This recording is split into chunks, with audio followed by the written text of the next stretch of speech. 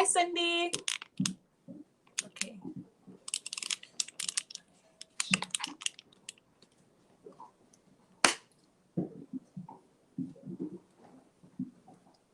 Everybody, we're going to rock very soon, okay? Hold tight.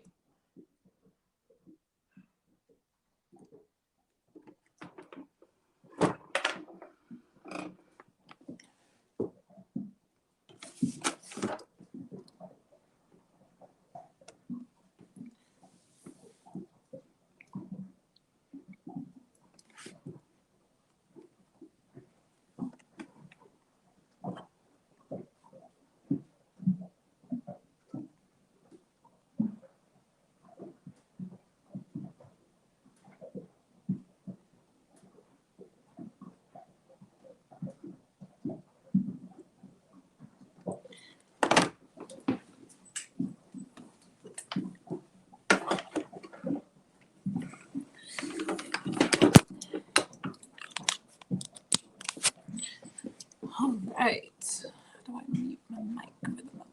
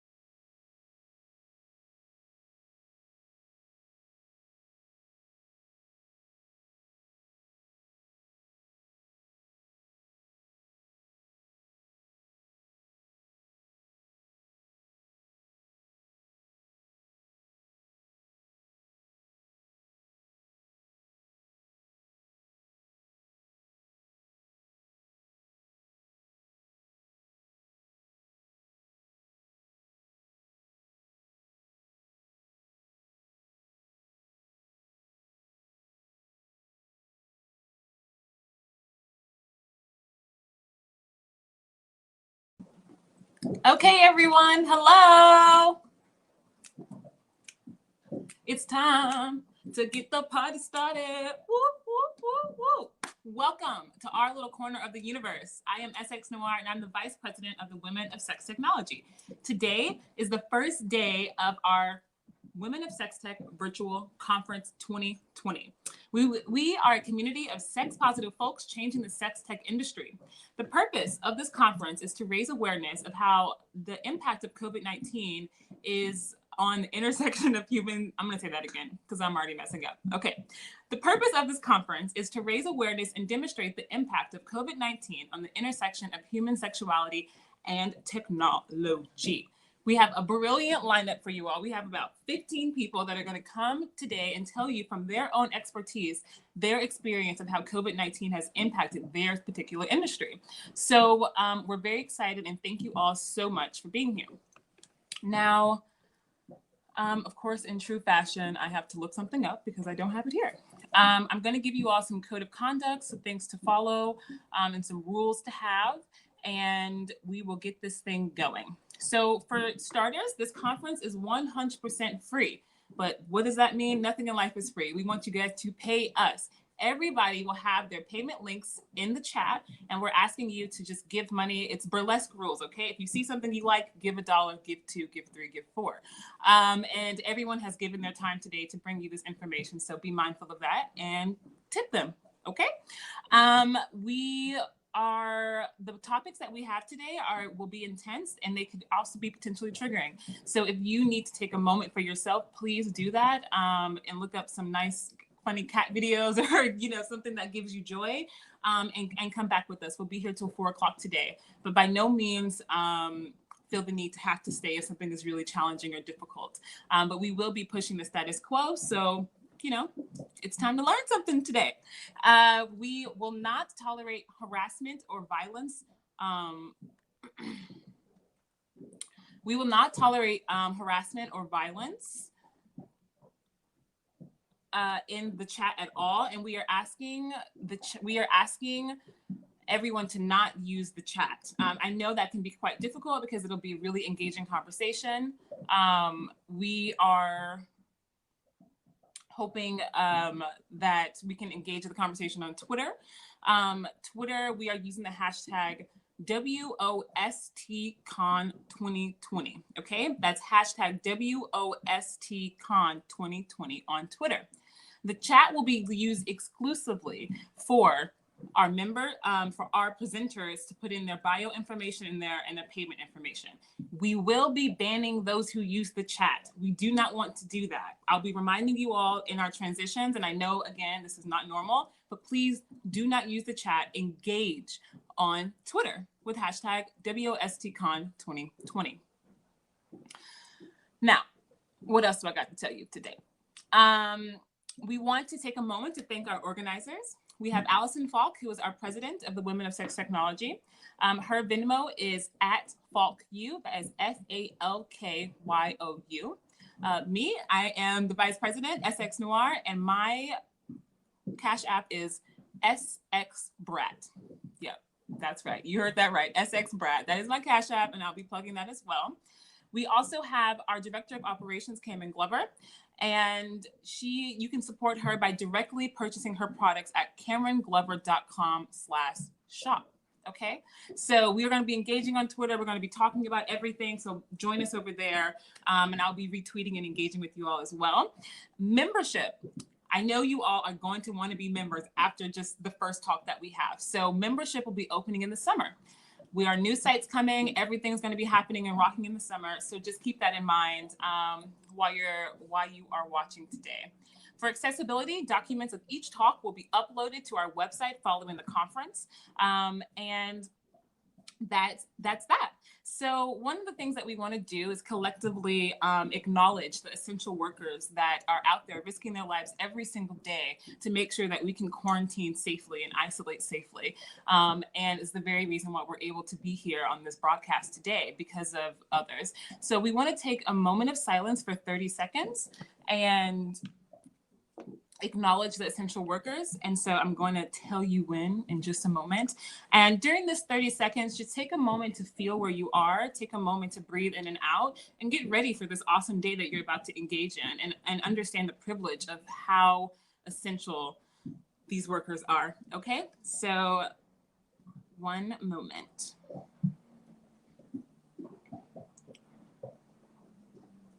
Okay, now.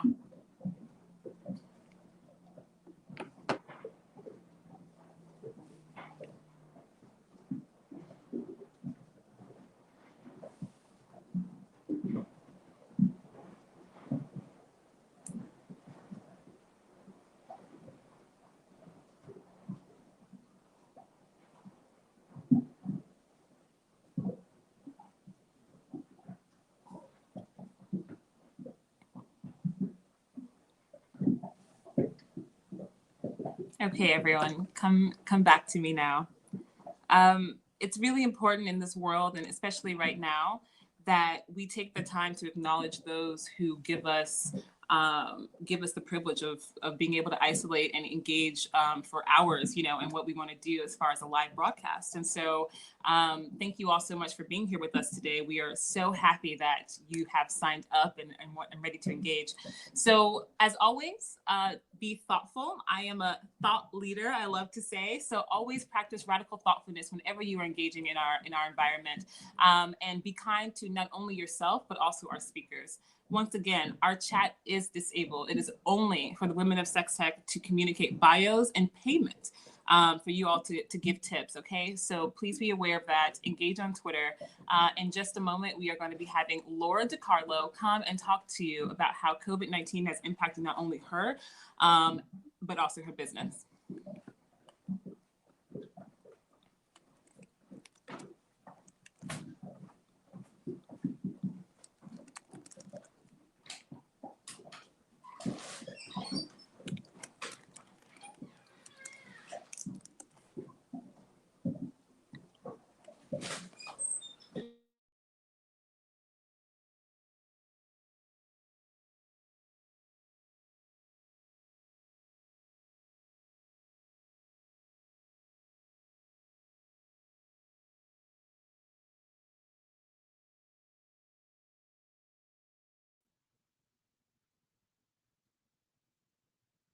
Oh.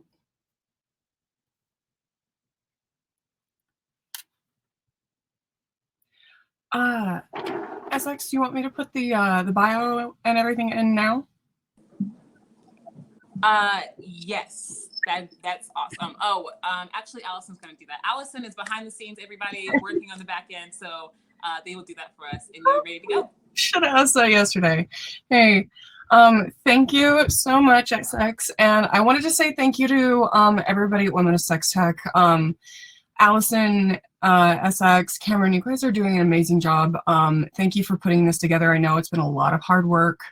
And I absolutely adore you all. So thank you. This was super needed. Again, I'll probably reiterate what SX was just saying. Let's everyone be kind to each other. Everybody's having such a hard time right now. And you never know when, the person that you're talking to or communicating with is possibly having a much harder time than you are. And the thing that we need to do more than anything right now is lift each other up.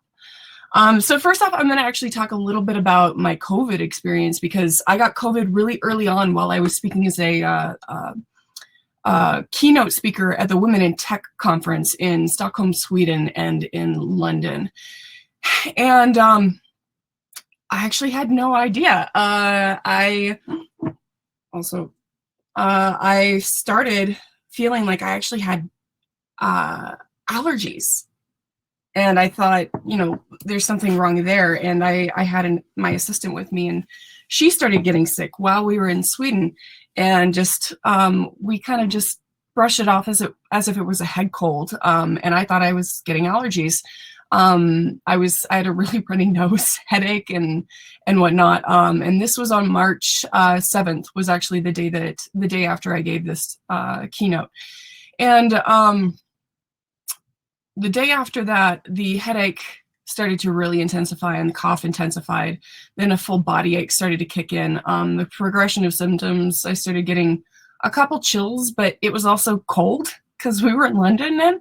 And then we started heading home. We started flying home out of Gatwick. And by the time I hit LA, I had chills. I was sweating severely. I started to run a fever.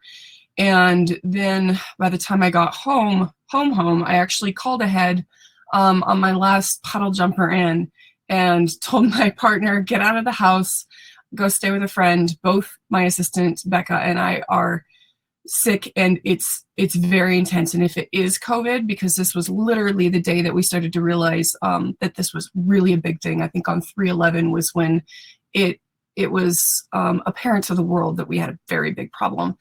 And I said, if this is it, my partner had and it has a compromised immune system. So I told them leave. And we got here in my home and I completely crashed. The symptoms got worse. I started not being able to breathe properly. I spent over 10 years in healthcare, working with a lot of different patients. I actually got quarantined for swine flu when I was in the Navy, and I've never experienced anything like that. It was absolutely terrifying. I had a doctor come in, do a swab to test for flu, all 9 different strains of flu. Everything came back negative, and then the symptoms continued to worsen. So they tested me for COVID, both my assistant and I, and it came back positive. And I remember there being one time, and this wasn't even a week later, coming to, standing over the sink, crying because I had no strength in my hands. I had no strength, and I nearly collapsed on the floor. And I was terrified. I was calling my partner and my mom, telling them I didn't want to die. Luckily, those symptoms started to resolve the next day. So I don't know if I was lucky or if it was some of the OTC meds I was taking, or maybe if I'd gotten 2 colds at once. We're not sure. And that was the worst of it. By 3/15, March 15th, it had started to wrap itself up. And then my cough started to resolve. Cough went on for another week, and then the symptoms started to resolve, but it took me another 2 weeks before my body actually felt like I could do human things again. So I took another test to make sure my partner could come home because, like I said, they were immune compromised, and it still came back positive weeks later. And then they had me do one more another week after that. And after 5 weeks of being compromised, I finally came back negative, and they were able to come back home. Doing 100% better now. Really been focusing a lot on my health, my personal health, exercise, and whatnot. But I wouldn't wish that on my worst enemy. It was absolutely terrifying, and it should be taken very seriously. And I'm a very healthy person, so yeah, for any of you out there, I send my love and prayers and thoughts if you are battling this in any way, shape, or form. So what happened when I woke up from COVID was a whole different story. I woke up thinking, oh my God, what happened to my business? What happened to my company? And I woke up looking at society through this post-COVID lens, looking at people that were gathering. And this is when people were really gathering. And I'm just thinking, everyone's going to die. And people are such idiots. And why are they doing this? So I woke up, and I was, of course, worried about my company, what had happened. I had been so gone that I didn't even remember getting updates. I knew that they had been given, but I didn't remember them. And I woke up to a team that had really, really stepped up to the plate. Everybody had fully assumed every single responsibility, and they had carried on, and they were just waiting for me to come back and get my shit together. At that point, we had to really sit down and do the math, essentially, figure out what the burn rate was, what the runway was, what resources we had, and essentially sit down and think, do we need to go through a furlough? Do we need to let people go? Do we need to lay people off? And my first reaction was abso-fucking-lutely not. We will figure out what to do. And we did manage to figure out a way to keep everybody on. Some folks have taken a cut with a smile on their face. Everybody's happy to still have a job. And at that point, then we had to predict the future and run every scenario possible. And we started applying for the PPP loan. And honestly, I don't want to say I picked the wrong bank, because we finally got granted our PPP loan yesterday, but not after a lot of confusion and losing out on the first go round, which was terrifying. And at that point, we all had to put our heads together and continually pivot repeatedly. What do we do? Do we accelerate our approach to retail? There was a huge loss of wholesale. Obviously, everything is shutting down.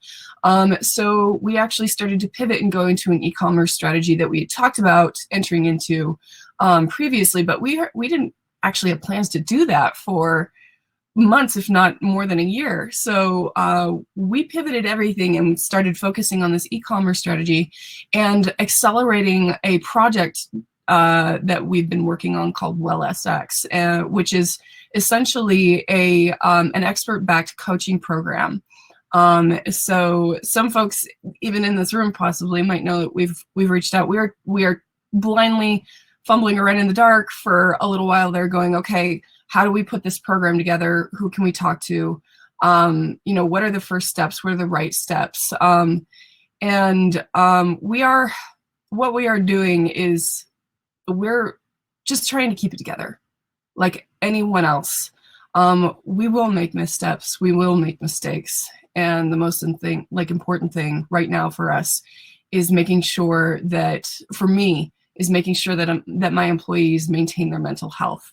Everyone is completely, entirely overloaded. We are lucky to still be standing, but most of our team is exhausted, and every single one of them is a superhero. They're going to make mistakes, and I am okay with that. We're going to make small failures. I am okay with that. They are human, and I love them with all my heart, because we are still standing because of them. And I wanted to make sure that we were providing an inclusive space, and being here, especially among a bevy of other sex tech entrepreneurs, femme-facing folks, people with vulvas and women, all in the same room.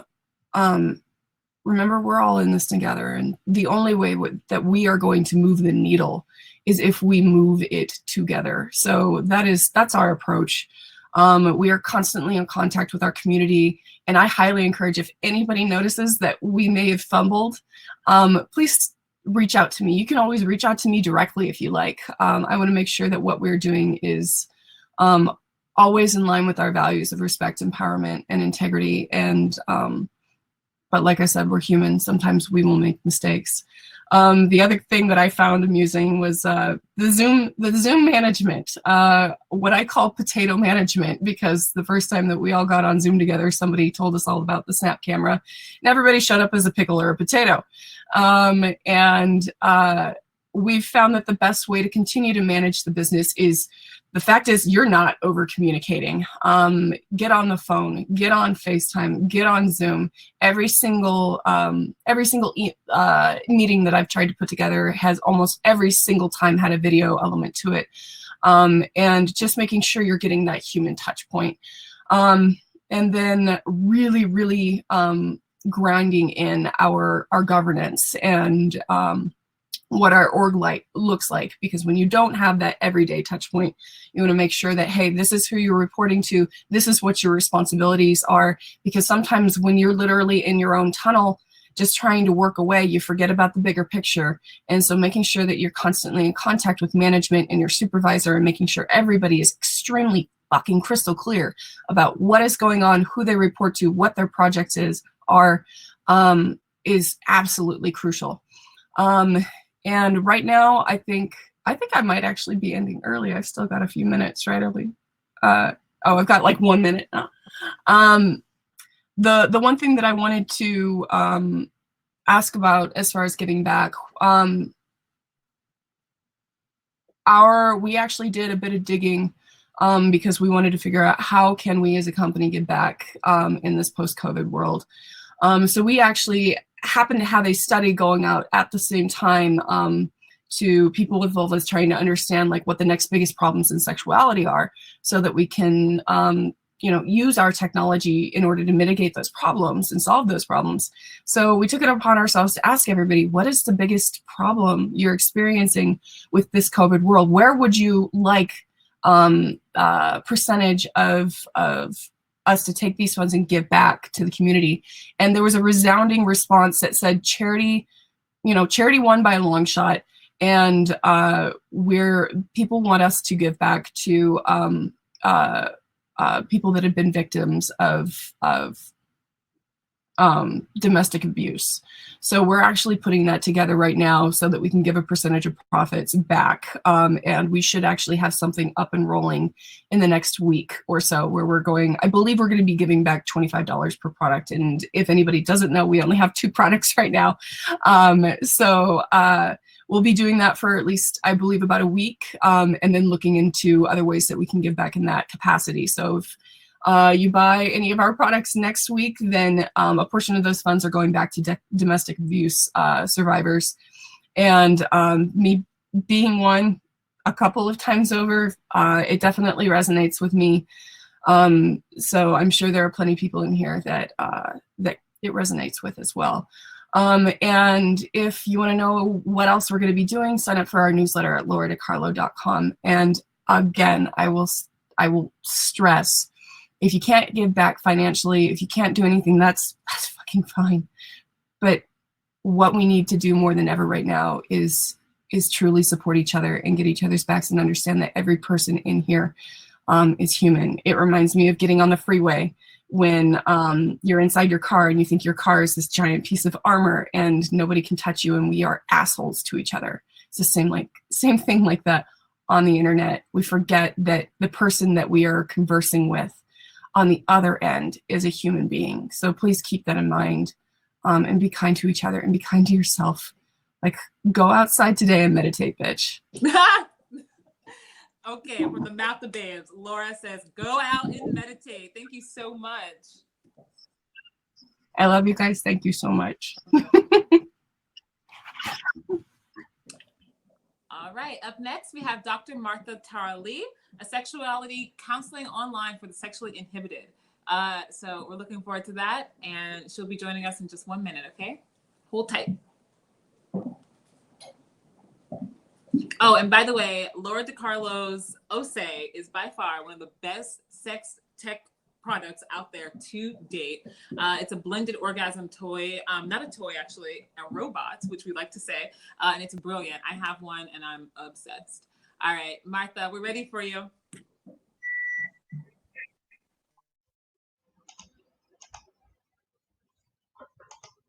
Okay. Hi, everyone. My name is Martha. I am a relationship counselor and clinical sexologist in Singapore. So I'm a born and bred Singaporean from Singapore, in Singapore. And we are very near to China, but Singapore is not part of China. I think a lot of people are still very confused where Singapore is. And I want to talk today about sexuality counseling for people who are sexually inhibited. I've been practiced for 11 years, and during this time, it has been very challenging. I was the first person who got a doctorate in human sexuality, who specializes in sexuality counseling in my country, and so I'm very honored and privileged that because of that, I received a lot of media publicity. And so I want to talk about how difficult it has been to do sexuality counseling online and what I think could be beneficial for those of you who use technology to offer services to people who are shy, sexually inhibited. Okay, so in my work, about 50% of my clients are locals, and by locals, I mean Singaporeans, born and bred Singaporeans, and another 50% are expatriates. And when I say expatriates, it means that they didn't grow up in Singapore. And so I do work with Asians who are expatriates, Malaysians, Indonesians, people from China, Hong Kong, Pakistan, Bangladesh. I also work with people with Western descent from US, UK, and so on. And what I've noticed in my work is that Asians generally tend to have less or no sexuality education growing up. And in my so many years of practice, the most difficult sexuality expression really comes from the Indians from India, not even the Singaporeans. And of course, I'm making generalizations because everyone is different depending on their exposure, their culture, their religion, and even the beliefs of their family does make a big difference. But also the educational level and the exposure that they've had internationally also makes a difference. However, I'm just making some generalizations. Asians tend to have less or no sex education. They are not aware of very basic sexuality knowledge, like even anatomy. Where's the vagina? Where's the clit? Why am I feeling like peeing? How do I have an orgasm? How do I masturbate? These are the commonly asked questions.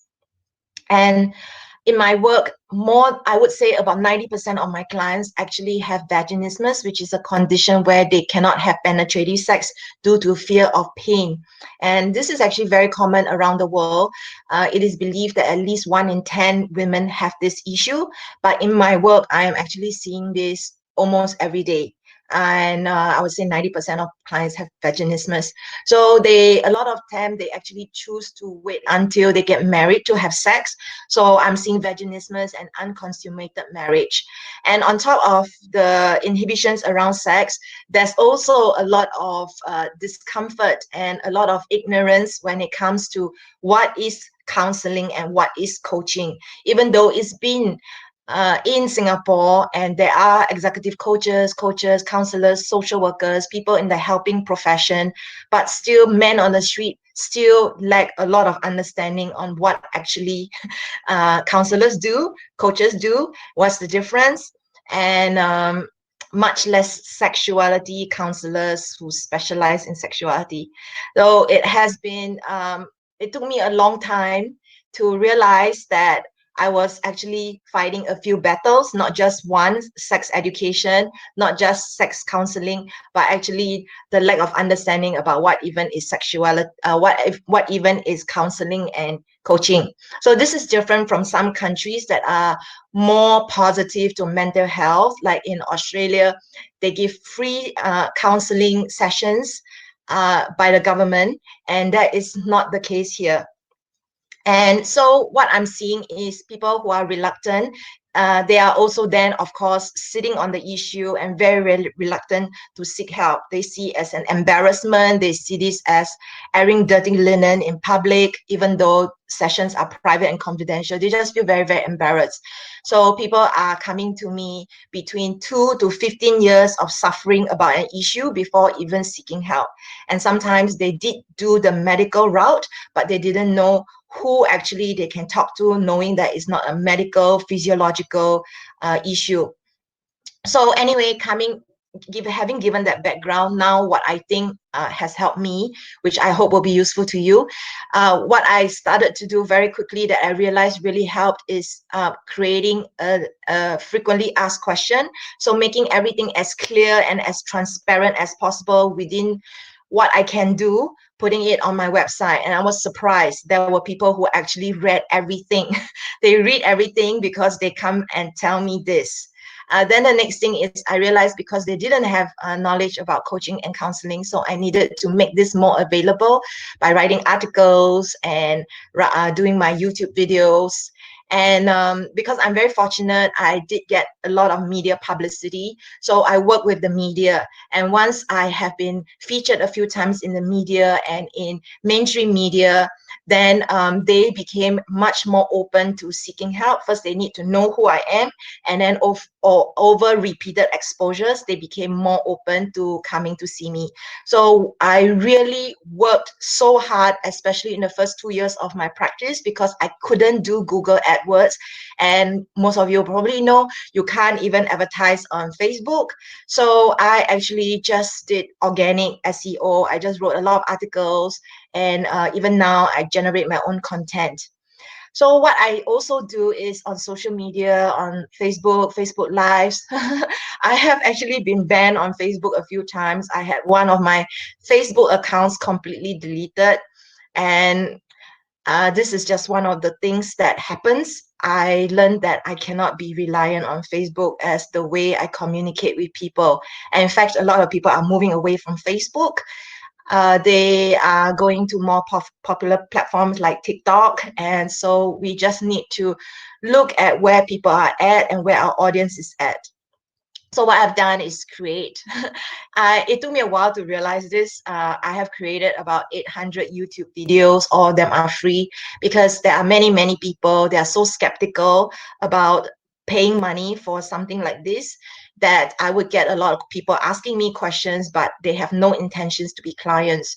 So I created these videos to support people who needed that bridge to first get to know me, understand my work, understand my boundaries before deciding to really put in money to pay for sexuality counseling. And this helps. It helps because now I'm getting clients who don't come in hating me. They actually come in saying that they've watched several of my videos. And so when we meet, we just jump straight into what is the issue that they're coming to me for. So I would say also partnerships would be very important. I work with doctors and related helping professionals. I work with my colleagues who do marriage counseling, who are psychologists, who are different kinds of counselors. And I am very fortunate I get referrals from them. And I keep looking for partnerships, whether it's local or internationally, to be part of podcasts, tele-summits. A lot of times, I have to admit that being part of tele-summits and podcasts doesn't necessarily translate to clients, but what it does is it creates a buzz around my work. And from those links that I generate, I'm able to then post on all my social media, to all my mailing lists. And so they get a sense of more and more that I'm dynamic, that I do everything that I can to help my clients, and that I'm approachable and I'm still alive and kicking. It's very, very important to keep this dialogue going with them. So when it comes to right now with the coronavirus, people are very, very wary of seeing us face to face. And in fact, Singapore is going through a lockdown, so I can't work with clients face to face because I could apply for exemptions with the government, but I don't actually work with clients who are depressed or suicidal. And face-to-face is really left for the highest risk kind of clients, and I don't generally work with these kinds of clients. So what I have done in order to support people to transition to online, knowing how difficult it has been all this time, is I really don't like to do this because I have so many bad experiences with this. So what I did was I started to introduce intro calls. It's like a 10-minute, you just sign up and then we just speak on the phone to see if I'm the right person to support them. The reason I know a lot of coaches and some counselors, they offer intro calls or they call it all kinds of names. The reason why I don't do it is they really are not looking for you to get to know them. They want you to answer their question and they want free coaching there and then, even in that 10 minutes. And they have no shame in extending it and trying to milk you and get everything that they can from you before they allow you to put down the phone. And I just find it really, really difficult to say no to people, to say you have to pay. So I end up going way beyond what I mentally was prepared to do, and I end up giving them a lot of value even for like 10 minutes. But during this period, I am doing this and I'm encouraging people to go online to sign up for sessions. So it can be a challenge to have such intake sales calls. Maybe it's a matter thing. So the second thing that I started to do to support my clients to transition to being open to online is I offered a discounted package to support people who are going through this time of uncertainty. They are trying to save money and they don't know when. Some people may have fear of where their next paycheck is going to be, whether they'll be retrenched. So I offer discounted sessions, but for me, I'm offering it in a way that fulfills me. What I'm doing is I'm offering what is usually one session, I'm offering 2 sessions, and I am insisting, or I put that in the terms and conditions, that they have to have the second session within 2 weeks. So I make sure that I don't have to keep monitoring when the client is booking their next session and chasing after them. So it's there upfront. You pay for 2 sessions upfront, and the first session you book in for the second session. And if you don't book in and you want to delay, then the second session might be taken away. Because the terms and conditions are all upfront. So I do it in a way that works for me, and it makes me feel good because instead of rushing through trying to cover a lot of things in one session, at least I make sure we have 2 sessions and I get to check back with them that they have had some progress, and we can go deeper in the second session and we can keep the relationship going. So the intro calls during this time to help break the ice, the discounted sessions. And then the third thing that is working is I actually say that this offer is only for people on my mailing list. I don't actually put it up front.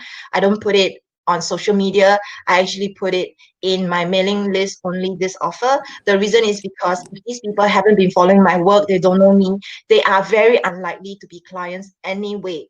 And I put my best content in my mailing list because I treat them as my friends in my inner circle. And when you treat them as precious friends, because the work that I do is so personal and it has to be individualized. Even though I'm sending out email to a lot of people, I really want to make sure that they get that sense of who I am, what I stand for, my personality, my humor. And so I cultivate my list because, like I mentioned, I have to move away from Facebook, and social media is just a way to kind of get them interested in your work, but still continuously moving them into my mailing list. And then now I'm making the offer on my mailing list only. So when it comes to Thank you online so counseling, much. of course, Yeah. that yes. So yeah, I realized that I need to end. So yes, so this is what I have to share, the main points. So thanks for having me, and please take care of yourself out there. Thank you so much. We really appreciate you joining us today. Thank you. All right, that was awesome. All the way from Singapore, y'all. We're connecting you all around the world today, okay? Women of Sex Tech, we are international. Coming up, we have Ducky Doolittle, our sex toys essential goods. We've seen all these articles about Amazon workers protesting around they're not essential, right? So we're going to talk to Ducky about what she thinks. She's going to be on in a minute, about how to rise above the grief and safeguard your sexuality, work, and or business. Okay, so we are very excited to have her on. And here's her information. And everyone's payments information is also in the bios. So please, please, please be sure to donate, not donate, pay women. Okay. All right. Looks like Ducky's on. Hi, you can hear me? Yes, I can. All right, let me start my other video. Get us rolling. All right. Fellow homemade haircut people, can you tell? Thank you to Women of Sex Tech for making this event happen with such an amazing virtual conference, and there's still so many hours to go, so we really appreciate you, and thank you to everyone who's watching. I'm going to talk fast. I have notes. If you need more or want more, you can email me, duckydoolittle@gmail.com. I'm Ducky Doolittle everywhere. duckydoolittle.com, Instagram, Facebook, Twitter, so just come find me. So I've been in the pleasure product industry for more than 3 decades, and I started at the tiny end of the food chain as just a retail worker in a sex shop. This was a long time ago. I became a store manager. I've been an education coordinator. I'm a certified sexual assault and violence intervention counselor. It really helped me grow some soft skills that I brought back into my work in the pleasure product industry. And I've worked for distributors, kind of the middle guy on the food chain, and then for manufacturers. And today I'm the marketing director for Blush Novelties. And those years in the industry, I came to understand the seasons of pleasure products, and how cultural and health elements impact individuals, and then in turn impact sales for good or bad, depending upon who you are, where you are positioned, and what the experience is within that. I certainly feel the pain of the retail workers and owners and business owners in general, who event producers who are going, how do we get back to work, and how do I safeguard my workers and help them? This can be a moment where you bond with your workers or you lose your workers. And so it's a moment where you bond with your customers and grow your customer base, or lose your customer base. And that's the kind of stuff I really dig into, because I care. I care about the human experience. And I've managed to turn that into they call it marketing, but really I'm just a soft skills person. So when I heard people asking, are sex toys essential, or that kind of thing, I'm like, yes, of course they are. I've seen it. I've seen many high tides and low tides and trends, and sex toys bring comfort to people. They help us create physical connection with our own body and our nerves and our muscles and our breath. And that is healing. Yeah, that brings pleasure and healing, and the world needs that in hard times. Sexual expression relieves stress and pain, and it opens up opportunities for couples to communicate and connect. And again, even with relationships right now, it's a make or break time for a lot of people. So sex toys can have an impact on that. And even the grittiest, the most, whatever sex toy you define as gritty has the potential to bring healing in times like this. So, and it's not just me saying this as a sex educator or marketing professional. The sales numbers for businesses that have insight also prove it's true, right? You could be lucky, but if you have insight, then you're going to be safer in general over the years. And so what is that insight? You really need to diversify. You have to diversify your business. If you're dependent on one stream of income, even as a brick and mortar store owner, you are at a disadvantage. And then you have to have an action plan for when things turn down. And I'm going to give you some examples of what that looks like. For example, say you have a brick and mortar store and you're selling pleasure products in the backwoods of Virginia. And on the average day, your average per customer purchase is $25. right? And so you know about how many customers will come through at the doors on any given day and how much they'll spend, but suddenly the main source of income in your area goes away. It could be a manufacturing plant closes, it could be a hurricane or a tornado or a pandemic, right?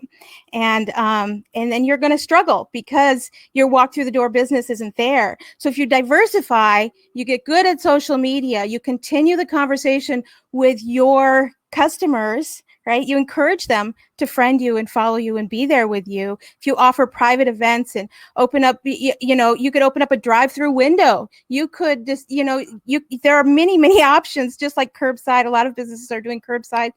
You could open an unrelated business, right? So you're selling something else, or you are, you have some other unrelated, just so that the two businesses can help balance each other out in different periods of time. So to diversify is everything. And I meet a lot of business owners in the sex ed industry, in the sexuality industry, and the pleasure product industry, and I hear a lot of people say things like, oh, that's not for me, or I'm too old to learn how to do that work, or they just kind of brush it off, or they get irritated.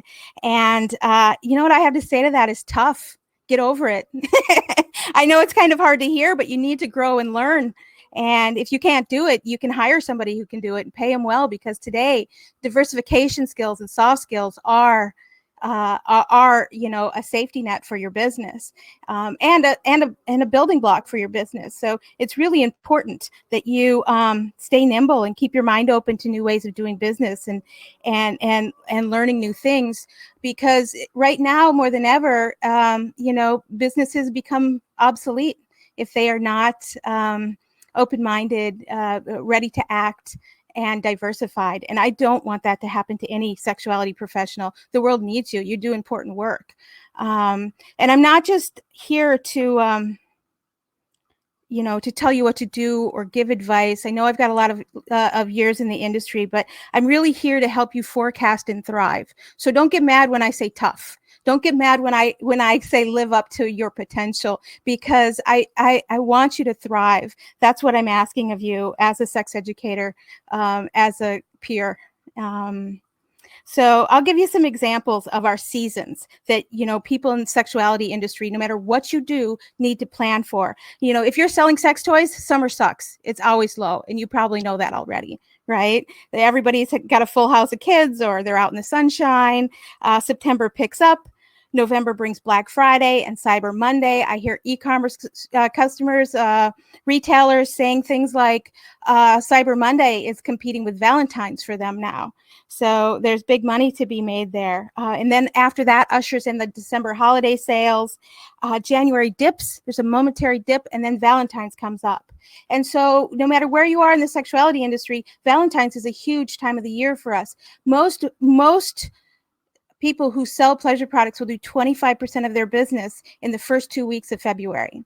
And plan for how you're going to use that income to get yourself through the rest of the year, right? Smart business. Then, you want to have that insight to create cash reserves for what your goals are coming down the road. And I know right now is survival time, and this is the forecasting that I want to help you grow, so that as you survive, as you rebuild after this, you have what you need. And then there are cultural high tides. So I see things like books and movies and music have impact on the pleasure industry. In the 1980s, I saw sexual trends turn with 9.5 Weeks, a movie. I don't know if you've seen it. Salt and Pepper were singing Let's Talk About Sex, right? In the 1990s, there was Boogie Down Productions, Jimmy's Wearing a Hat. Condom sales went up with that. So, it's really fun to watch these things happen. Anne Rice in the 1990s had some beautiful books, BDSM-inspired books and movies that came out. Cultural upturns are interesting too. The 50 Shades of Grey was the most recent one we had. Many pleasure product industries were reporting up to 7% in sales increase around. Some people probably had even more, some people had less, but about 7% increase in sales. And so people got really excited. This is the world now. We're selling 50 Shades of Grey. We're selling BDS products like we never have before. But the truth is that a couple years later, that downturn of that cultural phenomenon came. People had hired like it was their business was 7% bigger, when in reality, they probably should have, pulled back a little bit, rode that wave, made that income, thought about what they wanted to do, and then, moved into that period where the frenzy subsided. So we have to really be ready to watch the world and how it impacts sexuality, because sex is like food and money. It's all interrelated. It's instinctual. It's a drive. Community public health. I was in the industry when HIV/AIDS happened, and I saw sex work plummet and live sex shows get closed down, and these things were happening in the same institutions where they were selling sex toys. So that was an interesting time. But as one element of the sex industry went down, another went up, and that was porn and sex toys. So and non-touch sex work, started to thrive at that point. So strip clubs and things like that. So to be nimble and to look and to listen and to move with the way that the world works is essential in business. It doesn't matter what kind of business you're in. And technology impacts our industry. Dr. Ruth's entire career was built on the Walkman. The portable, for the first time, people had headphones, portable radios. That her radio show was launched by NBC Radio at the exact same time that the mass market flooded with the Walkman. And her entire career as a beautiful sex educator was built on technology. So, it's really fun to watch how holidays and seasons and months and cultural phenomena and art and technology and media all come together to impact the business that we're in. And that's really exciting to me. I like to look for the trends and to ride the wave and be in the game of learning with everybody else how sex impacts culture and in life in every way.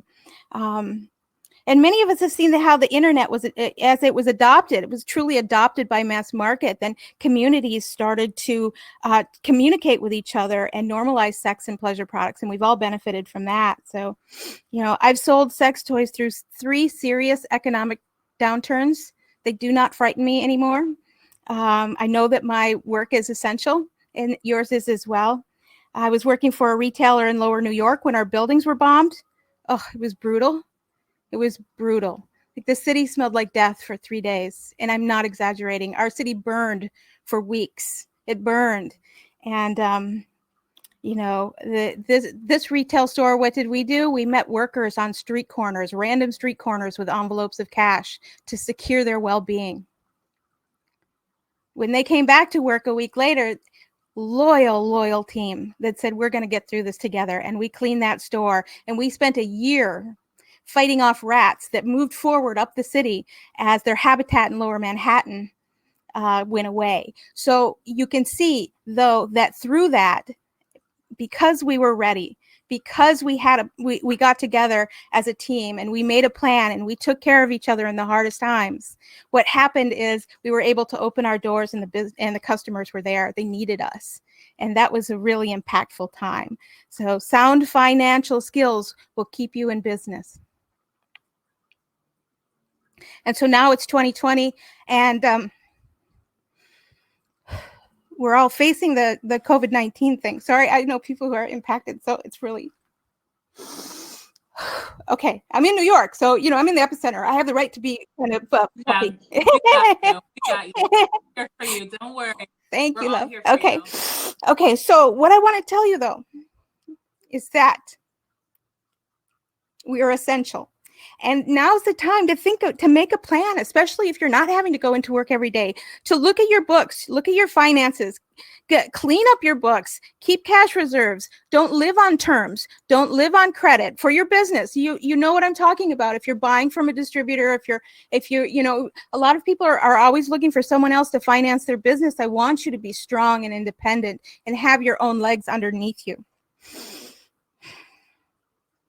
So right now you survive.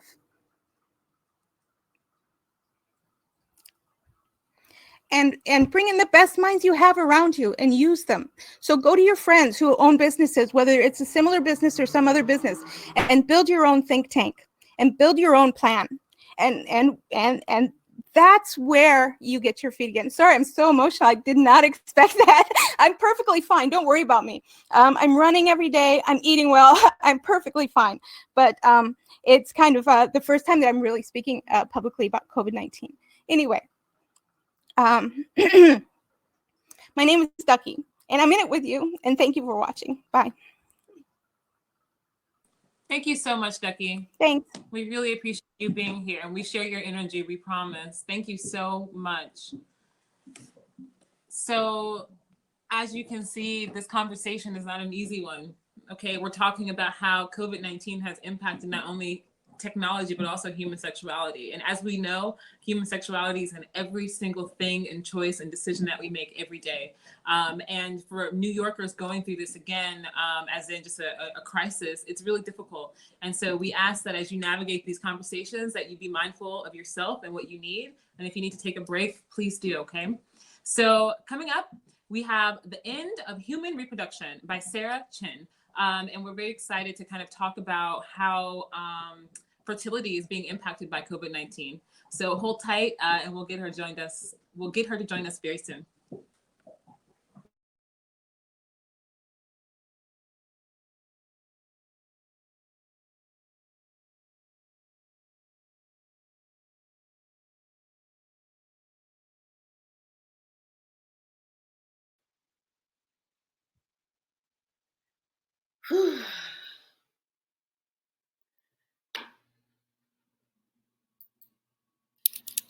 Hi. Can you guys hear me? Yes, we can hear you. You're all set. Hi, thank you so much. Ducky, thank you for that. Like the conference so far has been phenomenal for me, and I hope more and more people will join us. I've been tweeting. I'm just so grateful for to be here with all of you and to be part of this incredible crowd of energetic women that are empowering themselves and empowering others in sexual health and wellness and their own businesses. And so I just feel so privileged. My name is Serena Chen.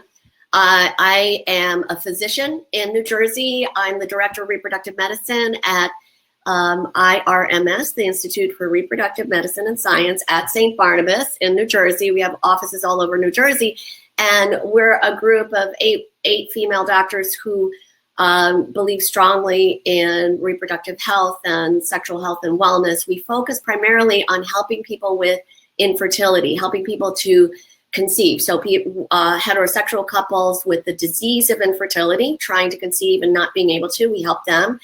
And then other people who need help, like single women, single men, LGBTQ people, all of whom need some help and assistance to have a baby. Also people with genetic abnormalities. And then we help a lot of cancer patients and people with medical diseases that might affect their fertility. We help cancer patients and people with medical conditions to preserve their fertility, like freezing their eggs, or say, help with transgender males who may want to freeze their eggs before they transition. So we have a big scope of things we do, all revolving around reproduction and reproductive health. And my title seems odd for a Women of Sex Tech conference. I'm talking about the end of sex, but it's the end of sex for human reproduction. So what we're seeing now is that this technology is advancing so rapidly that right now we're using it to help people who need help. But is it possible that this technology will be so good at helping us to make healthy babies, lowering the risk for miscarriage, preventing genetic disease? Is it possible that in the very near future, all of us will say, oh my gosh, it's safer to have a baby using IVF, to have a test tube baby, than to have a baby just by having sex? That's where we're headed. That's where this technology is headed. And it's there today. We can do a lot of stuff. Like we It's something that a very basic form of kind of designer baby right now is sex selection. And sex selection in the United States is mostly done for family balancing. People want a 46XX, a 46XY. They say they want a boy, they say they want a girl. I always say, remember, your 46XX embryo may not want to wear pink dresses and lipstick. They may be a transgender boy. So you have to be prepared for that. And that just brings up one of the issues we see with this technology is that it has the power to make the world better, to lower the risk of disease and prevent a lot of suffering. But there's also a possibility that maybe we have too much control and maybe we're messing with things that we have to be careful about. And that's where all of you come in, is that I want everybody, my mission is to let everybody know about this technology, to understand it, because we're all global citizens and we have to participate in this conversation. Like, you know, how are we going to use this technology? Hopefully we'll use it for good and not for not good. An example, sex selection. Sex selection has been going on for eons of years. In the old days, you know, they used to just kill the baby girls. And when they got more sophisticated, then we used to abort baby girls, or, you know, but infanticide, female infanticide and things like that still occur today, even without access to this very powerful technology that can say, okay, let's only put in a XX embryo or only put in an XY embryo. So that ability has gone on for years, and we see in the United States, we see you know, people want family balancing, but in places like India and China, we've seen some very negative impacts of sex selection, where they've actually been able to change the sex ratio. And in India, the WHO has studies showing that the imbalance in the sex ratio, many more males to females, creates all kinds of psychosocial issues, huge societal ramifications, and even is strongly correlated with violence against women.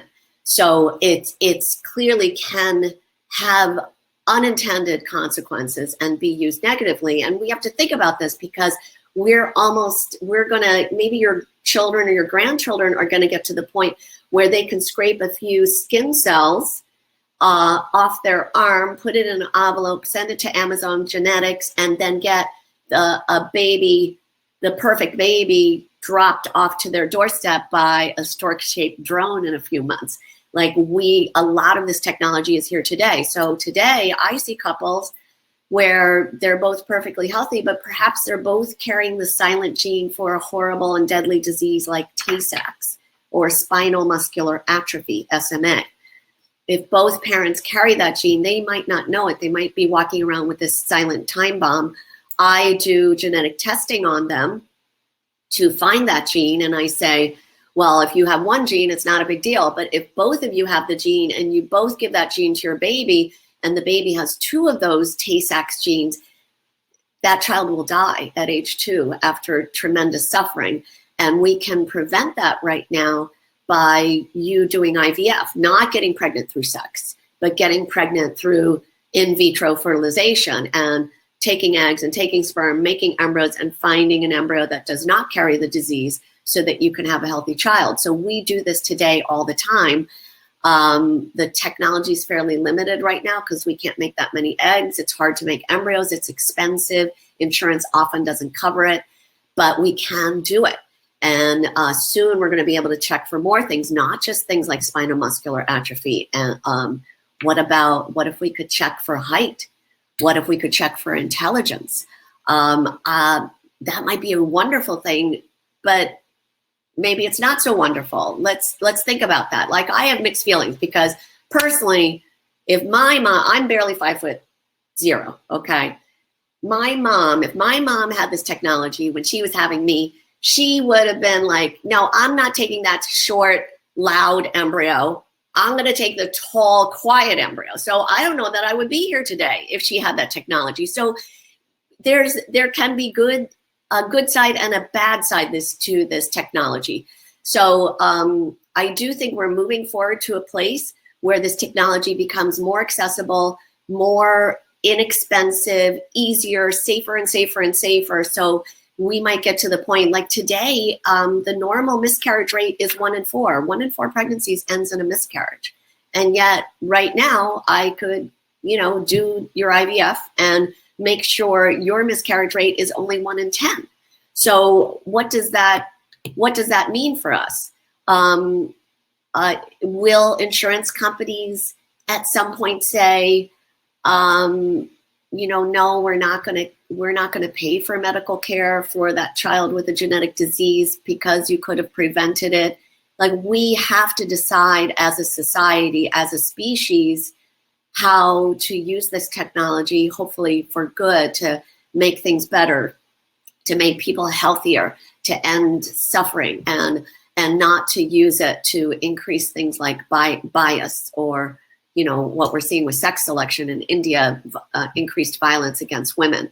So I am just so honored and privileged to be around all of you. This lineup is amazing. I hope you stay for the whole thing. I'm going to. So far, I've seen such incredible sex positive female advocates for sexual health, advocates for women's health.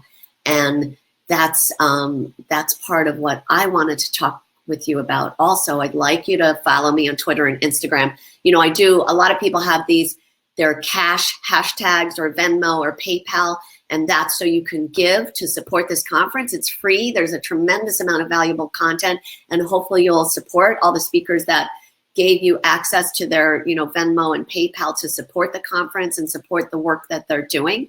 For me, I would really like you to follow me on Instagram and Twitter so that we can continue the conversation, because we could talk for hours about this. Let's continue the conversation. Let's continue to advocate for awareness about reproductive technology, access to care.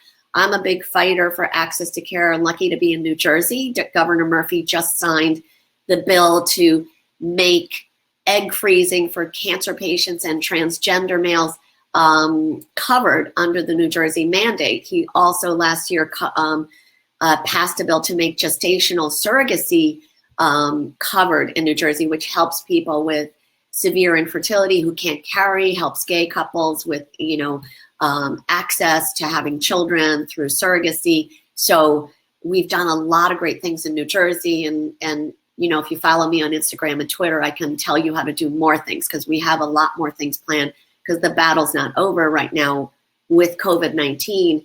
We're asking Governor Murphy to consider fertility treatment an essential treatment. While it doesn't involve immediate loss of life and limb, obviously, if we don't reproduce, we will die out as a species. And fertility treatment should not be just a woman's burden. It's a society's burden, and we should improve access for everyone. So again, I have a whole handout on this. I have to give credit to 2 books that I'd love for you to read. They're in my handout, and you'll get that later. Professor Hank Greeley at Stanford wrote The End of Sex for Human Reproduction. Great book, really easy to read. It's a great read. It talks about stem cell technology, all those kinds of things. I didn't understand it before I read it, and he does a wonderful job of making that accessible. And then my wonderful friend Jamie Metzel just released his new book called Hacking Darwin. Jamie is a sci-fi novelist, but also a futurist and a thought leader in this area. And Jamie and I are both working to try to improve knowledge of this new genetic technology and how it may impact the future of human biology. And we really want all of you, his book is really easy, fast read. You can read it on the beach, which is, I guess, on your couch now, and really learn a lot about it. And I think I'm out of time. And again, thank you so much for having me. Thank you. I hope I meet everybody on Twitter and Instagram. I'm so excited about this whole group. Oh yeah, we're rocking on Twitter. So hopefully everyone follow on Twitter and engage. And thank you so much for spending your time with us today. Wow, what a crazy conversation. Woo! We love a good thought leader. If you all didn't know, my name is SX Noir, and I hosted a podcast called Thought Leader Podcast, where I navigate concepts around sex technology, including data, privacy and security, dating and digital space, sex work, and also sex tech. So come check me out on iTunes, leave a review, and I will give you a hug when this is all over. So that was absolutely brilliant. And we have to acknowledge that health and reproductive health is part of sex technology. Okay, it's not all about getting your rocks off. Sometimes it's about creating life. Okay, and we are at the forefront of the future of sex tech. Now, up next, we have a seriously awesome talk, how sex tech will redefine the post-pandemic sexual behavior. I actually am so excited for this talk because it's pretty radical and it's really making a lot of connections that we know about, but we haven't said out loud. And so we're looking forward to having, we're looking forward to bringing you this information. So hold tight and we'll have them on soon. Yes, the podcast is the Thought Leader Pod, and we are talking on, it's called THOT. That's Thought Leader. You know what I mean? So we're conversating on Twitter with the hashtag WoST Con 2020. Okay, Twitter is popping right now, so go over there, keep talking to us. I'm talking, I'm chatting, and we're super excited. So give us one moment, and our next speaker will be up. Mwah.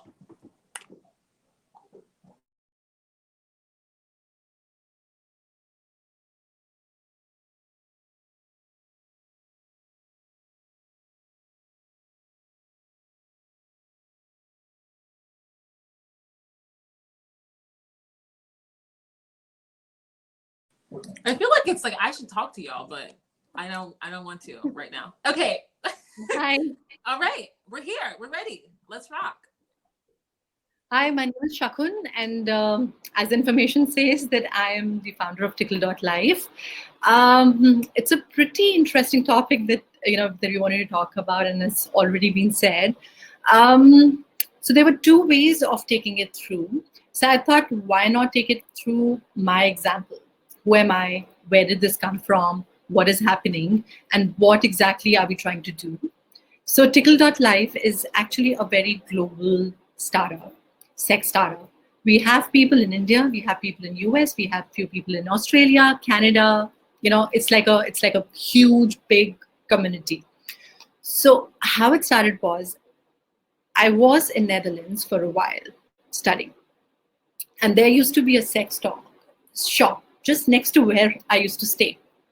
And every day, you get curious, you just pass by, but somehow I could never go inside. And the frustrating thing was, I'd always thought that, I'm pretty educated, I know everything is easy, I know about my sexuality, I've had partners, so things are going to be very different for me. But I just could not go inside.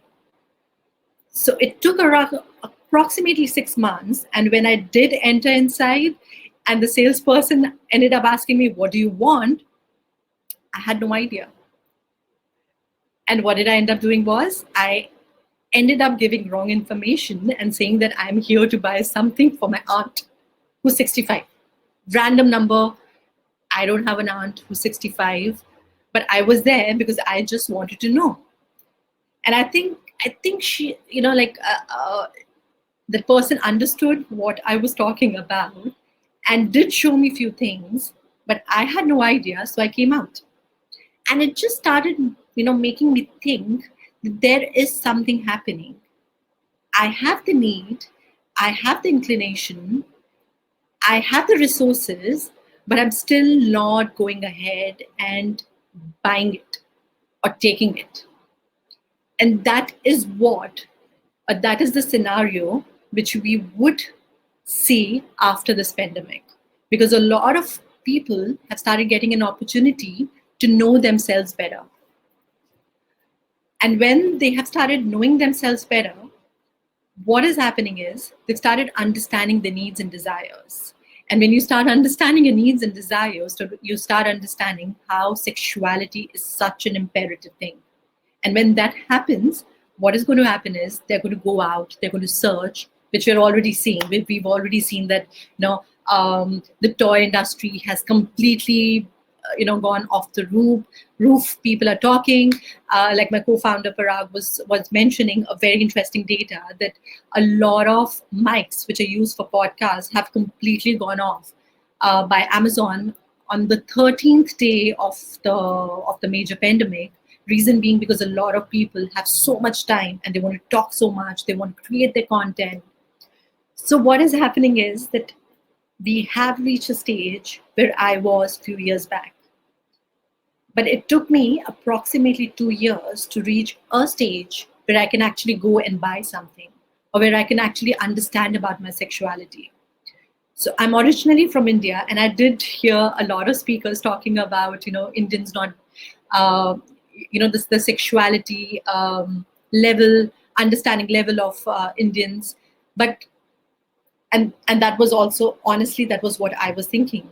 But what happened was we did a very small MVP, minimum viable product, few years back. And what we realized was that I think in like 2 hours, we got more than 5,000 people from across the world, and they all had the same needs. They all had the same questions. So it's not about where you are, but it's about how do we talk. Since we all are technology, we all are using technology. We are packaging our content. We are packaging the information in a certain manner according to different search engines. And what happens is a lot of people are not able to understand. So if I give you an example, I actually just I love giving my own example. And that's what I even do when we all are brainstorming and when we're talking to other people. Amazing industry. That for me, it's very difficult sometimes. Now things are easier because now I have graduated in knowing more as to, what are these technical terms? What does this mean? What is the difference between vulva? What is a clit? What is a vagina? So what happens is we actually have to, as a sex tech industry, come together to cater to people who are already in the exploratory stage. Because they are, and they're ready, but they're just skeptical because they do not know. And how would they get to know is, that's something that we have to do. We have to rework on our communication, because now I was reading some data. I was talking to my few friends who are in startup industry, who are entrepreneurs, and they all said that, for at least 1 year, there's not going to be an office. So we all are going to be, working from home. So while you're working from home, you have so much time in your hand. And when that happens, that gives the opportunity. And that gives an opportunity, and that actually inculcates the need to discover not just about yourself, but about what exactly you want to know. As we people are as humans.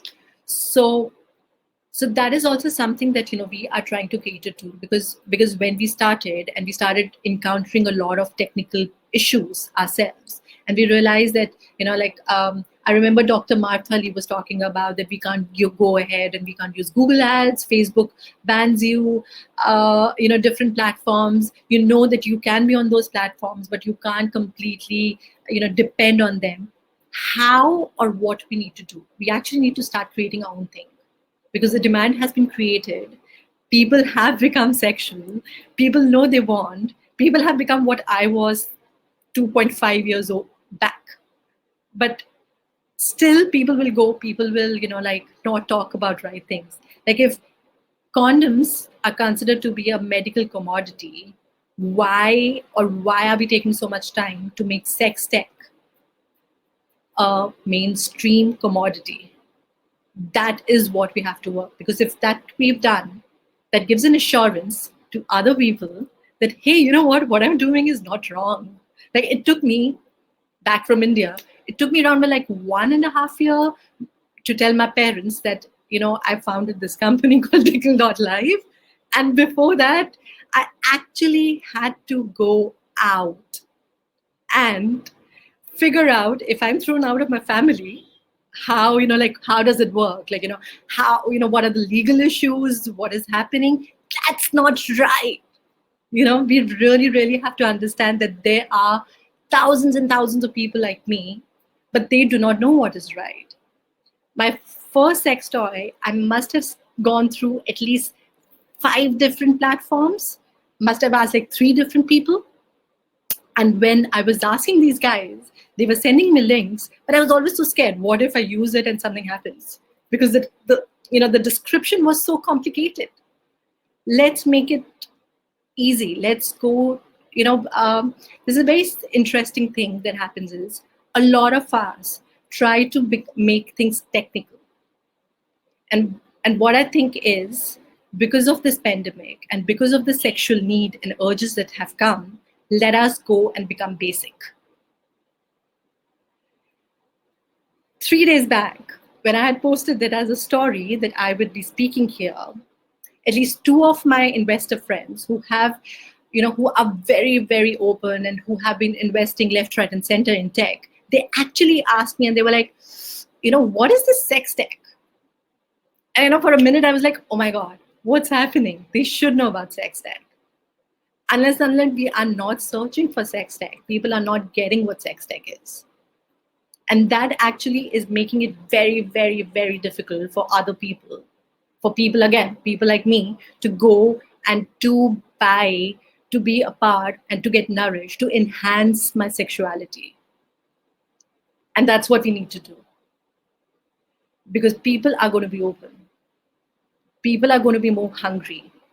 And when people are so hungry, people are going to ask for things, and it becomes completely, it's completely up to us. How do we take it? So from my experience, when I did start with this journey, I realized that we all are working in our different silos, and that is why WoST is doing such amazing work, that we need more of these organizations. We need to work together. We need that, we can come together, because if we really, really do that, then what's going to happen is that people like me, they do not have to actually go out and start some things because they have a need. They actually can become a part of the organizations, the companies which are already there. If we're talking about sex toys, people should be able to talk about sex toys openly. If people are talking about AI and sex tech, people should be able to talk about it openly. I have few clients because I run a communication firm as well. And what I realized was, when I told them that, hey, why don't we go into sex tech? Because you guys already have such an amazing technology, which you're doing with government. And they all were like, our investors would not be comfortable with it. COVID has actually helped us to change this. And since I just have got 1 minute, all I want to say is, again, let us please, let's go basic. Let's think about everybody. Let's think about how can we cater to the end user or end person's need, which is people like you and me. Thank you. And please, if possible, do check out tickle.live. We have more than 300 plus sexual wellbeing professionals and organizations and associations, and they all are working together, and we're supporting them. It's a discovery platform, and I would love to put your podcast also there so that people can start, start exploring, because that's what's happening. Our traffic and our users come from like I said, globally now. Yeah, so it's going to go down. I'm just going to ask my my team to, hey, what's happening? We should be doing this. We should be doing a lot. We should be, just helping people discover. Yeah. Thank you so much. It was lovely. And stay in touch, all of you. And if you guys ever need anything from tech support, from discovery, please get in touch with me. Thanks. Thank you. Yes. All right. So we have the Facebook and LinkedIn there. So please support and follow everyone that is speaking today. So we have a few minutes before our next talk, which will be the future of organizing. So we all know that organizing has been deeply impacted due to COVID-19. And so we're really excited to bring that conversation to the forefront. One of the points that I loved about this talk of how sex tech will redefine post-pandemic behavior is we need to fund the entire sex tech industry. Okay, we need to do it ourselves. Cindy Gallup talks about this a lot on the second episode of my podcast, Thought Leader Podcast, around how we need to just fund the entire infrastructure around it. We don't need to wait for somebody to give it to us. We need to take it and dismantle the current system and make our own. Because as you can see, there's so many things that embody sex technology. We have education, we have entertainment, we have reproductive health. And so as as the topics we present today, you'll see how far reaching sex technology truly is. So as mentioned, we are using the chat for bios of our members that are speaking. So please join us on Twitter to engage in the conversation. As always, we want to thank our organizers, myself, SX Noir, Allison Falk, and Cameron Glover. Now, we have another talk coming up at 12:30, and we have a performance by Valley Latini at 1 p.m., okay? And you will not want to miss that. So it's a little break, but also to dance and have a little fun, because we should all be enjoying ourselves today. I don't know where the weather is where you all are at, but we have like the first sunny, beautiful day in a really long time. So we can appreciate that. What else do I have to tell y'all? The Women of Sex Technology is an organization of women identifying people, femmes, non-binary, who are championing sex positivity in the sex tech world. So we are quite radical and the only one of our kind as of now. And so if you are interested in being a Women of Sex Technology member or an ally, please reach out to us on our Instagram. You can message me as well. And we are opening up membership in July. So we will be looking for feedback after this, where you all can tell us what you think and what you like and what you'd like to see. And please consider being a member, and to tip our performers and or follow them on social medias and engage the way that they are asking you to. Now, up next, we have someone from RD Labs, and I love RD Labs. Raspberry Dream Labs. Allison and I, the president of Women of Sex Technology, we just did a panel on what blockchain and porn is like. And actually, I didn't know a lot about blockchain, and I learned so much. That link is actually in my bio on my Instagram to go to the video if you want to check that out. And we navigated a lot of the conversations we're actually having today in the conference, but really just what the future of sex tech will mean for concepts like blockchain. And so, of course, I talked a bunch about sex workers because that's what I do. And it was a really great, engaging conversation. So I want to thank Raspberry Dream Labs for having us to be a part of that. And so we're waiting for her to on. Yes, here we are. And we're ready to start. Thank you so much. Hey guys, hi, my name is Angelina and I'm the founder of Raspberry Dream Labs. So if somebody doesn't know who we are and what we do, we are essentially a collective of artists and engineers drawn together to create multisensory solutions for cybersex. So to break it down things into more easy way to understand, so in our actual essence, we are event production company. And as you know, that event industry has been hit the most because of Corona. And in Raspberry Dream Labs, we have currently 2 ongoing projects. So one of them is sensory seduction. Sensory seduction is an artistic research that explores the idea of multisensory sexual arousal in a cyberspace. And it looks into the ideas of abstract sex and how we humans are going to have sexual experiences in a future when we are no longer restricted by limitations of human body. So within this project, we concluded our pilot in autumn. And after that pilot study, we were developing a next phase of it, which essentially involved a lot of intimate human interaction, and it was really location-based. It involved a lot of research parts to it and many other elements that were really tying us to a specific location. So obviously, we were just not capable of pushing it further. So we had to find other ways of how we can still pursue our research and develop what we intend. So on the other side, we also have Uncensored Series, which is completely community-based project. So we're building a community that would be centered around the ideas of multisensory sexual arousal and would develop with us together what will be these ways, how we can perceive sexuality in the future in post-human era. So within this community project, within the series, we have talks, workshops, and parties. Obviously, all of these amazing things had to change the way how we perceive them and how we do them. So we have to find alternative ways.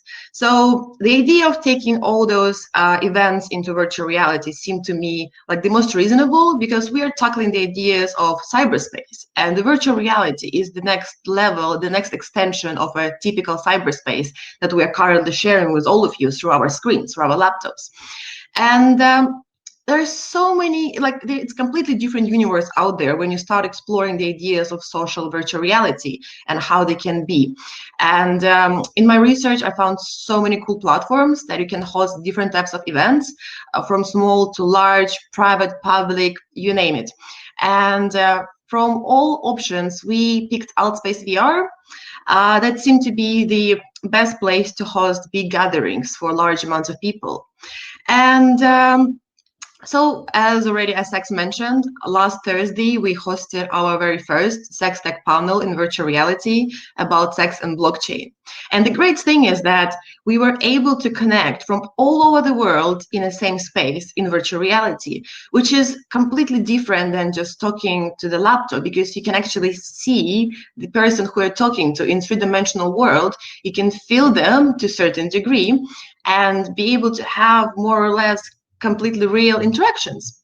So yeah, and the whole idea of translating the real events into the virtual, it doesn't come across as a straightforward thing, because things that take certain time in real world and that you would think they may need extra attention don't need that attention in virtual reality and wouldn't need so much time. And on the opposite side, things that will always go smooth in the real world, they take completely different angle in virtual reality, such as sound, such as what people can see, what people can hear, because sometimes devices can get overcrowded because of what you did in the past. So you have to make sure that everybody who tunes in a virtual reality, they're able to experience the same shared reality as you're creating and then you're presenting to them.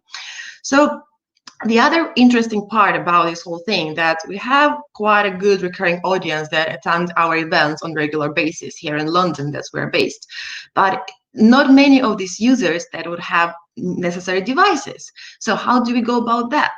And the thing is, like, the answer is that many things, many devices are still being developed and the platform still adjusting to be able to accommodate more and serve the needs of larger numbers of people.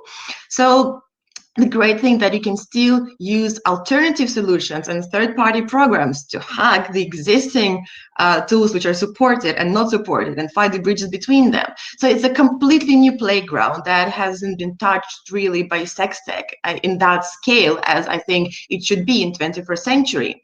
And the other great thing is that it opens dramatic amount of audience worldwide that otherwise wouldn't even find out about what we do at Raspberry Dream Labs, because we are based in London. And of course, like, through internet we can spread the word, but once you topple into that massive market of virtual reality of people who've been there and who know what it is like, it opens completely new doors and new possibilities.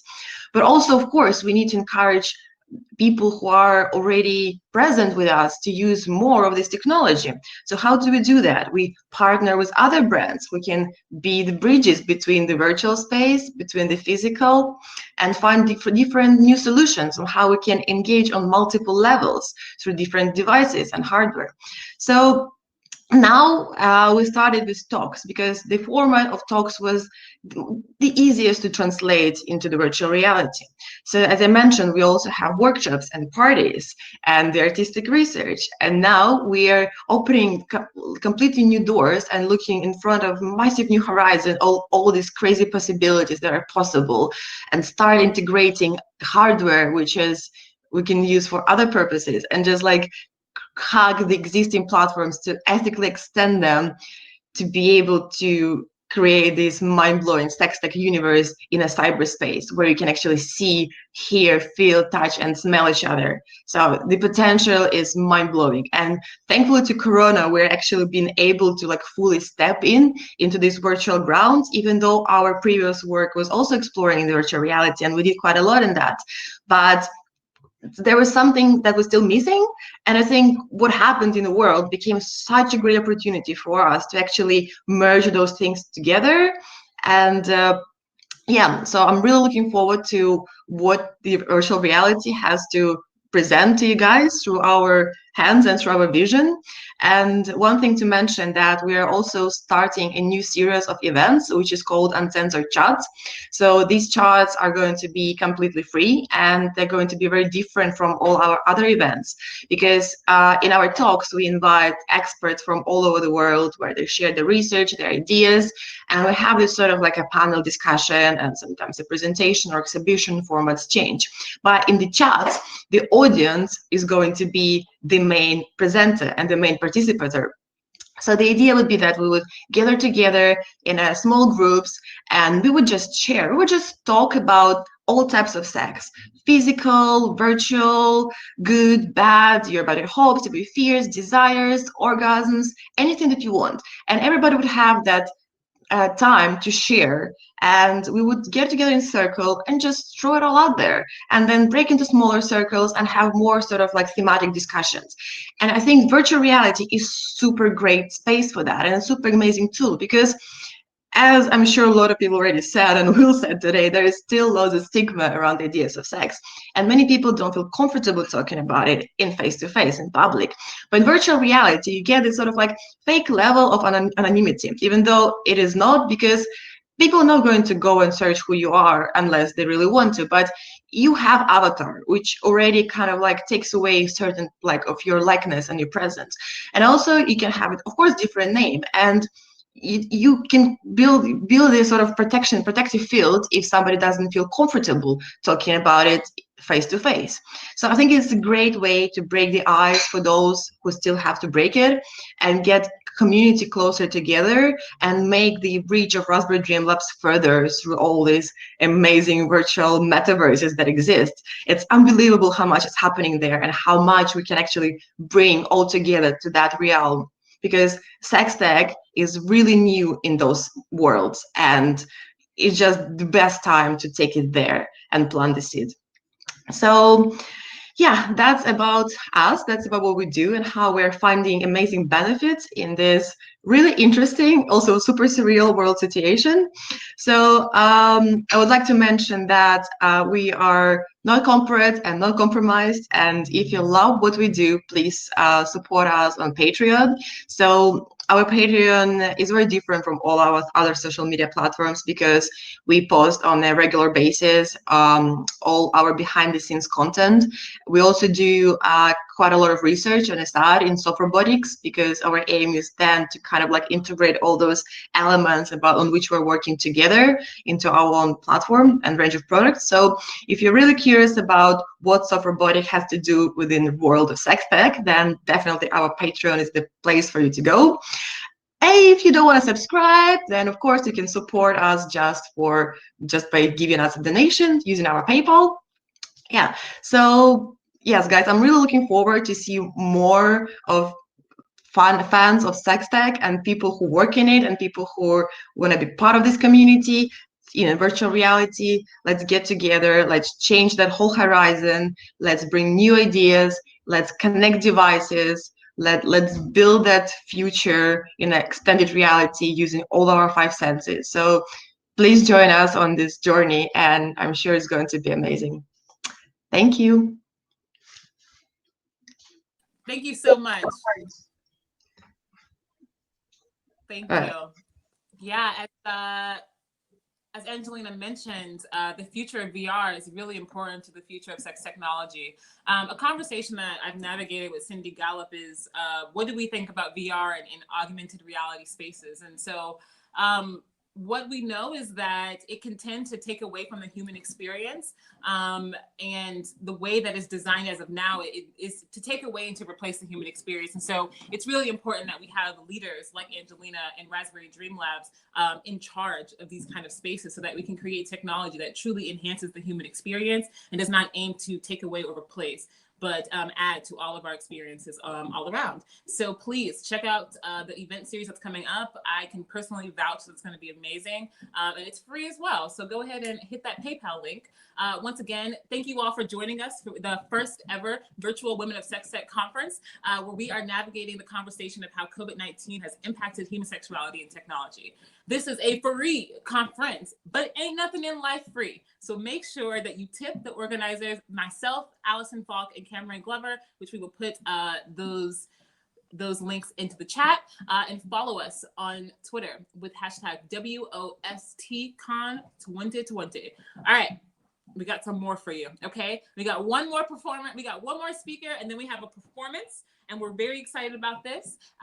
We have Erin Chen, who is navigating intimacy for couples with kids during lockdown. Okay, so it's important to acknowledge that not all of us have the privilege of not having to isolate with children. And so we are looking forward to getting some advice on how to help your relationship connect and thrive during these really difficult times. So we'll wait for Erin to hop on here, who is with Gilly, which is a platform that's going to help you kind of navigate the conversation we are presenting. Hello, Erin. All right, we're ready to rock. Oh, we can't hear you. If you want to press the 3 dots on the screen and make sure that your mic is unmuted. Is that it?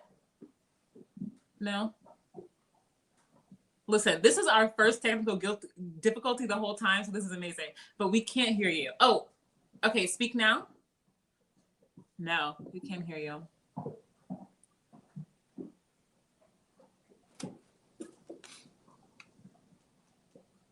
Hello. Oh, here we go. Oh, here we go. Okay. Okay. I did a mic check. All right, we're ready. Cool. Okay, so now you can hear me. Now I can start. All right. So hi everyone. I'm Erin. I'm the founder and CEO of Gilly. Gilly is an intimacy wellness app that helps couples with kids feel and connect more as lovers and less like roommates. And if you have kids, then you know exactly what I mean. And of course, I'm also a parent. I have a little toddler, a penis owner. And yeah, and at Gilly, you know, we truly believe that when we feel happier in our own skins, in our relationships, we're better parents, and that makes for happier families. And you know, our mission to help the intimacy and relationship well-being of couples thrive has never been more relevant during this stressful time. And just like the introduction said, you know, not everyone is experiencing this slowdown that we're kind of seeing on Instagram. And this is especially true for parents, especially those with young kids. It's been struggle city. It's been hard AF. And so actually, if you are a parent and you're actually dialed in live watching this, or even if you're watching the recording, high five that you managed to grab this little window of time just for yourself. I know how much coordination that took for you to actually be here, so welcome. Okay, so we all know that parents have been really struggling. You are dealing with new responsibilities, new routines, new schedules, without any of the support systems that you have. And what we're hearing from parents a lot is, you know, if both parents are working, you have this added tension of who gets, you know, their time when, and it's just been a lot. It's been very full on with kind of no break in sight, as schools are also in lockdown. And so I'm really excited to be here today to just share with you a few really simple things that, you know, you can try out with your partner to relieve some of that tension, and hopefully, you know, come out of this stronger together. And these things are things that I've grabbed from the Gilly app. So it's all based on research. It's done in collaboration with experts. And even if you don't have kids, you can try this with yourself, with a partner. It's all very relevant tools for us as a life skill to build. Okay, so I have 3 simple things to share with you. I tried to make them memorable. It's called the 3 S's. And if you don't remember, don't worry. It's part of a free relationship care kit that we've put together for couples, and you can get them at our website. So Don't worry if you don't remember. All right, the first one is story. So that's the first S, story. And what do I mean by that? So during an uncertain time when you don't really know what's going to happen next, it could all feel very overwhelming, especially if you're already going through a very stressful time, chronic stress, lack of sleep, lack of self-care. All of this is kind of a recipe for things that would really impact the intimacy in our relationship. So what I mean by story is it's a very quick exercise you can do with yourself and then with your partner together, is to ask yourself, 10 years from now, when you look back at this time, what is the story that you want to be telling? And so, you can start to have a look, what is that story? Is it a story of triumph? Is it a story of survival? Is it a story of, one where you've really started to strengthen your bond? And the fun part is, to be as vivid as possible in your story. So try to think about a day in the life of that story and really get descriptive about it. So one of the couples on our app did this, and it was really interesting because what they shared was, their overarching story was, 10 years from now, when we look back, this was a time where it was challenging, but we grew closer and we got to spend all this time together during lockdown. But when they started digging into the details, actually, for one partner, this came through as, they were able to have lunch every day together, because when else would you be able to, during the work week, have lunch with your family every day? So that was the detail that came through. And for the other partner, the detail that came through was, it was, we were able to go to bed together every night. That was really special for her because, her partner traveled a lot for work. And so when they started to notice that these were the details that really mattered, that's what they could really focus on and be intentional about. And, everything else that doesn't matter, just throw it out the window. And so when you focus on the story that you want to tell, the narrative, it'll help you kind of be intentional about where you focus your effort and where you're being intentional about in your relationship. And it'll help hopefully make, things feel a bit less overwhelming. So that's the first S. So the second S is space. And yeah, when you're in lockdown, we don't have a lot of space. We're on top of each other all the time, 24/7.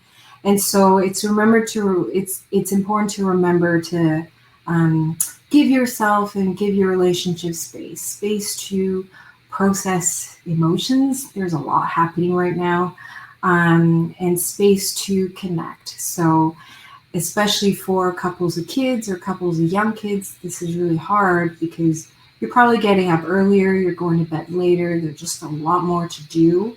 And you're kind of like ships passing because you're juggling work, childcare, all that stuff. And so I invite you to find space, try to be a bit creative, and it doesn't have to be, a big chunk of time, but even space of like 10 minutes where you can be really present with each other can make a big difference. And to give yourself and your partner that space to connect. So a few examples of how couples have been doing this on Gilly.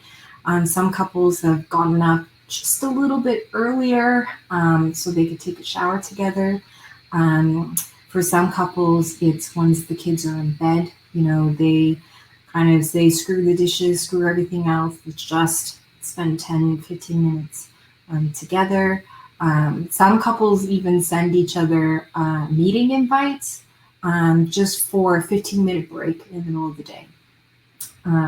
So, I know I don't want to add another thing onto your to-do list, just something to be aware of, that despite all the stuff on your to-do list, making that space for yourself and for your partner can really make a difference.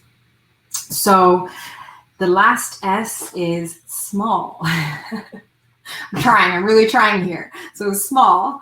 And what I mean by that is, just small things, baby steps, small things. And so when we're faced with uncertainty, again, it could be very overwhelming when you think of all the scenarios that's to come.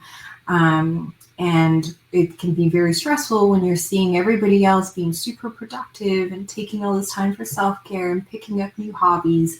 And now it's like, shoot, I have to focus on my relationship too. And so the invitation here is just focus on one small thing for yourself.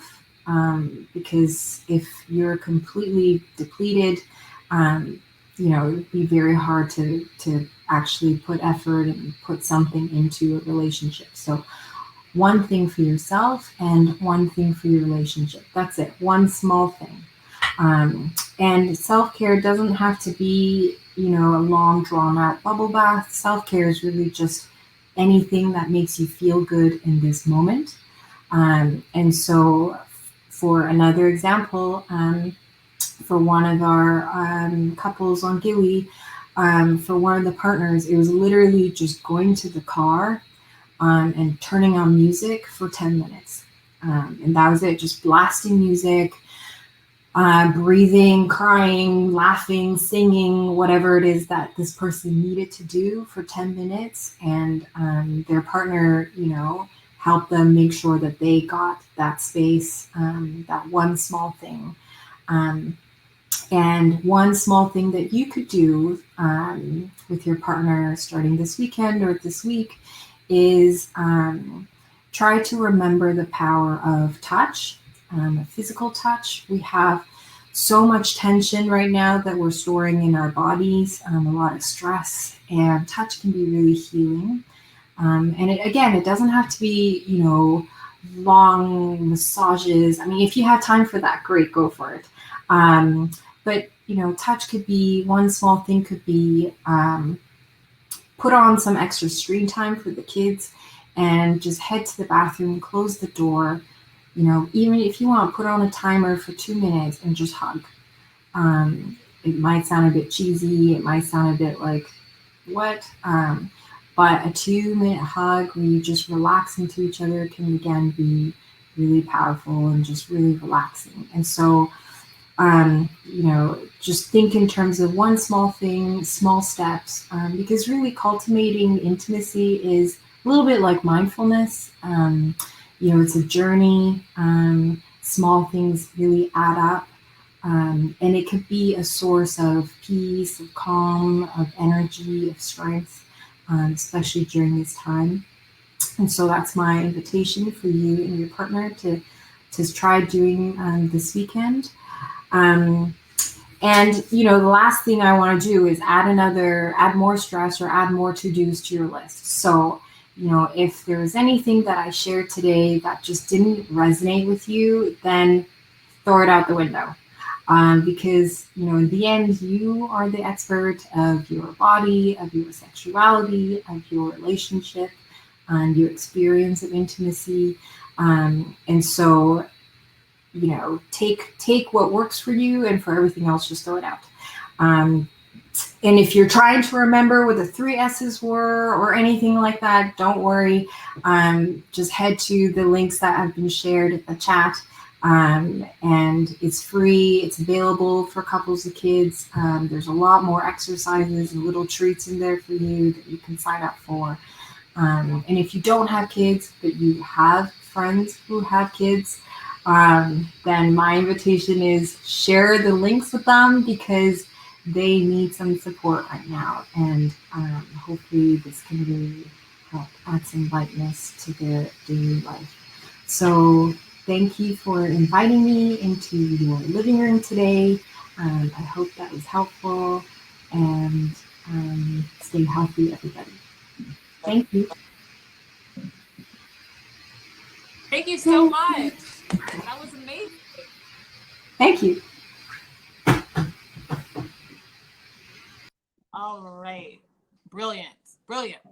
amazing, phenomenal, fantastic. Okay, everybody, we have 438 people right now in this stream. Okay, this is phenomenal. This is groundbreaking. We have a small break coming up for you in performance by the brilliant Valley Latini. During this time, I encourage you to get up, shake your shoulders, shake your booty, shake your ass. Come on, let's dance, let's have fun. Use this time just to have a moment of camaraderie with everybody. And if you'd like, for this brief moment, you can use the chat, but do not use the chat after, or Alice is going to kill me for that one. But just for this 15 minutes, okay? Engage, dance, have fun, enjoy, and we're going to come back at 1:15. And we're coming back with a very important talk by the brilliant Mistress Blunt, okay, on the Earn It Act, and you will not want to miss that, okay? So 15 minutes, Valley, when you're ready, we will put you on.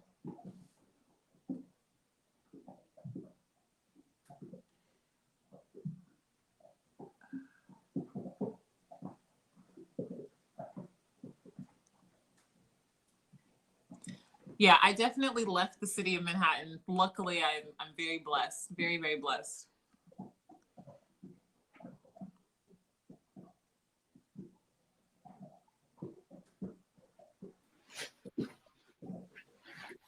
Valley! Hi! Valley, baby!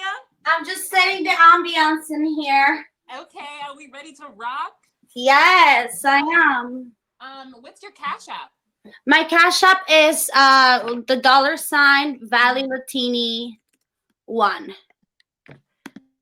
All right. So, yeah. And then my Venmo is plain _ Jane 777. I wrote it down. Brilliant. Thank you so much, Valley. Give us some jams. Give us some good time. I'm going to dance with you a little bit, and then we'll be back at 1:15, everybody. Okay, perfect. So I just want to give you guys a quick introduction to me. I am Valley Latini, for those of you who don't know me. I am a singer-songwriter, producer, painter, artist, stripper, just Renaissance woman in general. So I'll be serenading you guys with a few songs.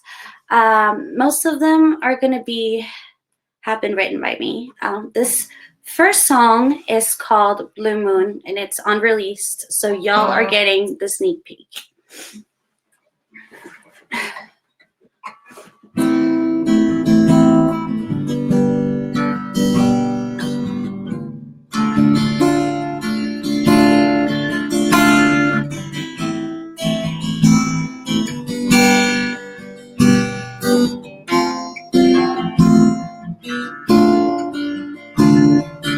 Now I'm at home, I'm all alone, lost without you.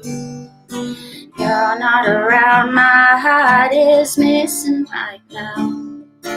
My love is deep, our bonds so strong, not even diamonds can cut through our love. Blue moon, you got me hanging on. You got me hanging on to you, my love. To you, my love. Ooh, love what I feel for you, so deep inside my soul. I feel for you, my love. Thank you guys so much. I already started getting some Venmos. Thank you guys. It's really an honor to be a part of this conference and be a part of a community of such bad bitches. So thank you, Elise, for having me. True love is real, it doesn't mean we're safe from heartache.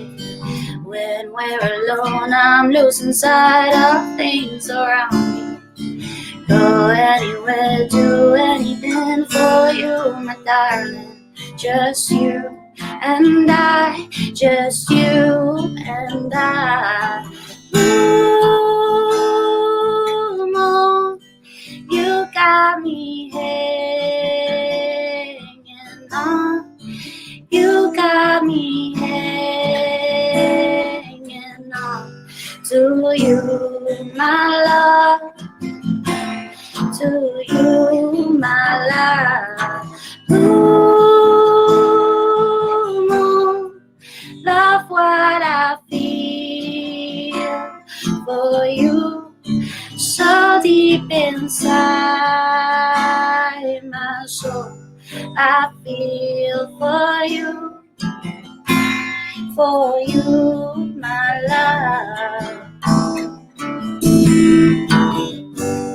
For you, my love.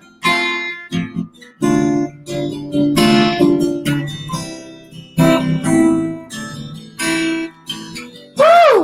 For you, my love. It's getting hot in here. Ooh, Moon, you got me here. You know, you got me here. You know, to you, my love. To you, my love. Thank you guys so much for your amazing comments. Lex Modality, thank you. I wrote that song in my room a long time ago, and it's going to be part of an upcoming album that I'm going to be dropping next year probably, because things the way they are right now is not necessarily, I don't find it appropriate to drop an album. Yes, my Cash App is Valley Latini. Thank you so much, Missy. I really appreciate all the tips that I can get from y'all, because I'm a stripper in New York, and I started, you know, like, I found stability through dancing, and I found like a good balance between dancing and art. But now the strip clubs are closed, so I really, really appreciate y'all's support. Hi, guys. Valley Latini 1. I think it's just Valley Latini. I'm not sure if it's one. Let me double check right now, just to make sure that it's Valley Latini 1. Thank you guys for the tips. Really means so much. I've been getting Kevin Tao. Thank you so much for your amazing tip. Thank you guys so much. It's Valley Latini. Yes, Valley Latini, IG Valley Latini. And for Cash App, it's Valley Latini. For Cash App, no one. If you guys like my music, make sure you follow me on Spotify. I will be dropping a lot more songs in the future, and I have some songs already on there. The next song I'm going to play is a song that's on Spotify. So if you like it, go download it, play it, share it with your friends. Wow, it's getting hot. I mean, this live stream is it's a lot of work, you know, but I love it. No, it is a lot of work. You're doing so amazing. Thank you. I'm sweating over here, girl. I've been running around all day getting ready for this, but I'm just so happy it's here. Okay, this is Pay My Rent. If you know it, sing along. Hell yeah. Yes. I'm a female fire, gonna make this funner. I'll make you forget the troubles in your head. I play you around, got you diamond in my clutch. I'm spinning the record of your love. Your love, I want my money, my money, my money, my money on my lips. My money, I want my money, my money, my money, my money, pay my rent. I'm beautiful,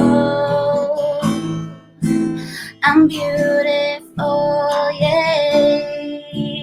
I'm beautiful, I want my money, my money, my money, My money pay my rent. I'm beautiful. You don't gotta be around the man that pays the bills. You not been the type of girl. I'm a rugby girl. I'm gonna make you lose your mind. I tease you till you can't feel. You not been the type of girl, a hard-working gal. I want my money, my money, my money, my money on my list. My money, I want my money, my money, my money, my money, pay my rent. I'm beautiful. I'm beautiful, yeah. I'm beautiful. I want my money, my money, my money, my money, pay my rent. I'm beautiful. Let me know if you guys have any questions. I'm down to answer any questions. This song hits different in a pandemic, okay? Pay my rent, all right? Dude, this is relevant. This is the most relevant song I have right now. I'm a female fire, gonna make this wilder, take you to the edge, there's no way that you'll forget. I'm ready for higher, gonna make this farther, just pay me up front, only thing you gotta know, I want my money, my money, my money, my money on my lips. My money, I want my money, my money, my money, my money, pay my rent. I'm beautiful. I'm beautiful, yeah. I'm beautiful. I want my money, my money, my money, my money, pay my rent. I'm beautiful.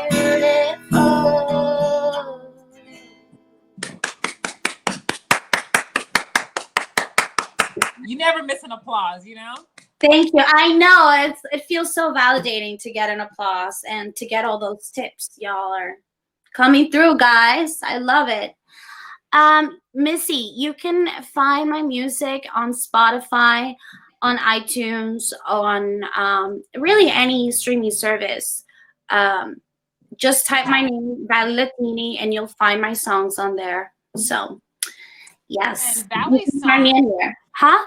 Valley composed, if you all listen to Thought Leader podcast, Valley composed my intro music for the podcast. So all around, just freaking a thought leader, okay? Amazing. Thought leader. It's such a relevant word. I'm so glad that you came up with that because that's gonna be in the dictionary. Yes, baby. Woo!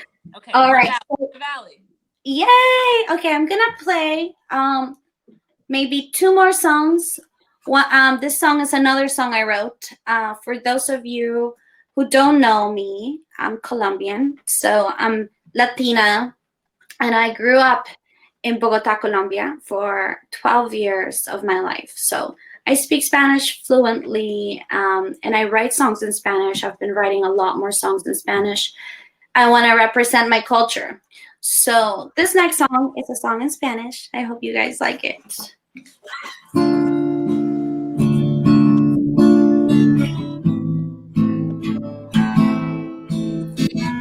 Si yo fuera ella, andaría sola. Mejor deja de atrás el que te controla. No te dejes sola, no te dejes sola. Nadie te controla. Sentimiento rolling, con el pelo flowing. Baila por el money, baila por el money. Baila por el money. Thank you, Annie. I'm so glad you love my music. I wish I knew how to play Ask Me Why on the guitar, otherwise I'd totally play it. Costa Rica, Latino people. Yes, Kevin. Bogotá is my hometown. Ya no me trae rosa, no me trae rosa. No me trae rosa, no me trae rosa. No more, no more. Ya me desamora, no me trae rosa.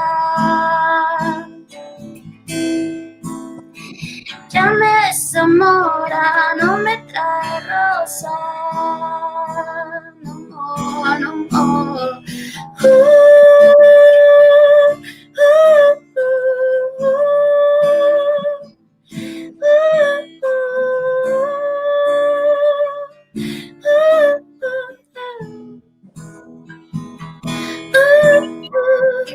Yo sé que tú sin mí te lo haces solo.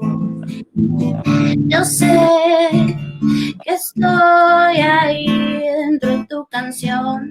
Te lo haces solo, siempre lo haces solo. When I feel so low, siempre va a haber otro. When I feel so low, siempre tengo otro, siempre va a haber otro. Buena, ya no me trae rosa, no me trae rosa. No me trae rosa, no me trae rosa. No more, no more. Ya me desamora, no me trae rosa. Ya me desamora, no me trae rosa.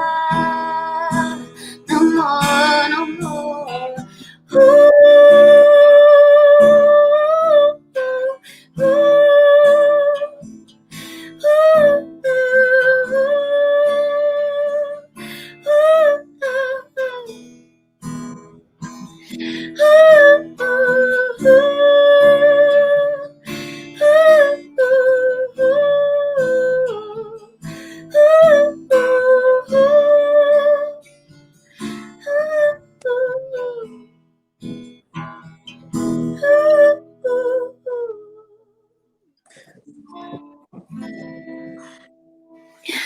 All right, guys. That was Thank you. Thank you so much. Yes. Go Valley, go Valley, go Valley, go Valley. Okay, Di, I hope you're taking care and staying safe. Thank you so much for performing for us today. You are so amazing. Thank you. So are you. Thank you so much for having me. Of course. Yes. All right. All right. Can't wait to watch everyone else. It's gonna be a dope conference. Yes, we have like 2 hours left, so everyone stay on. Yeah. So now we are about to resume the conference, y'all. Yeah, no more chat. Guys, I write most my songs. Too excited, Valley. They're like little dogs now. They're like, rah, rah, rah, rah. I need more. If you want to continue a conversation with me, make sure you follow me on Instagram. And then you guys can DM me, ask me a bunch of questions. And that way we can stay in contact. You can follow me as Valley Latini. And yeah, if you like what I did, make sure you send me some love on Venmo. Thank you, Valley. Thank you, love. Mwah. Mwah, mwah. Okay. Wow.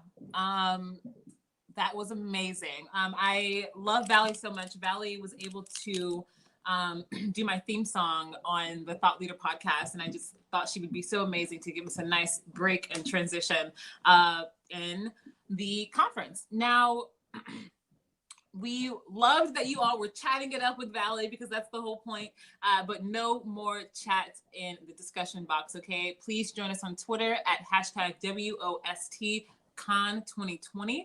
That is where we are engaging. It's popping over there, so hop on Twitter and talk to us there. No more talking in the chat, please. Now, I have something really, really important to talk to you about, and I really want you all to pay attention to this talk because it is absolutely important that you know what is going on.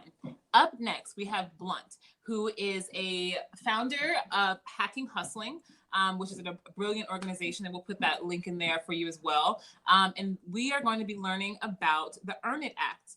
So the Earn It Act, she'll tell you all about it, but it impacts everyone, and specifically the sex tech industry. It really, really impacts us a lot. So just like we were aware of FOSTA SESTA and tried to fight it, we have to fight Earn It as well, okay? So put your listening ears back on, put your party pants away, and let's do the rest of this conference.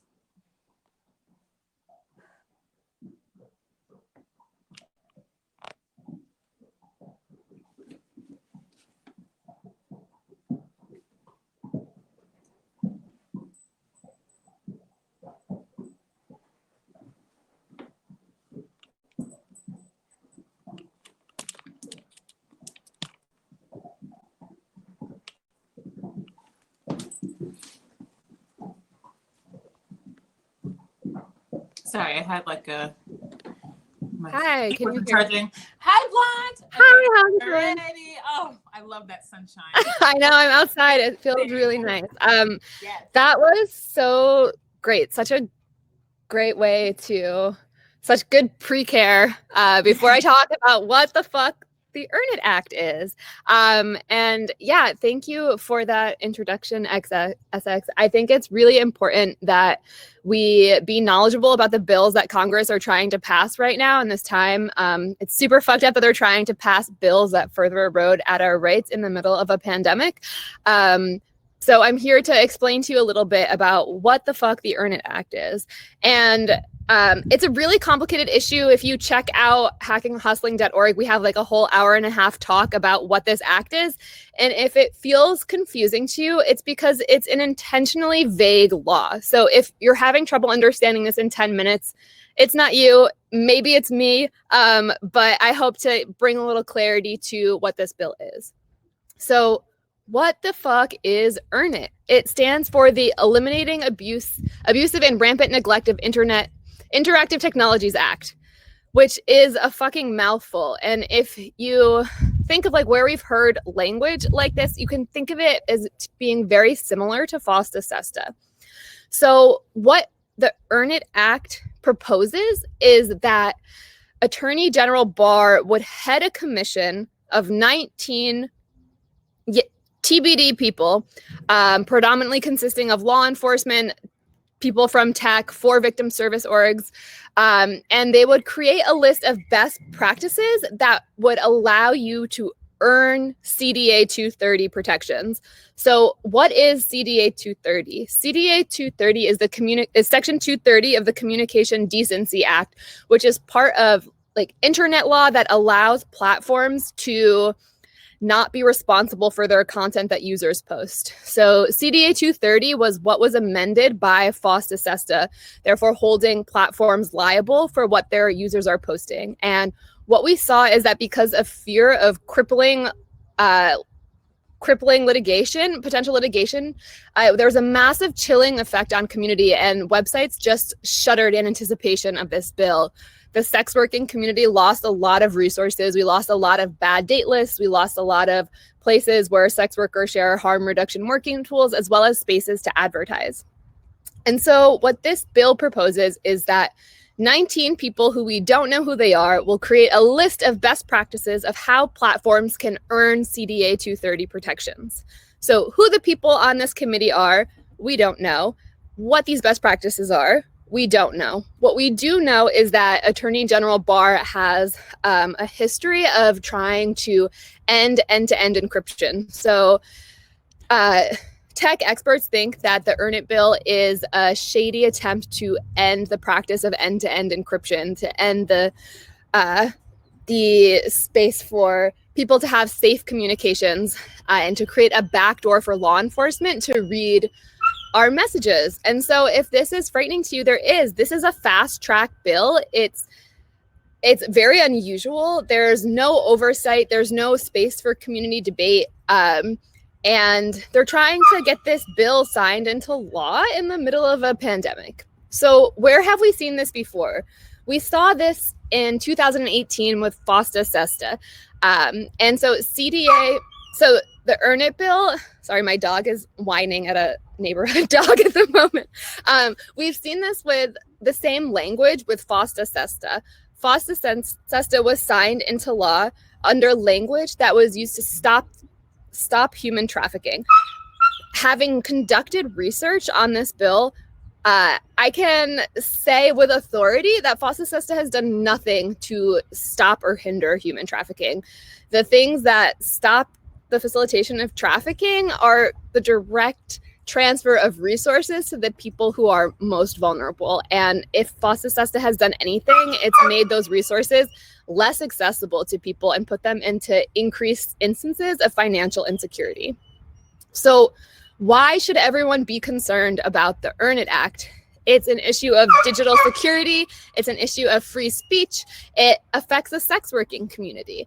And right now, both Graham and Blumenthal, two of the co-sponsors of the bill, who are also behind the legislation of FOSTA SESTA, are shopping this bill around the House. So this bill is incredibly scary, and we saw FOSTA SESTA get signed into law. It was a bipartisan bill. It was signed into law 97-2, like almost a unanimous bill being signed into law. There was next to no opposition from Congress. Tech really didn't have a ton of opposition to this bill either. And we're seeing a little bit more opposition to the Earn It Act because it seems to be a more direct attack on end-to-end encryption and safe communications. And so I kind of want to make this, so this would affect the sex working community, and it would affect this conference. I know that when Essex was finding the streaming link to this, that y'all weren't allowed to use YouTube because some form of language or email address automatically triggered the content warning that you're violating the terms of service, which you're not. So what we would see if this bill was signed into law, the safe and seemingly private communications that we're all having online and that we need to have a fucking democracy, would be done away with. And the type of language, it wouldn't necessarily be an individual sitting there policing speech, but it would be artificial intelligence that's used to find child sexual exploitative material. And so the other things that would get caught up in that AI are queer and trans youth trying to talk to queer and trans elders about their sexuality, about their transition. We would see language around abortion, seeking abortion access being not only restricted and surveilled, but chilled. What we saw with FOSTA SESTA was that people didn't know what this bill was criminalizing. There was a lot of fear and misunderstanding about what this bill actually does. And the law hasn't actually been used in the court of law. Like, there are no test case of FOSTA SESTA. It would be pretty unlikely that the Earn It bill would also have a test case.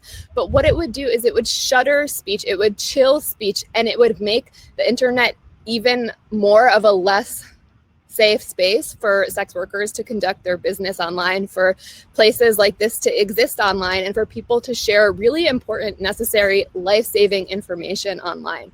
So there's tons more information on the Hacking Hustling website. We encourage you to email your electeds right now because the phone lines are really bogged down with COVID-19 related things, but y'all should be really concerned about this. And I encourage you all to talk about the Earn It bill and share some of this information with people outside of the sex tech community, outside of the sex working community, because what we're seeing and what we're going to continue to be seeing in the next few years is our government trying to do away with with free speech online.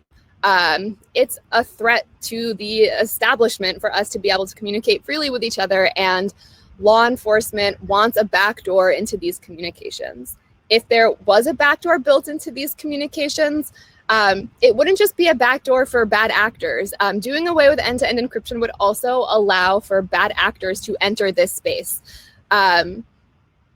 So I don't know if y'all are doing questions or anything, but there's so much more information on Hacking Hustling.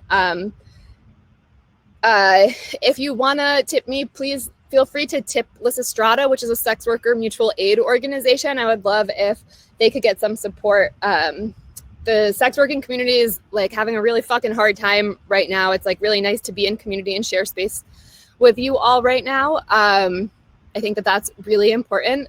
And yeah, don't let legislation that erodes all of our rights be signed into law in the middle of a pandemic without opposing it.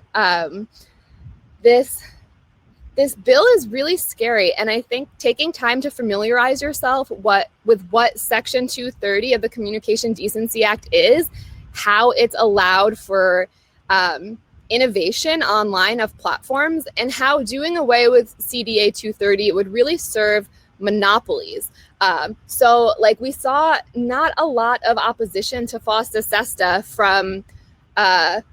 from big tech companies, because a bunch of smaller tech companies had to shutter because they didn't have the legal team in order to fight a potentially financially crippling lawsuit against them. And so this is really scary. The bill number is 3398 for the Earn It Act.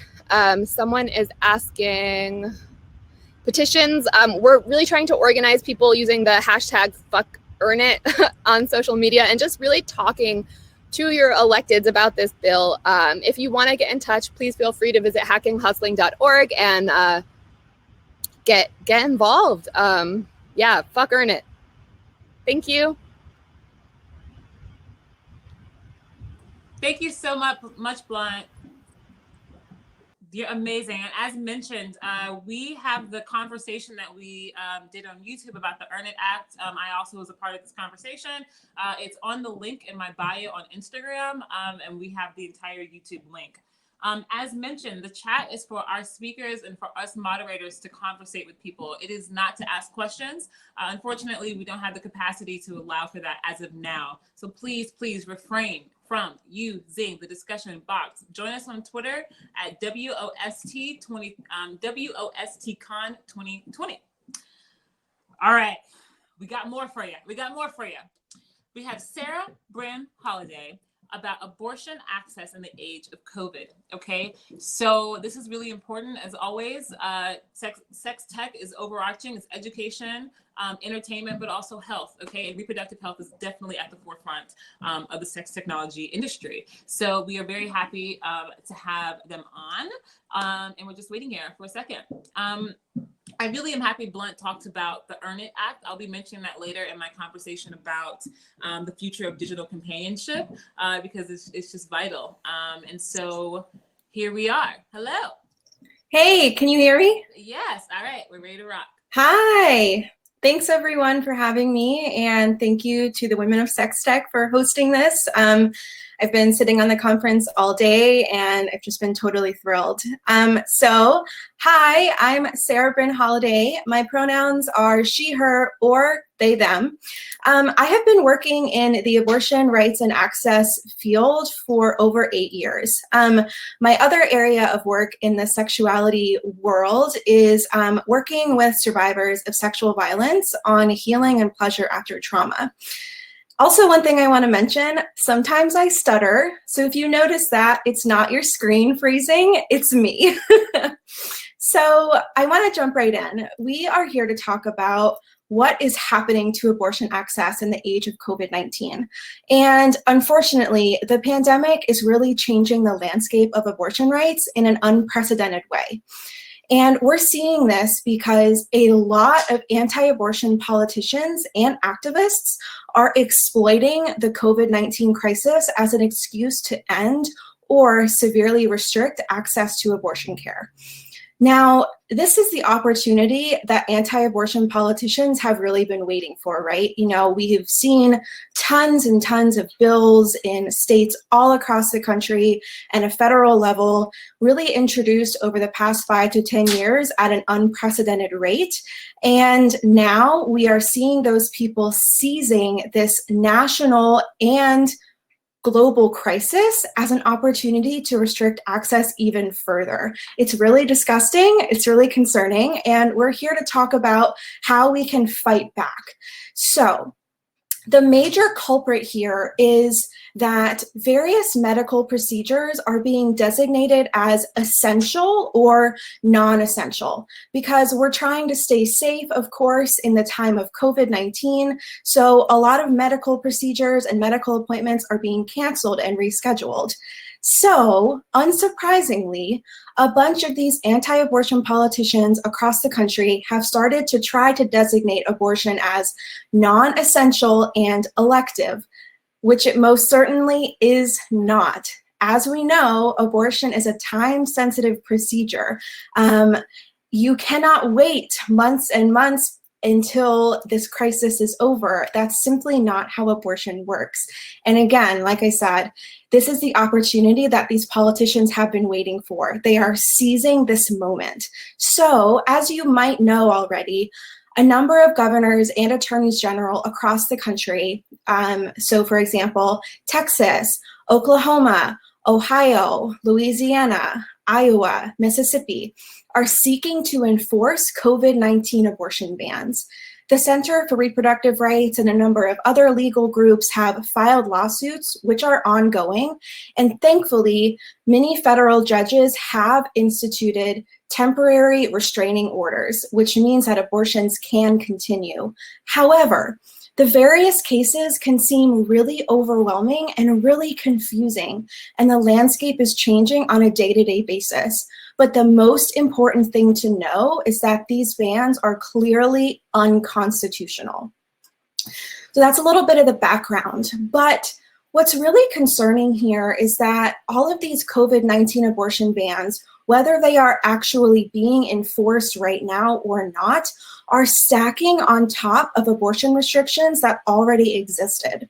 And this is a major problem, because abortion restrictions already impact the most marginalized, primarily folks of color, low-income people, and folks in rural communities, and also disabled people. Knowing that this crisis, this virus, including access to things like treatment and testing, is also really disproportionately impacting those groups who might also be more likely to be essential workers, it creates a massive crisis in regards to abortion access and a big, big lack of access. And so when we think about all of these bans that are happening, they exacerbate all of the existing inequities within abortion access. So some restrictions that already existed, like waiting periods, for example. If you're not aware, a waiting period means that you have to go to your first appointment at an abortion clinic where you are talked to,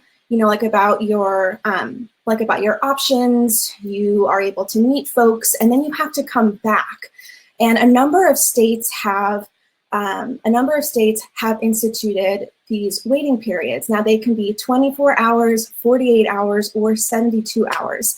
So for a lot of people, this might mean that you have to already take time off of work, you have to find childcare on the day of the first appointment, and then you have to go back 3 days later for the second appointment for the actual abortion to take time off and find childcare. This stacks on top of things like limits on the gestational age, like 20 weeks, 22 weeks, or 24 weeks. In a lot of states, there are restrictions on the limit. And when you have these existing bans already in place, all of the COVID-19 abortion bans just stack on top. And this is a perfect example of how these abortion bans can cause someone to lose access to abortion care entirely. If you're already working 1 or 2 low-wage jobs and providing childcare for your family, you likely don't have the ability to drive a certain amount of hours to a neighboring state because your own state has implemented a COVID-19 related restriction. And as the cost of the procedure and the gestational age rise, it becomes more and more impossible to access care. The fluid nature of the bans is also really concerning. It leaves patients really unsure of what is legal or not. Because cases are being bounced back and forth in court, there is a lot of questions. For example, you can look at Texas. there have been an absurd number of decisions on the legality of the state's order to cease performing abortions, from a complete ban to allowing some medication abortions to allowing all abortions that were happening previously. It can be really hard to keep track, especially if you're waiting for appointments that are being canceled. Now, I want to talk about policies that we can implement, because it's crucial to not only fight against these restrictions, but to create more avenues to expand access to abortion as well. The two most important things that we can do policy-wise are lift restrictions on telemedicine and lift restrictions on administering medication abortion. So expanding access to medication abortion via telemedicine could really revolutionize what it means to have an abortion when you're in a crisis like a pandemic, and thinking that 40% of abortions are medication abortions. This is well overdue. Currently, 18 states prohibit telemedicine abortion entirely. In those that allow telemedicine, the patient is still required to visit a clinic because of governmental requirements, which means that thinking about telemedicine is just one piece of a larger puzzle. The second piece is that even though medication abortions are safe and they are completed in the privacy and comfort of one's own home, the FDA has strict regulations on when and how you can actually dispense abortion pills. So currently, mifepristone, which is one of two pills that is commonly used for medication abortion, must be dispensed in a clinic setting by a healthcare provider. If these regulations were lifted, we would see patients receiving pills in the mail or at their pharmacy, and they could have a consultation with the doctor via telemedicine rather than going into a clinic itself, which might be hundreds of miles away across state lines. So as we can see, these two things that we can do in regard to policy are very intertwined, and they are critically important right now to ensure that people can access abortion care. And so in our last couple minutes, I want to talk about some action steps that you can take right now to advocate for abortion access. The first thing you can do, you can write to the FDA. You can write the FDA commissioner. His name is Dr. Stephen Hahn. If you visit the FDA website, there should be information on some kind of contact method. You can encourage him to lift restrictions on abortion pills and how they are dispensed. And if you live in one of the 18 states that currently has a ban on telemedicine abortion, you can contact your state legislators and ask them to lift the ban. Now, you're probably not going to get a state law passed like that because we are in the middle of a pandemic, but you can contact your legislators and let them know that this is an issue that is important to you and that abortion access and a pandemic are not separate issues. They're actually very closely tied together. And so I want to run through those 18 states really quick. So if you live in Alabama, Arizona, Arkansas, Indiana, Kentucky, Louisiana, Mississippi, Missouri, Nebraska, North Carolina, North Dakota, Oklahoma, South Carolina, South Dakota, Tennessee, Texas, West Virginia, or Wisconsin, you live in a state where you cannot get any kind of telemedicine abortion at all. So write your legislators. You can also write your governor and attorney general to ask them to classify abortion as an essential medical procedure while we all grapple with the pandemic. Now, some states have already done this. You might be able to look this up. So I would encourage you to look that up and to contact your governor and attorney general. Two more things you can do because we have 1 minute left. You can find a local abortion fund in your state through the National Network of Abortion Funds, and you can donate to directly assist people who are seeking abortion care. And yes, I did name Indiana. The last thing you can do, you can spread the word about a study that's called TEL Abortion, T-E-L Abortion. This is a study that's been greenlit by the FDA that allows people to access telemedicine abortion without having to go into a clinic. So if you are someone or if you know someone who lives very far from a clinic and cannot get there to get abortion pills, you can look up this study and see if you qualify. And so, raced through that in 10 minutes. There's so much more that we could talk about, but that just skims the surface. And I want to thank you all for listening. And I just want to say that abortion is a human right. And thank you so much. Bye. Thank you so much. Hell yeah, it is. That's right. I'm from Missouri, so I know I'm from Middle America, so I know all about that. So please make sure you all are aware, because we have to protect women, those with uteruses, okay? We have to protect them. Now, how are we doing? We're not chatting on the chat box, but y'all can let me know on Twitter. Oh, well, we are. Yo, it's really hard. So to give you some more context, the reason why we have decided to not allow people to record in the chat box is because typically we have a lot of harassment and just kind of abuse that takes place when we're talking about anything sexuality based on such a public platform. So it's nothing against you all. We just have, it's really difficult to control the chat room once it gets going and people can enter it. And this is also why we have asked people to not share the link publicly. This is a safety precaution that we use for our industry and our community until we get some platforms that design for harassment and abuse, because we are the most at risk. We will have to use certain tactics like discussing on Twitter, not engaging in the chat when we have over 400 people, because it's really hard to control. So thank you so much for being patient and kind with us. And as mentioned, this event has been 100% free, but nothing in life is free. Pay women, okay? We have our links that we just put into the chat box, and feel free to tip us and feel free to tip anyone else as well, okay? So this is really important. We all need the support. Amazing. So next up, we have one of my favorite people in this entire universe, Bryony Cole. Bryony is going to teach us how to get started in sex tech, launching a sex tech company, or career under isolation. Bryony is a major inspiration to me and is one of the main reasons why I actually even learned about sex tech and got involved in sex technology. She hosted a sex tech hackathon in 2018, which we're hoping to bring back, but clearly COVID has kind of impacted that and has influenced me in such a way that I was able to really just go head on into the sex tech world and be fearless. And so I thank you, Bryony, for presenting these opportunities for people to learn about sex tech and how they can get involved and understand more. So we are just waiting for Bryony to hop on because she is in Australia, which is awesome. And I think it's maybe either the wee hours of the morning or wee hours at night. So we're not quite sure yet. But yeah, Bryony, look at her. Look, take a second and look at her bio. Like, okay, come on now, we got it. Bryony's that woman. Okay. Hi guys.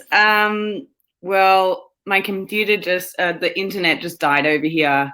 It's so I don't know what the intro was, but it sounded cool. Thank you. It's almost 4 a.m. in the morning, so you've got to excuse me here. But I wanted to talk to you guys today about how to get started in the sex tech industry. It's one of those industries that coming out of this pandemic is it's already booming and is one of the few that will be booming afterwards, as we're going to hear about in Cindy's talk later. And maybe you're considering a career change while you're watching this. Perhaps you're already in the sex tech industry or dabbling in it, but want to take it full time. So I want to use this time today to talk to you about what I think is really important when you're considering a career in the sex tech industry. It's something also I get emails about every single week. So why not wrap it into a talk and share a little bit with you in this time that we have today. So if you're thinking about sex tech, I think a career in sex tech usually takes one of 6 paths. That is, you join a sex tech company, you get started with your own company, you join a media organization as a sex tech writer or specialist or media producer, you become a sex educator, you become a sex therapist or coach, or finally you become a sex worker. And in honesty, it's usually some combination of all of these that is what you're going to work out when you first start getting started in sex tech. Today, I'm going to talk to you about the first 3, as that's where my personal experience has been over the past 4 years, building Future of Sex and becoming a sex tech consultant for a number of organizations, as well as talking across the world on stages at tech conferences and culture and ideas festivals, and really representing the sex tech industry. So when I was thinking about what I wanted to share with you, I think one of the things I talk about with sex tech is the industry itself, and that foundational knowledge of the industry is really important if you're going to be a public figure in sex tech. So that's important. Secondly, considering how you're going to build a brand in the space. Thirdly, how you're going to contribute to community. And finally, how you're going to make money. So the mechanics of the business.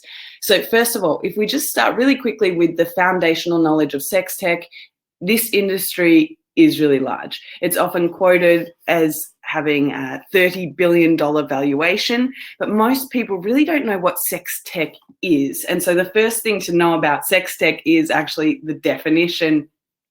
I use a really shorthand definition. I say sex tech is any technology designed to enhance sexuality. But the longer definition and the origin story of that, well, it was defined by Cindy Gallop in her article for Hot Topics. If you've seen that, or you can Google sex tech, it's one of the top ratings. Sex tech, she says, is any technology and technology-driven ventures designed to enhance, innovate, and disrupt in every area of human sexuality and human sexual experience. And that article really propelled a lot of the sex tech movement. Cindy herself is responsible for championing and propagating the sex tech hashtag you see on Twitter, and really driving a lot of the usage that we've had around sex tech today. She didn't invent the term, but she certainly has been championing the term and making it huge, following the launch of her TED Talk, Make Love Not Porn, in 2009, so over 10 years ago, which launched the company of the same name. We'll be hearing from her at the end of this conference. But defining sex tech, what does it actually mean? If we look at those two terms, so sexuality and technology, there's so many businesses in between that we don't think about, whether we're looking at education, health, crime, all the topics we're seeing today are under sexuality, gender identity, pleasure, relationships, everything beyond sex is sexuality. So that bucket of sexuality and how that intersects with technology is also broad and vast. So if we look at technology, often we want to talk about the sexy new tech, especially the media, when they want to talk about robotics or VR, AI, AR, all those cool acronyms that they love when they talk about technology. But also technology is really simple stuff we use every day, like apps and websites. It's also things that are tools, products and services, lube, condoms. These are technology. If we think about a definition of technology, that really is just a tool that allows us to do something to enhance our lives, or as Wikipedia would define it, skills, methods, and processes used to achieve goals. So when you think about sex tech like that, sexuality, technology, there's so much more. That landscape of sex tech, you can Google that, is huge, it's varied. And also when we're talking about this market value, right? If you're going to pitch your product and go to market or find investors, sex tech is actually really hard to measure in terms of finding something to back up that $30 billion figure, even though it's off-quoted in the media.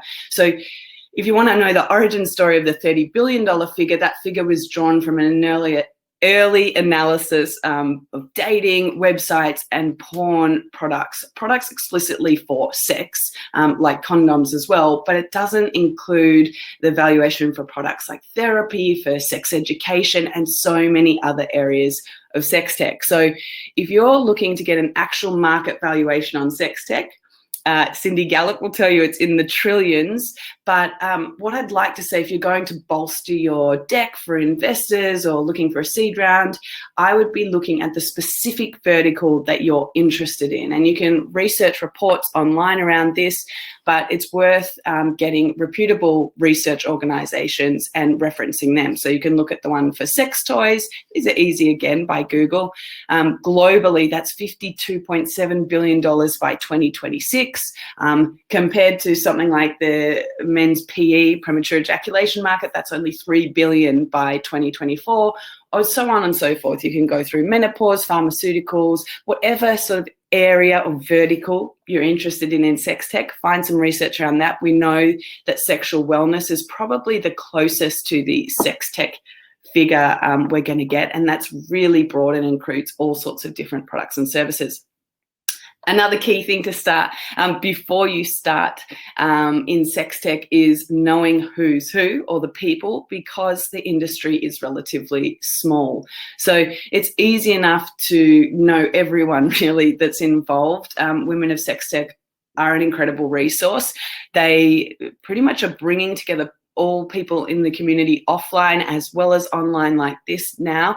And that's really important to drive the industry forward and make changes. You know, last year we gathered in New York to protest Facebook's unfair advertising policies, we'll call them, or, you know, the changes that we can make in the industry together are really important. So unlike other industries like fintech, ad tech, health tech, any other tech industry where the players are wide, they're varied, the sex tech industry is relatively niche. We are all over the world, but it is small. And for that reason, it's important to know who's who in order to be able to know who to approach and who to network with. So great start here is the conference. All of the speakers today play a major role in the definition of the industry going forward. And for further research, obviously hit up the directory of Women of Sex Tech. You can also do things, lo-fi things like searching Facebook groups for people that you want to connect with that are working on sex tech products. There are a number of these Facebook groups across the East and West Coast in the USA, also in Europe. We can't forget there's a strong community in London and in Berlin. And then, of course, we have groups like this in Australia and Singapore and hackathons all over the world, which help the community grow. So before I move, how much time we got, SX? Yeah, you're great on time. You still have a few minutes. Okay, cool. Okay, so what I want to dive into really quickly is the challenges. So if you've got the foundational industry knowledge, you've got the ideas of who you might want to network with. The other thing is knowing the challenges of the industry before you get started. I'd break that down into a framework really easy called MAM. So manufacturing, advertising, and money. So manufacturing in this industry is notoriously difficult. Finding a manufacturer to work with you who you can trust and who you are comfortable with, and that's comfortable making sex-related products is going to be a challenge. And I would consult some other product sex tech people around that, because we don't have time to dive into that. That's a whole other talk itself. But the same goes for advertising, right? And notoriously difficult. We've seen this already in terms of Facebook, Instagram, Snapchat, Pinterest, censoring all sorts of products and services predominantly by women that are founded by women. So you're going to need to get, apart from the fact this sucks, you're going to need to get in the meantime pretty creative in terms of how you choose to advertise your products and approach your customers or audience. The most simple thing you can do, there's a number of advertising hacks, and, you know, some entrepreneurs will tell you it will take 80 first tries on Facebook before you get your ad approved using different words. But the safest way to ensure your success is to start building your email list and focus on building heavily on your community. Your community represents your organic growth, your audience. If they're sex positive and fascinated by your product, they want accessibility to you or your brand. So where are they able to get in touch with you and, you know, follow what you're doing and have some input into the direction of your brand or your product is important too. But consideration that this is going to be an extra challenge that other small businesses in other industries just don't face. Finally, money, a really big one, perhaps the most critical one for all of us, is finding money in a taboo industry is notoriously difficult. Investors are turned off because morality clauses, conditions with their LPs, or just plain sexism. And for this reason, many sex tech companies have started via crowdfunding in order to get their business off the ground. Grants are also a really good option. They tend to be more difficult just because, like investors, academic institutions and governments also see sex tech as a risk for their reputation. If you have some capital of your own, or you can raise a friends and family round, great. This is generally going to be a lot faster than seeking money from private investors. Hopefully we'll see a spin around in the investment community coming out of the pandemic and realizing just how much of an industry, exciting and attractive industry this is to be involved in. However, yes, great. Friends and family round would be ideal for most people, or angel round, but most people don't have access to friends and family who are ready to invest in their business. So this is the reason that crowdfunding often becomes a viable option, or working out a way to launch your business for free at the start in the beginning with the expectation that it won't make money, which is really tough. But I will say, when I started Future of Sex, people told me it would take 2 years before I started making money. And that was about the time it took me to get paid to speak at events and get advertising on the podcast and on my social channels. But that's just sort of a realistic assessment of, you know, you're going to have to, it's a challenge to find money. And if you're prepared to make no money from sex tech in the start, that's great. But you really need to consider, what does this all mean for you? Do you have money saved away? Are you comfortable doing another hustle? For me, you know, once I walked away from full-term employment in tech, I was walking dogs. Like, from day one, you're going to have a plan figured out for money. It just doesn't fall into your lap from investors. Now, another word on risks, I think, is reputational risk, right? Something you should consider for yourself as well. I'm really talking about those first 3 pathways of sex tech, because that's my experience going into the industry, is starting my own company, joining another company, and also working in the media. So are you ready to talk about sex? Is this something that you're comfortable with? It's going to live on the internet for a while, possibly forever. So you should be feeling pretty comfortable talking about sex publicly before you make the switch in your profession. I think one of the most challenging parts of the sex tech journey for myself was actually the personal one more over than the professional one, in terms of the decision to work in this industry and being able to talk to my parents and my brother about this and get them to understand, you know, what sex tech is, which is hard enough getting everyday people to talk about it and to understand sex. But when you bring sex tech into the mix. So just think about whether you're ready to talk about it. We've covered like the foundational knowledge, the key challenges, the people to know. But before I leave you, I just want to share 3 tips which I think I want to emphasize if you're going into this. 1, relationships are the most important thing. We touched on this earlier, but I want to emphasize, because the industry is so small, because we all help each other out, because our relationships are essentially like doing the hard yards, like doing the degree in sex tech, is you have to keep your relationships right. Don't be a dick. It's really that simple. And help each other out, because these people are the people that you'll grow with for your entire career.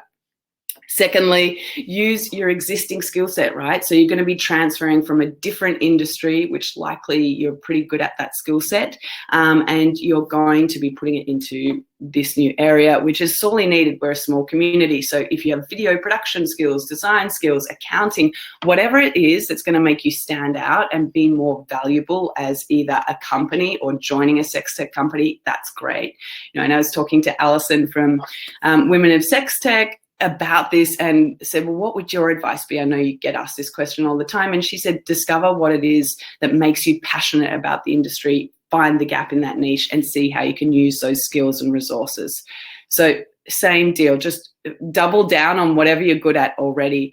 The second thing is, third thing, is just put your name to something, right? If you're watching this, you'll no doubt have a huge passion for sex tech, but having a huge passion isn't enough. You're going to need to get out there, and you're going to need to make something. You're probably going to need to fail at it too, and you're going to need to make another thing. So as you've probably seen in like memes on Instagram and things, like the first 50 things you make are going to be shit, and then you'll make a good one. Same applies here. It's a new industry. We're all rapidly evolving, and it's consistently in the spotlight because of the topic sex. So right now you have this opportunity to try whatever you want quickly in this industry because it's so new. And that doesn't make it you're going to be rich quick, but it does mean that you can sort of build your own brand in this space and get to be known in this space quite well. Many of these people here came to sex tech. We decided to make this our career because of our passion. And as I asked Cindy, what would you say to people? She said, just decide what you're going to do it, and based on your personal experience, start doing it well. So make sure it's something you passionately believe in, because it will be challenging. As I said, money doesn't come easily. Advertising censorships, trying to find manufacturers are just the beginning of the challenges. You're going to need passion to do for what you're going to do to get through it.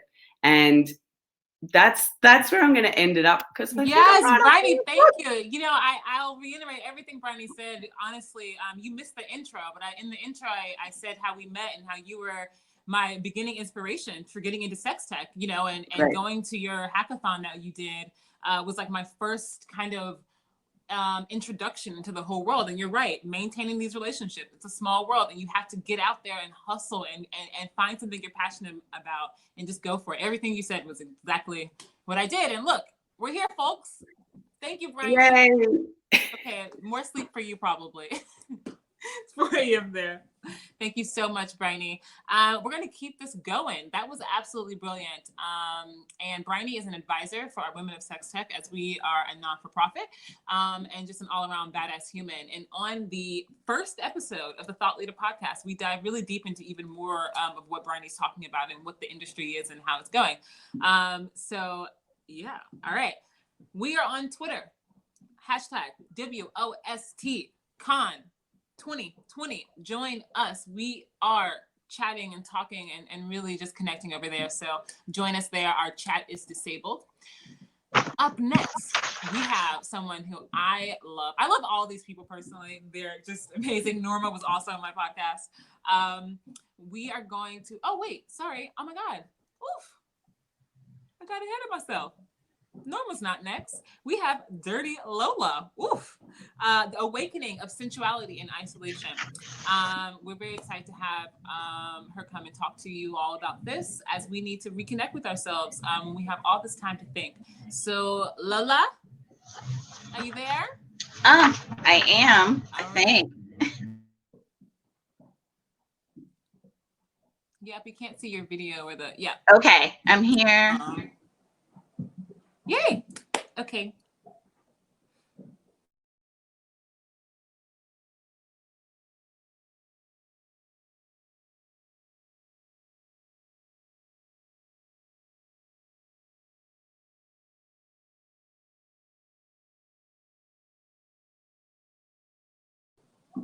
Okay, we'll just give a minute to fix this.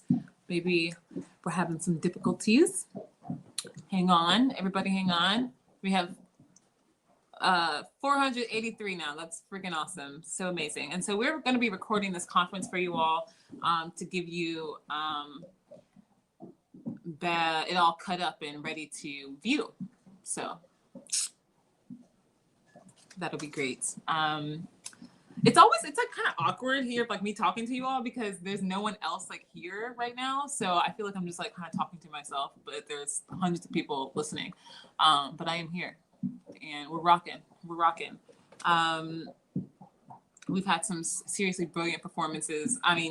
Presenters so far, and we still have Jack the Stripper, who's going to perform, going to close out the conference for us, and that'll be super fun. Jack is always a great time. And we also have some awesome sex worker focused content coming up for you all as well. Just so you know, Women of Sex Tech supports sex workers. Hell yeah, all day, every day. Just so you know, in case you weren't aware. Coming up, we have Dirty Lola, once we figure out our little tech issues here. And we also have Norma Buster talking about social distance dating as a survival of digital abuse. We have Annie Brown and Val Elefante designing a better internet for women in the LGBTQIA+ community. We also have me speaking about the future of digital companionship. We also have one of our board members, Aisha Hootsan. Oof. You're gonna have to tell me how to say that. I'm so sorry. And we're talking about porn.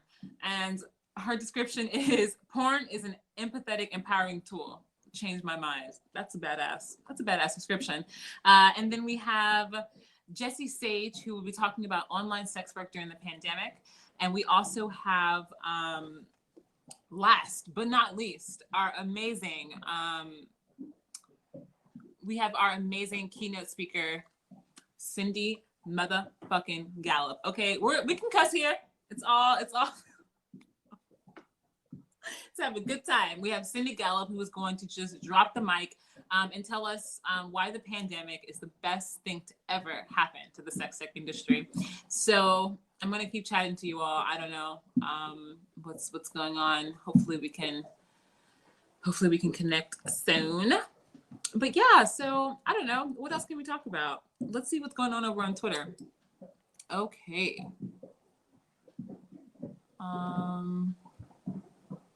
There's a lot going on Twitter. Everyone get on tweets, get on the Twitters. Oh, by the way, my nails, look at my nails. It says at SX Noir, but it didn't work. It doesn't work the right way, but I'm trying. Okay, looks like Lola, we got you back.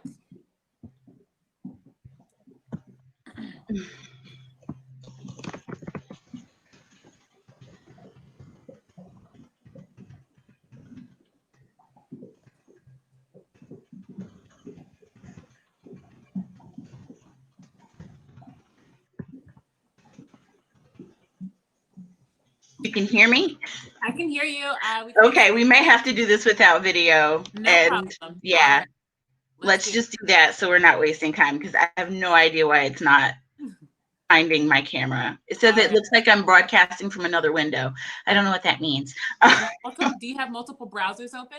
I Multiple do not. tabs? No.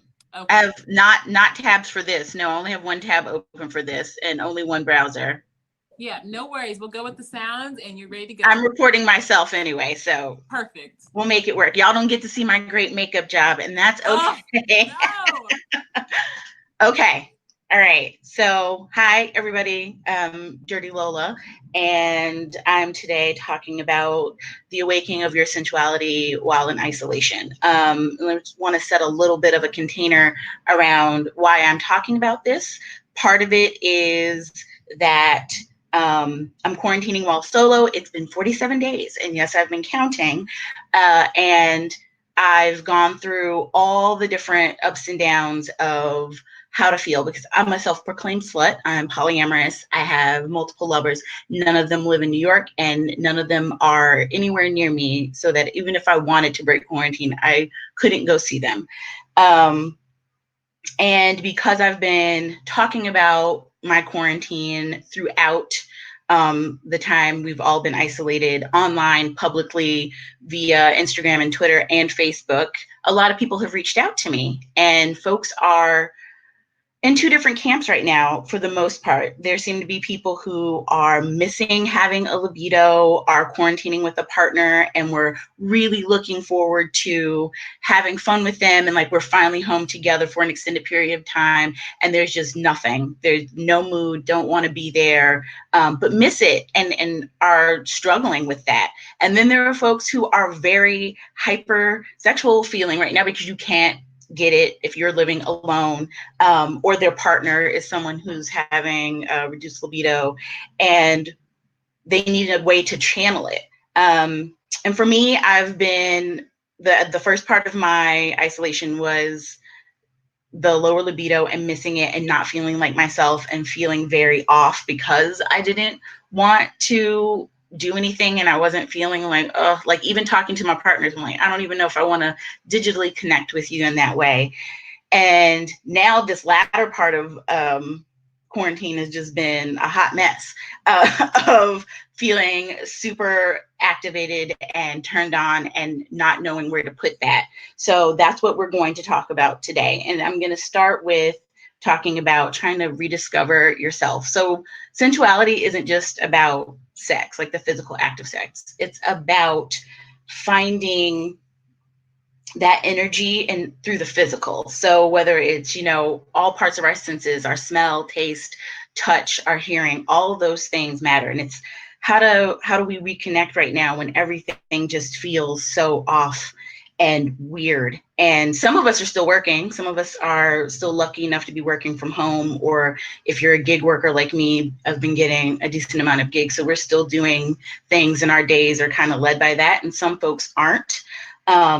and a lot of folks have kids. So it's finding time to do these things, because not everybody is single and sitting in their room like me and just like thinking about, let's pull out a wig and have a good time today. So a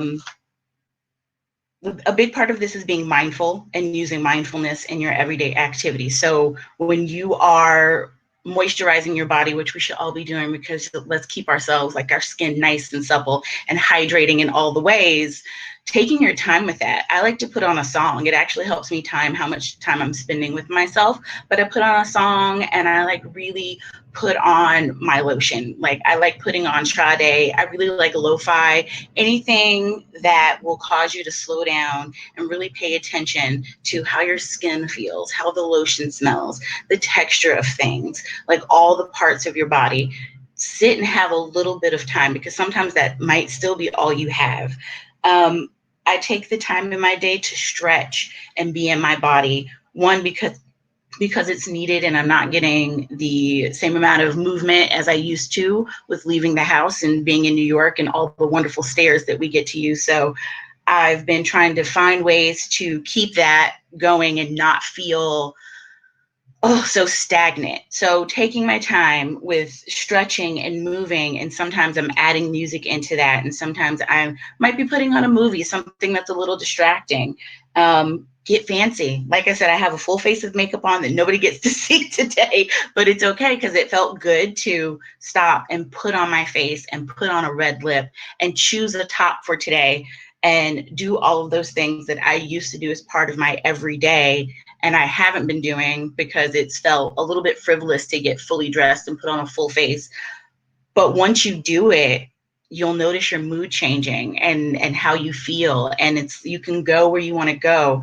I've had a lot of people tell me they are experimenting with makeup and the different looks and how they, want to make themselves look to the outer world, because it's easier now because you don't have to worry about somebody judging your eyebrow game. So you can do it for yourself and take more time to like really be with you, or even the people in your house. If you have somebody that you want to spend time with, like, let's do makeup together. Let's, sit and stretch together. If you're trying to connect with a partner and sex feels like off limits, stretching and massage and things like that, where you're touching and taking it slow, can help you feel connected to a person who you might be missing that with.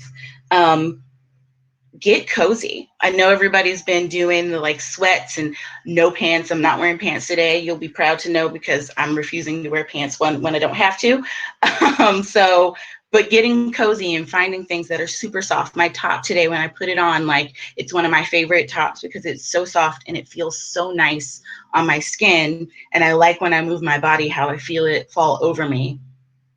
And that just makes me really aware of myself, and like, it makes you feel good. It's cozy, warm socks. I have a favorite hoodie that I've been wearing that's super soft. All of those things, again, help you center into like feeling again and feeling good about yourself when, you might not be at your best emotionally.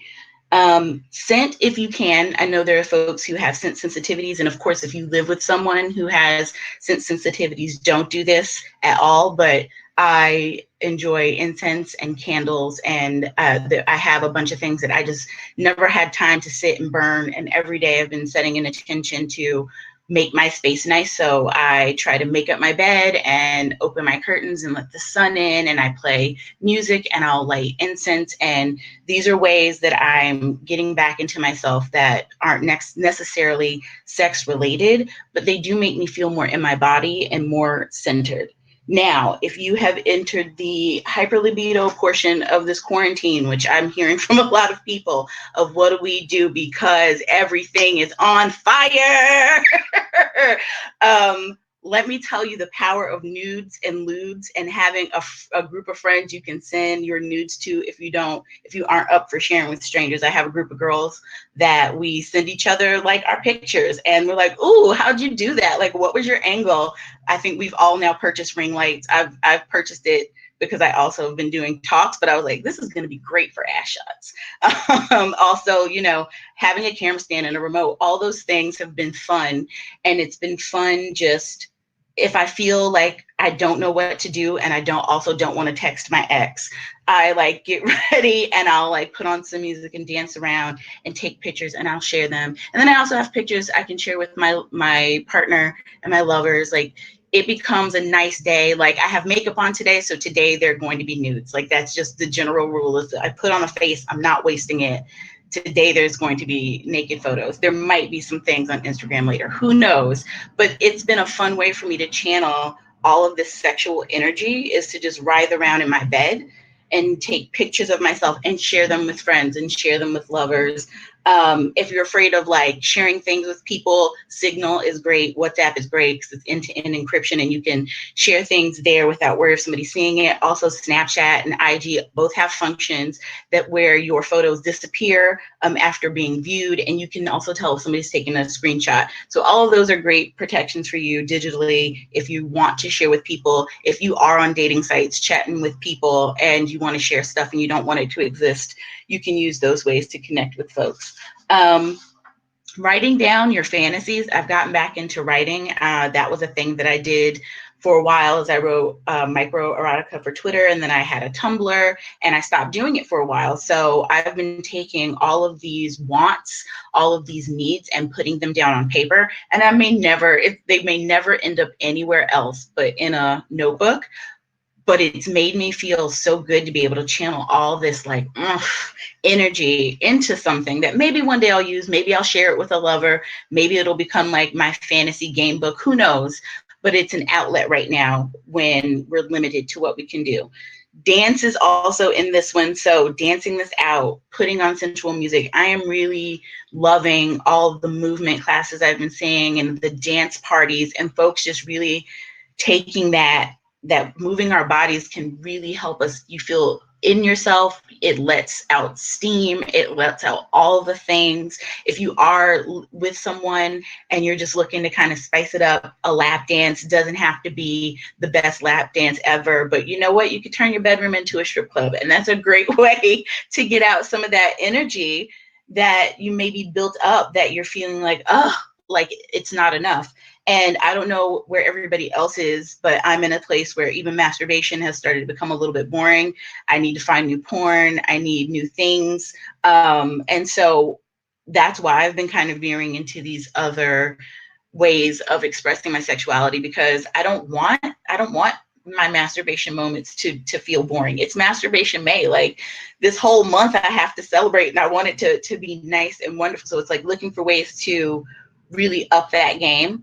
And in my last moment, just reminding all that, you know, you can sext right now, sexting, phone sex, video sex, all those are great. Folks are giving lessons on dirty talk. There's things all over the internet, take advantage of them, because those are still valid ways to connect. And we are very lucky right now to have the type of technology that we have available to us, to be able to share ourselves and with others and connect with even strangers right now. So be sure to use those things. And I just want to say in closing that there's no wrong way to be right now. If you aren't feeling at your sexiest, that's okay. If you're feeling like the sexiest thing ever, that's okay. If you're somewhere in between, all of that's okay. Because this is a new area that many of us haven't explored. And so, you know, just take your time, and these aren't solutions for your entire quarantine. Every day isn't going to be a day of mindfulness, but if you can enact some of these things here or there, I think it'll really help you cope as we go through and coast through the unknown. So thanks, y'all. Thank you so much. Thank you. I'm looking forward to seeing that hot ass selfie later with that cute makeup on. It's gonna be there. Thank you so much. All right, y'all. So we're a little behind schedule, but that ain't no thing. We are still here and we're rocking. And we have the Norma Buster up next. Norma Buster is an amazing person who is doing so much work in New York City with Carrie Goldberg's law firm, who specializes in digital sexual abuse. So we are so happy to have her on. She's the client relations manager. And so Norma will be talking about how socially distanced dating as a survivor of digital abuse, and how this can be a really difficult time because we're still using a lot more technology. But if you're someone who has experienced abuse through digital ways, it can be a challenging time for you right now, right? So we can acknowledge that. And we would love to know how we can design tech and use technology while being knowledgeable about how it can be weaponized. We've said this before. Cindy has said it in my podcast before, that as of right now, big tech, they don't plan and design for abuse and stalking and harassment, because they are not these founders, these white straight men are the founders of these platforms, and they are not the main target for abuse and harassment. So they do not know how to design around it, and maybe not know how, but they don't. Right. So Norma's going to give us a little more insight into her experience and some things that we should know. Hello, Norma. Hi. All right. We ready to rock? Yeah. Okay. All right. Awesome. Thanks. Hi, my name is Norma Buster. I'm so happy to be with you guys today and really honored for the opportunity to speak with you all. I'm the client relations manager at CA Goldberg, which is a law firm that fights for victims of sexual assault, stalking, sextortion, anti-abortion harassment, and more. As my boss, Carrie Goldberg, puts it, we fight assholes, psychos, pervs, and trolls. As it says in my hat, we sue rapists. I got into this line of work because I'm a survivor too. I first got in contact with the firm back in 2015 when my ex-boyfriend was stalking me, posting my naked pictures on the internet. My situation is resolved. I have a final restraining order against him. My photos are off the internet. But I know that after what I went through, my life just completely changed.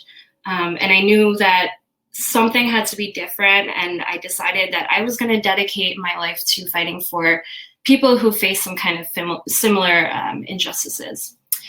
In my role at the firm, I meet with potential clients who have come to us for help. I get to know them and understand how the problem is affecting their life and see if it's something we can help with. In the past few years that I've been at the firm, I've spoken with and assisted hundreds of victims who are under attack, and oftentimes tech has been weaponized against them in some way. I'm not gonna lie to you, this quarantine has been very difficult for me in many ways, but what really keeps me going is to be able to continue doing my work. It really gets me out of bed every day. I wanna talk to you guys about some of the effects that the quarantine has had on victims and survivors, based on my perspective as someone who fights for victims, but also who has been one herself. Specifically, we'll talk about dating.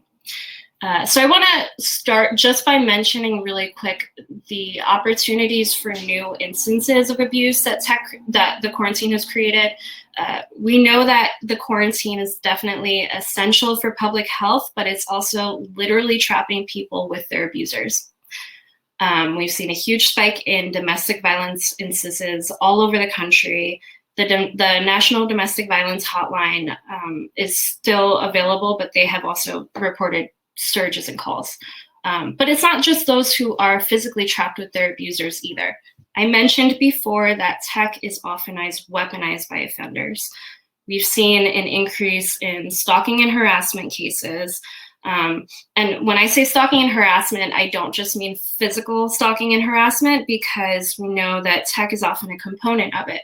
I never like to separate cyber abuse from offline abuse, because there's not really such a clear line between the two. What happens online affects what happens offline. So in addition to those stalking and harassment cases, I also want to mention that more and more people have been coming to us for help with sextortion. And this is really concerning, and it's been really heartbreaking because many of these people are minors. It's been frustrating to get big tech to take these cases seriously and to actively do things to prevent these forms of abuse. But the good news is there's still a lot that we can do, even under quarantine. So it really gives me relief, and it puts me at ease to know that our attorneys are still getting naked pictures off the internet. They're still working on filings. They're still helping put offenders in jail and helping people get orders of protections. Those are all things that we're still able to do. Now, I want to switch it over to re-traumatization as a survivor of these kinds of abuse, because just because the situation has been resolved doesn't mean it's over, right? I told you all a little bit about what I've been through, and I can tell you as a single woman in her mid-20s who's a survivor, dating has been hard. After my experience, it took a few years before PTSD would really kick in and that my symptoms would really fully register with me, but my phone became a source of a trigger. So I'd feel it vibrate and my inner dread would just fill up inside me. My heart would start racing. And it wasn't something that happened overnight. It built up over time.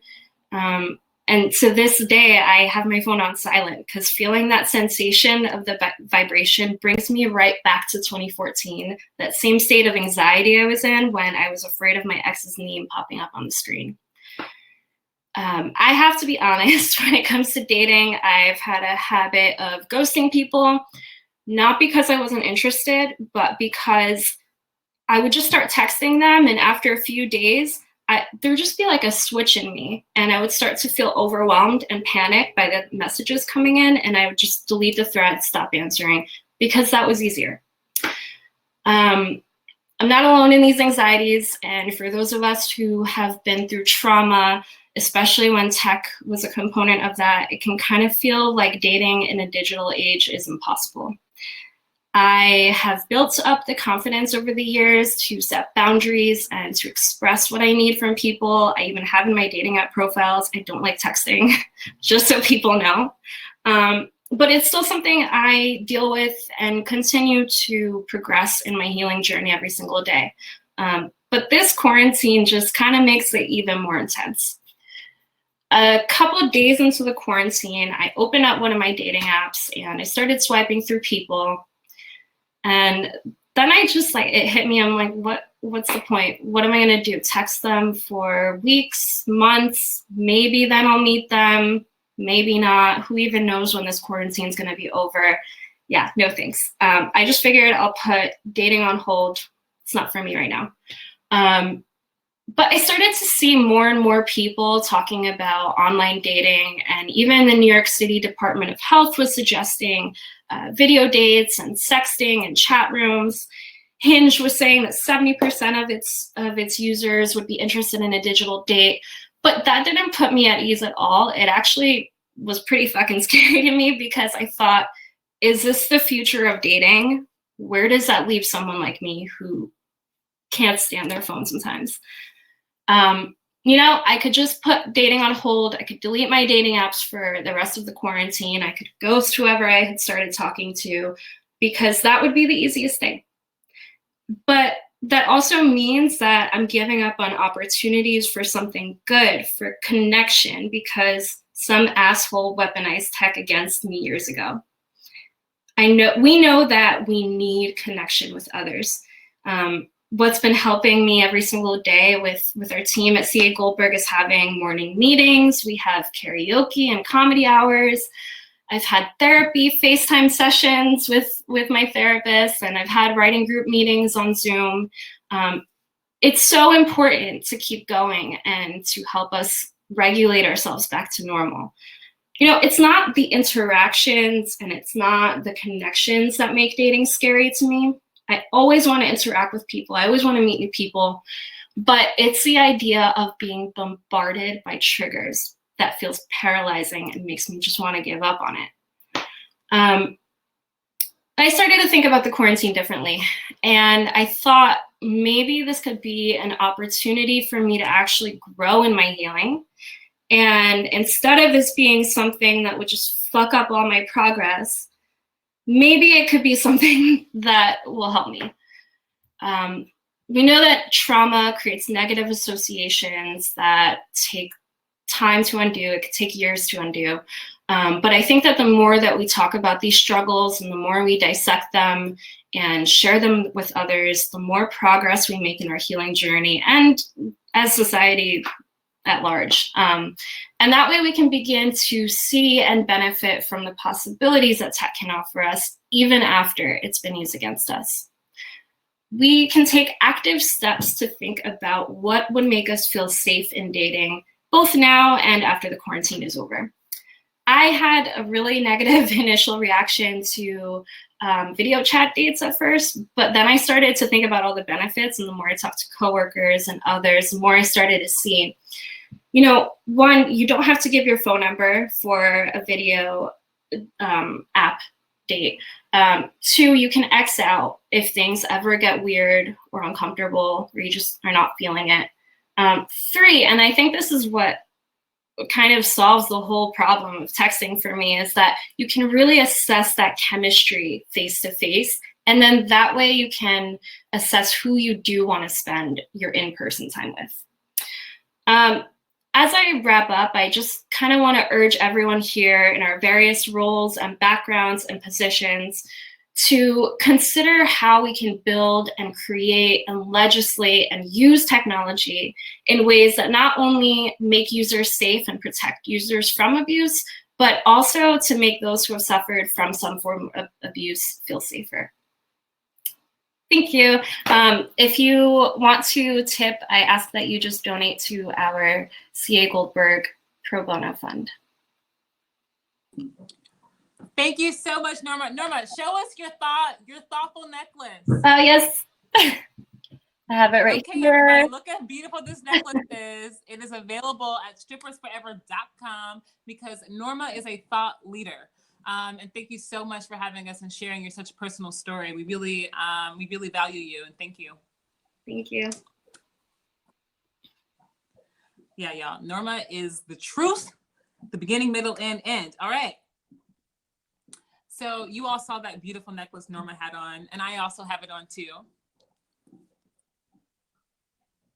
Okay, it says thoughtful, T-H-O-T-ful, because that is what I'm all about, radical and active thoughtfulness. So that is available at strippersforever.com, and when I speak, I'll be putting on my link for that. Up next, we have two people who are absolutely brilliant, talking about designing a better internet for women in the LGBTQIA+ community. They have founded a platform called Lips Design, where they navigate many different sex-positive topics, and they are proud Women of Sex Tech members, and we are so happy to have them. So we'll wait a minute to get them logged on. And I hope you all are enjoying yourself, having a good time. And as always, we are accepting tips. My Cash App is SXBrat. My Venmo is SXBrat. That is the letter S and X, B-R-A-T.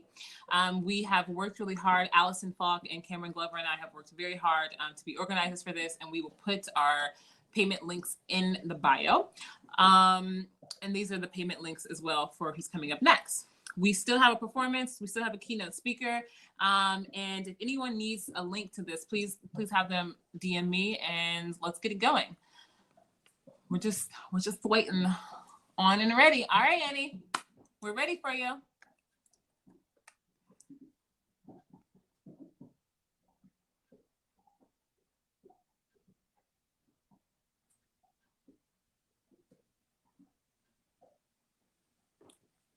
Okay, I'll keep chatting. I keep forgetting. I'm such a millennial. I'm like, back to my phone. But we are over on Twitter at #WOSTCon 2020. All right. Yeah. All right, we got one. Okay. Is it just you? Oh, here we go. Hello. I can't hear. Yes, we can. Can you guys hear me okay? I'm going to give it to you now. Wait a second. Turn the t-shirt off.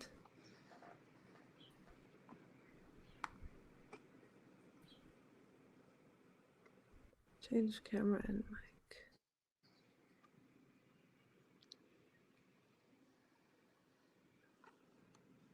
Oh. Might have lost half of the duo. Oh, there she is. Hi, I can't hear anything. Can you guys hear me okay? Yeah, I can hear you.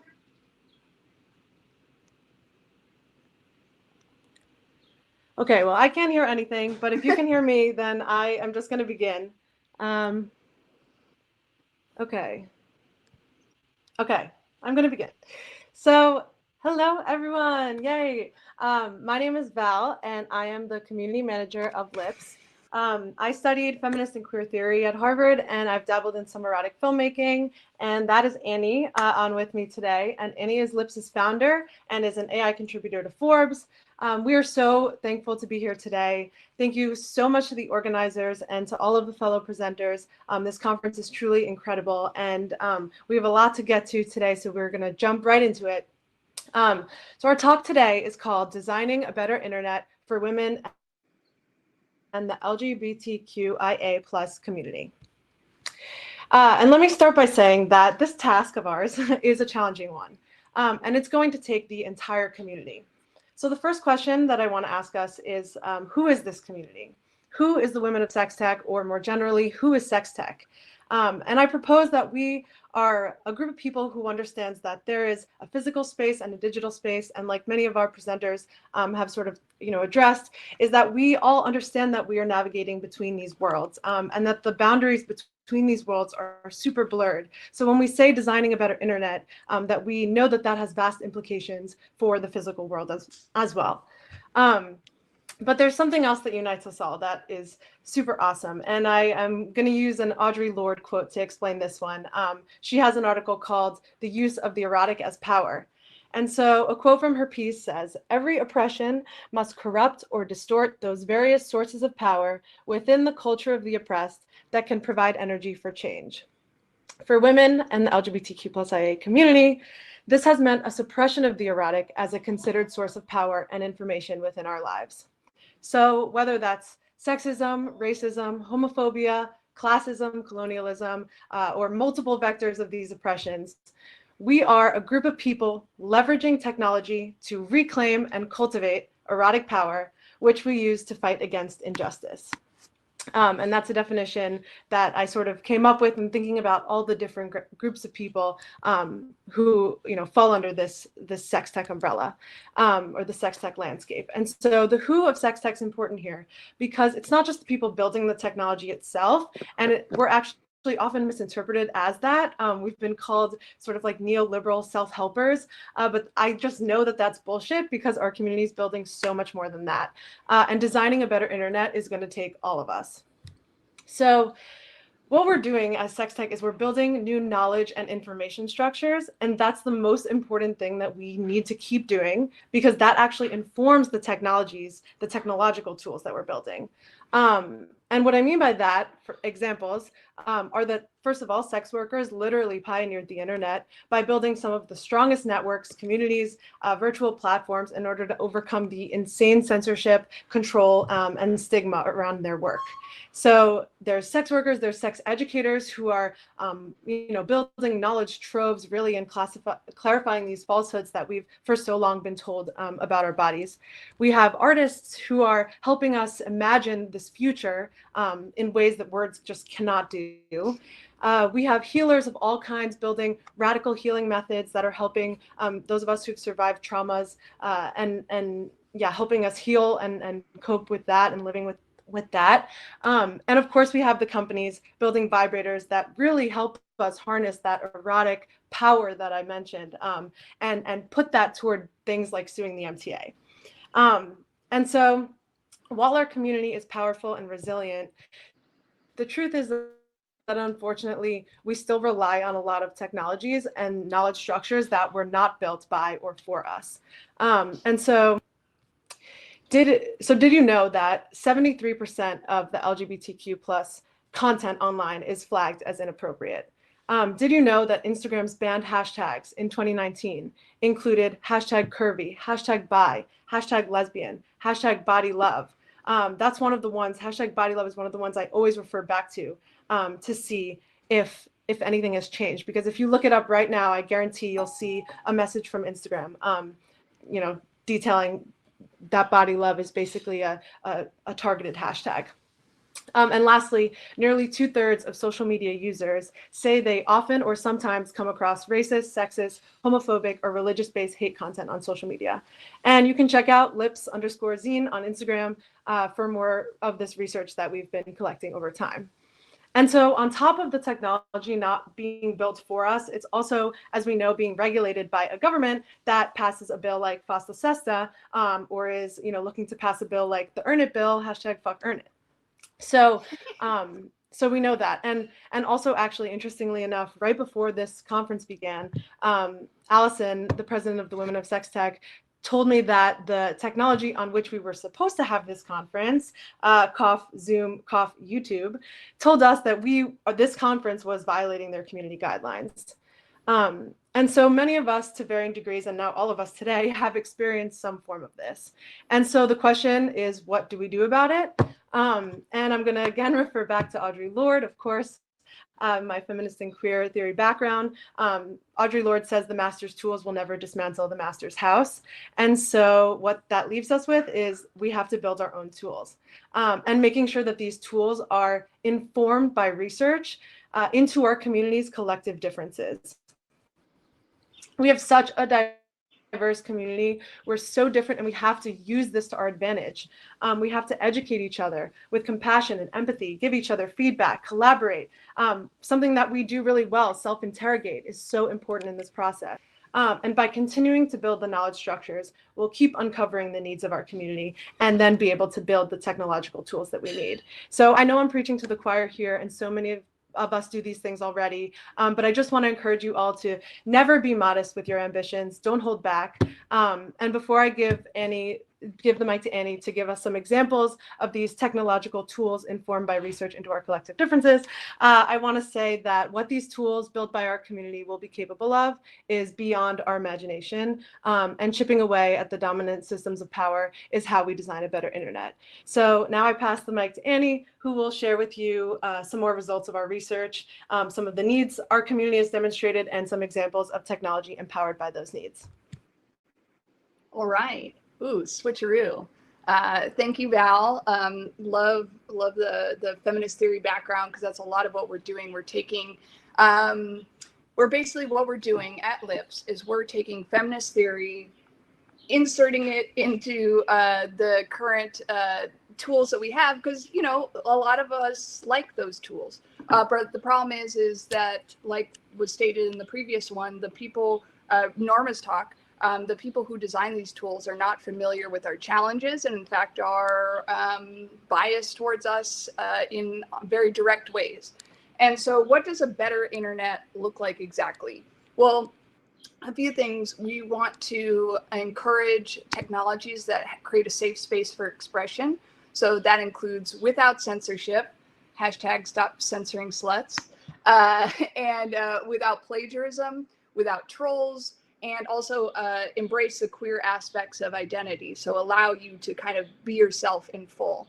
Also social mobility, so the ability to advertise, buy, sell, and community. So that we are creating our own community guidelines built by our standards, not built by someone else's standards who don't understand the difference between sexual expression and sexual exploitation. I think a great example of this is AI algorithms. So a couple examples that I've written about and find fascinating are algorithms in the social media platforms that specifically actually emphasize trolls. So basically, like if I'm a troll that reports an artist like Exotic Cancer, who actually with Alicia Amara designed this t-shirt, if a bunch of people report that account, it doesn't take into account, oh, that's a group of trolls that specifically want to get sex workers off of art platforms. It just says, oh, a lot of people are reporting this, let's take that off.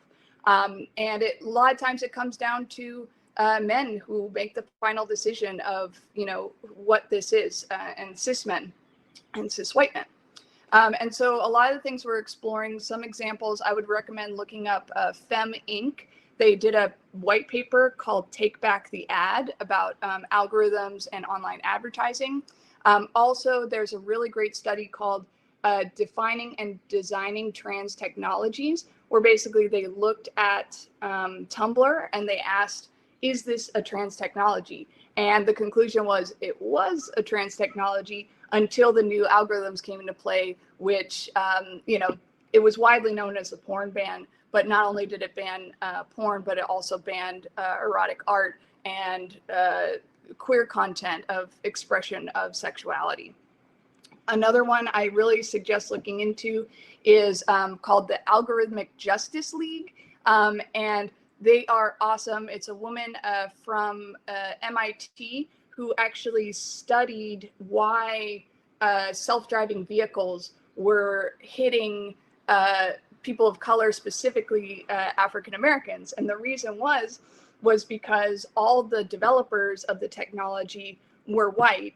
And so the people they put into the algorithm to train the data was white people. And so the cars literally could not recognize Black people as people, which is a huge problem and goes back to, it's not the problem with the technology per se, it's actually the problem with the people behind the technology.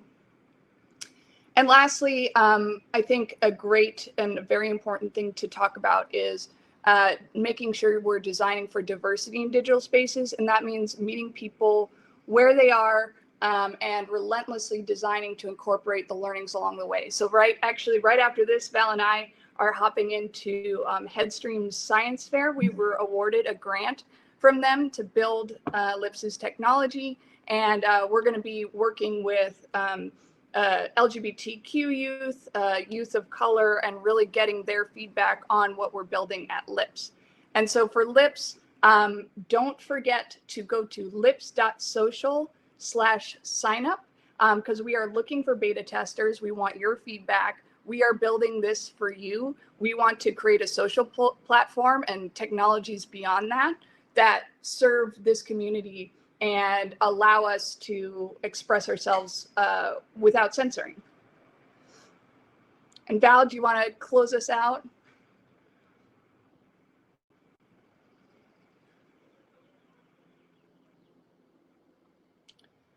Maybe, okay.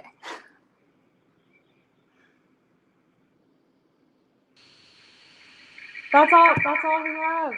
I couldn't hear anything, but I have us on my phone now. So yeah, but Okay. Thank you all again for having us, and I can't wait to hear the rest of the speakers. Great. Yeah, I'll put this all out on Twitter, and do follow us and sign up because we have big plans for standing up to big tech in the future. So thank you everyone for having us. Thank you so much. Hell yeah. Thank you. And go get that grant money, okay? Oof. Can you guys see me? I guess so, right? My head's like, I don't know how to fix this. All right. So it's time. It's time for my talk. Woo! Up next. Everybody just shake it out, unclench your jaws, shake it out, feel good, look around you. We're here today with over 500 people joined to have this conversation with women of sex tech. And so I am so happy that you all are here. So let's dive into it. In true fashion, I have not really formatted this very strict conversation, but I'm coming to you to discuss the future of companionship. It's something to me that I really care about and I'm really passionate about. And it's actually one of the main reasons why I got involved in sex technology. I saw that so many of my friends were communicating online, but nobody had any kind of conversations about the emotional impact that it had. And so, of course, this conference that we're bringing to you today is the impact of COVID-19 on the sex industry and the sex tech industry. And so, as much as I love you all chatting, please leave the chat box for my description and my Cash Apps. And if you want to join us on Twitter, we are using hashtag WoSTCon2020. And as always, I'm taking tips, but I'll get into that a little bit more near the end, okay? So the future of digital companionship is here. Now more than ever, we see the importance of navigating connection in digital space. COVID-19 has validated an entire industry that has been somewhat taboo. Whether you are connecting with a loved one, a friend, a romantic partner, or paying for companionship, it is all valid and has an impact on our emotions. We are in an incredible social experiment of pushing how far digital companionship, connection, and intimacy can go. Upward mobility in physical space has come to a screeching halt for many. How will we navigate upward mobility in digital space, and who will have access? And understand that upward mobility is not simply financial, it can also be social as well. Emotional, social, financial upward mobility, the betterment of our lives, we like to say.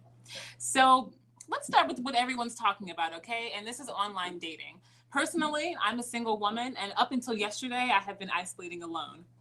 So yeah, I'm getting some now, y'all. So you can take you can take a breath from me. I'm better now, but it was actually really, really difficult. I spent nearly 35 days without human contact and very minimal interactions in physical space. And for me, I'm someone who, if you all know me, I am SX Noir. I have founded this platform to help millennials understand sex, love, and dating and technology. I am the vice president of Women of Sex Tech, and I am a self-proclaimed thought leader, and that is THOT, because I am all about sex workers and sex worker rights. So that's me. And my work is fundamentally about connecting in person with people. Okay, I am a public speaker, I am a communicator, and so physical touch is my love language. And this has been so incredibly difficult going through this quarantine. And the only thing that would break the silence of the white walls was the Q train and the sirens. Thankfully, I'm blessed enough to have escaped. You all see, I have escaped Manhattan, but it was really difficult. Okay, so we're told stay 6 feet from people. We can't meet anyone new, and New York Health advises that we have sex with ourselves. That's right, masturbation, because it is the safest way to have sexual intercourse. And I just recently did an article about touch deprivation and how difficult it is, and I kind of explained it. You have this dopamine release when you masturbate, right? And it's very pleasurable, but it kind of cuts it's a steep drop, right? The same way that the video calls are. The moment that we log off the videos and we're calling people, it immediately for me feels so shallow because I just am automatically jarred back into the real world. And it can be really difficult. So let's go ahead and start with what everybody is thinking about when they think about the future of digital companionship. And this is online dating. Online dating enters the chat. So there's so many articles about it. If you Google coronavirus impacts, online dating, you'll see a million articles about it in quotes. And it's brilliant because people are truly concerned. We've been socialized to somewhat romantically connect through these dating apps. And now we see an uptick in people,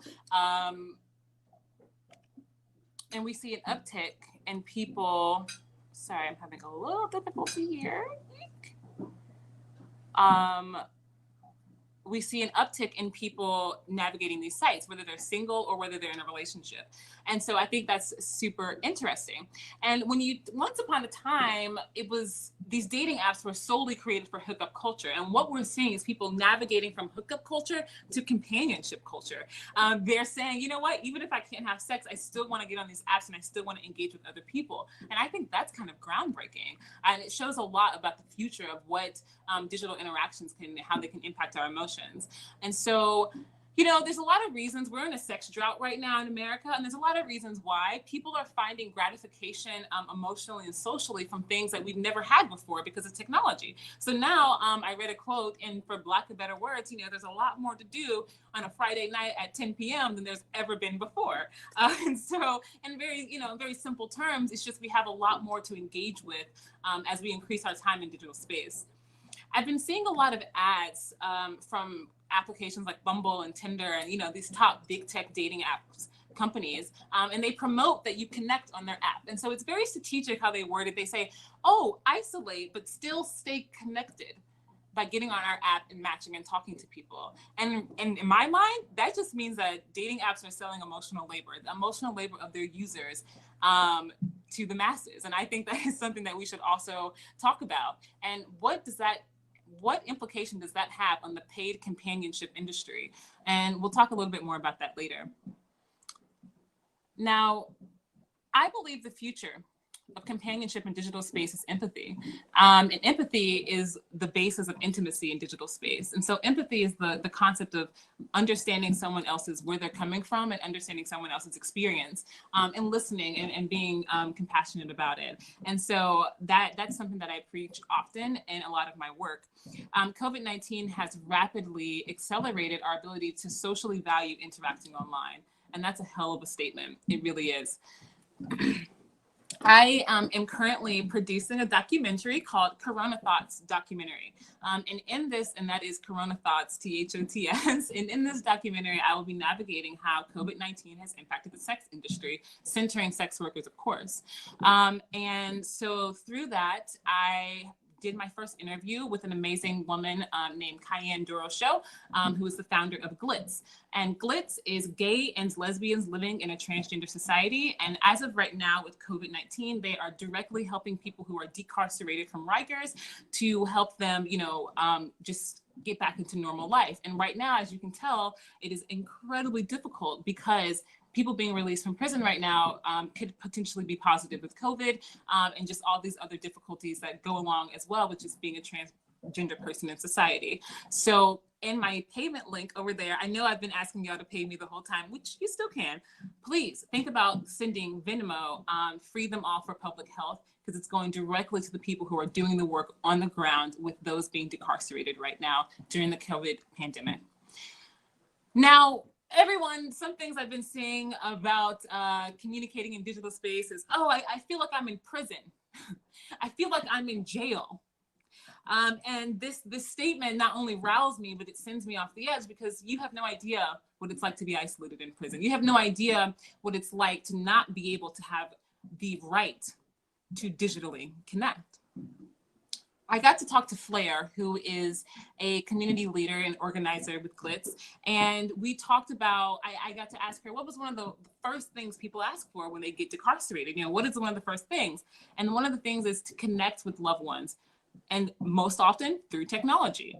And this is something that, when you get out of, when you're decarcerated, your bearings are, you're very displaced, and digital connection can make people feel back to center and back to feeling like they are a person and a human in this world. And this is really important. And they also help with connecting people to volunteers. If you get out of prison and you need someone to kind of text when things are getting hard. Can you imagine getting out of isolation to go back into isolation? This is what we're dealing with right now with people who are being decarcerated. This is what we're dealing with. So please be mindful when you start comparing your own experience to something that is far, far worse, because there are people who are really, really going through it. And so, this leads us into a conversation about access, security, and privacy that we touched a little bit on in Earn It Act. Earlier in our conference, we had Blunt talk about the Earn It Act and how deeply troubling this act is. And so one of the impacts of COVID-19 is legislation being passed or attempted to being passed, like Earn It Act, which is the attempt to end encryption. And so just like FOSTA SESTA, which was a bill that was passed a few years ago that's to stop online sex trafficking, but in reality threatened the entire sex industry and digital space, Earn It is just as concerning. So fuck Earn It and do your research, and Hacking Hustler is a great resource for that. Now, I think I'm doing pretty good on time. I can talk forever, but we'll keep it short today. This is a very, there was an ant. Okay, I'm sorry, y'all. I promise I'm gonna get it together. We're gonna take a hard pivot to companionship. Now, you all know I'm about paid companionship, okay? I'm all for sex workers. And so here's the kicker. As we spend more time in digital space, we will be seeking upward mobility in digital space, whether it's financial or socially, now more than ever. We already were living in a world that's always online and offline, but now with COVID, we're actively being pushed to navigate connection and upward mobility through digital space. And so this has been a taboo social concept, and COVID has completely validated this entire industry, that it's not simply a want, it is a need. It is an absolute need and a right to have access to companionship through digital space. And understand, companionship is simply being with someone in a friendly manner. Okay, that's really what it is. It's nothing perverted or anything like that. It's literally just being with someone in a friendly manner and offering them companionship, and that's beautiful. Now, I'm going to end on this note here. I think I'm doing good on time. I don't know. Yeah, probably doing good on time. So when we need to talk more about the validation of this industry and how when we validate emotional labor as something that should be paid for, it's incredibly disruptive.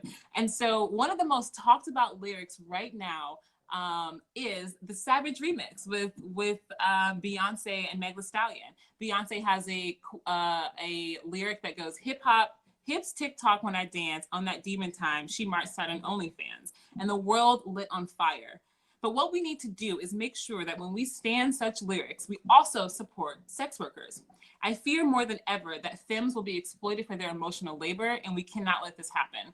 By acknowledging the validity of OnlyFans, we are acknowledging a sector of labor that has gone unpaid far too long, has gone unpaid before the digital age. Now more than ever, we have access to monetize our female energy, and we're seeing that with examples of OnlyFans and across the board. So when you are thinking about companionship in digital space, be mindful of all the different intersections that impact these conversations. And I don't know, I'm finishing now. And I guess my final thought is to pay women. Okay, that's it. That's the conclusion of my panel, is to pay women, pay women, pay women, pay women for all of their labor, including their emotional labor. Now, over here, you will see that I would love for you all to Venmo, Free Them All for Public Health. And this is helping people who are decarcerated, specifically transgender people, center themselves once they are released. I am the host of the Thought Leader podcast, where I navigate concepts of sex technology. And so it is freaking awesome. You should check that out. As well as my Corona Thoughts doc. If you are someone in the sex industry who has been impacted by COVID, reach out to me. I want to hear from you. And that's it. Awesome. Okay, I'm done. And since I'm the host, I'm just gonna keep this going and introduce the next speaker, which is all right.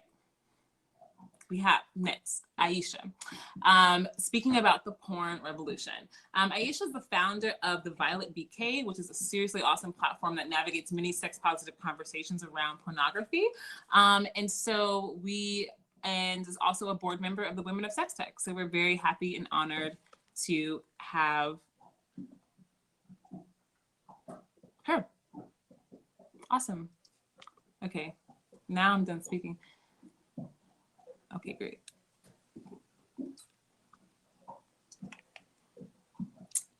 And so we're just gonna wait for her to get on.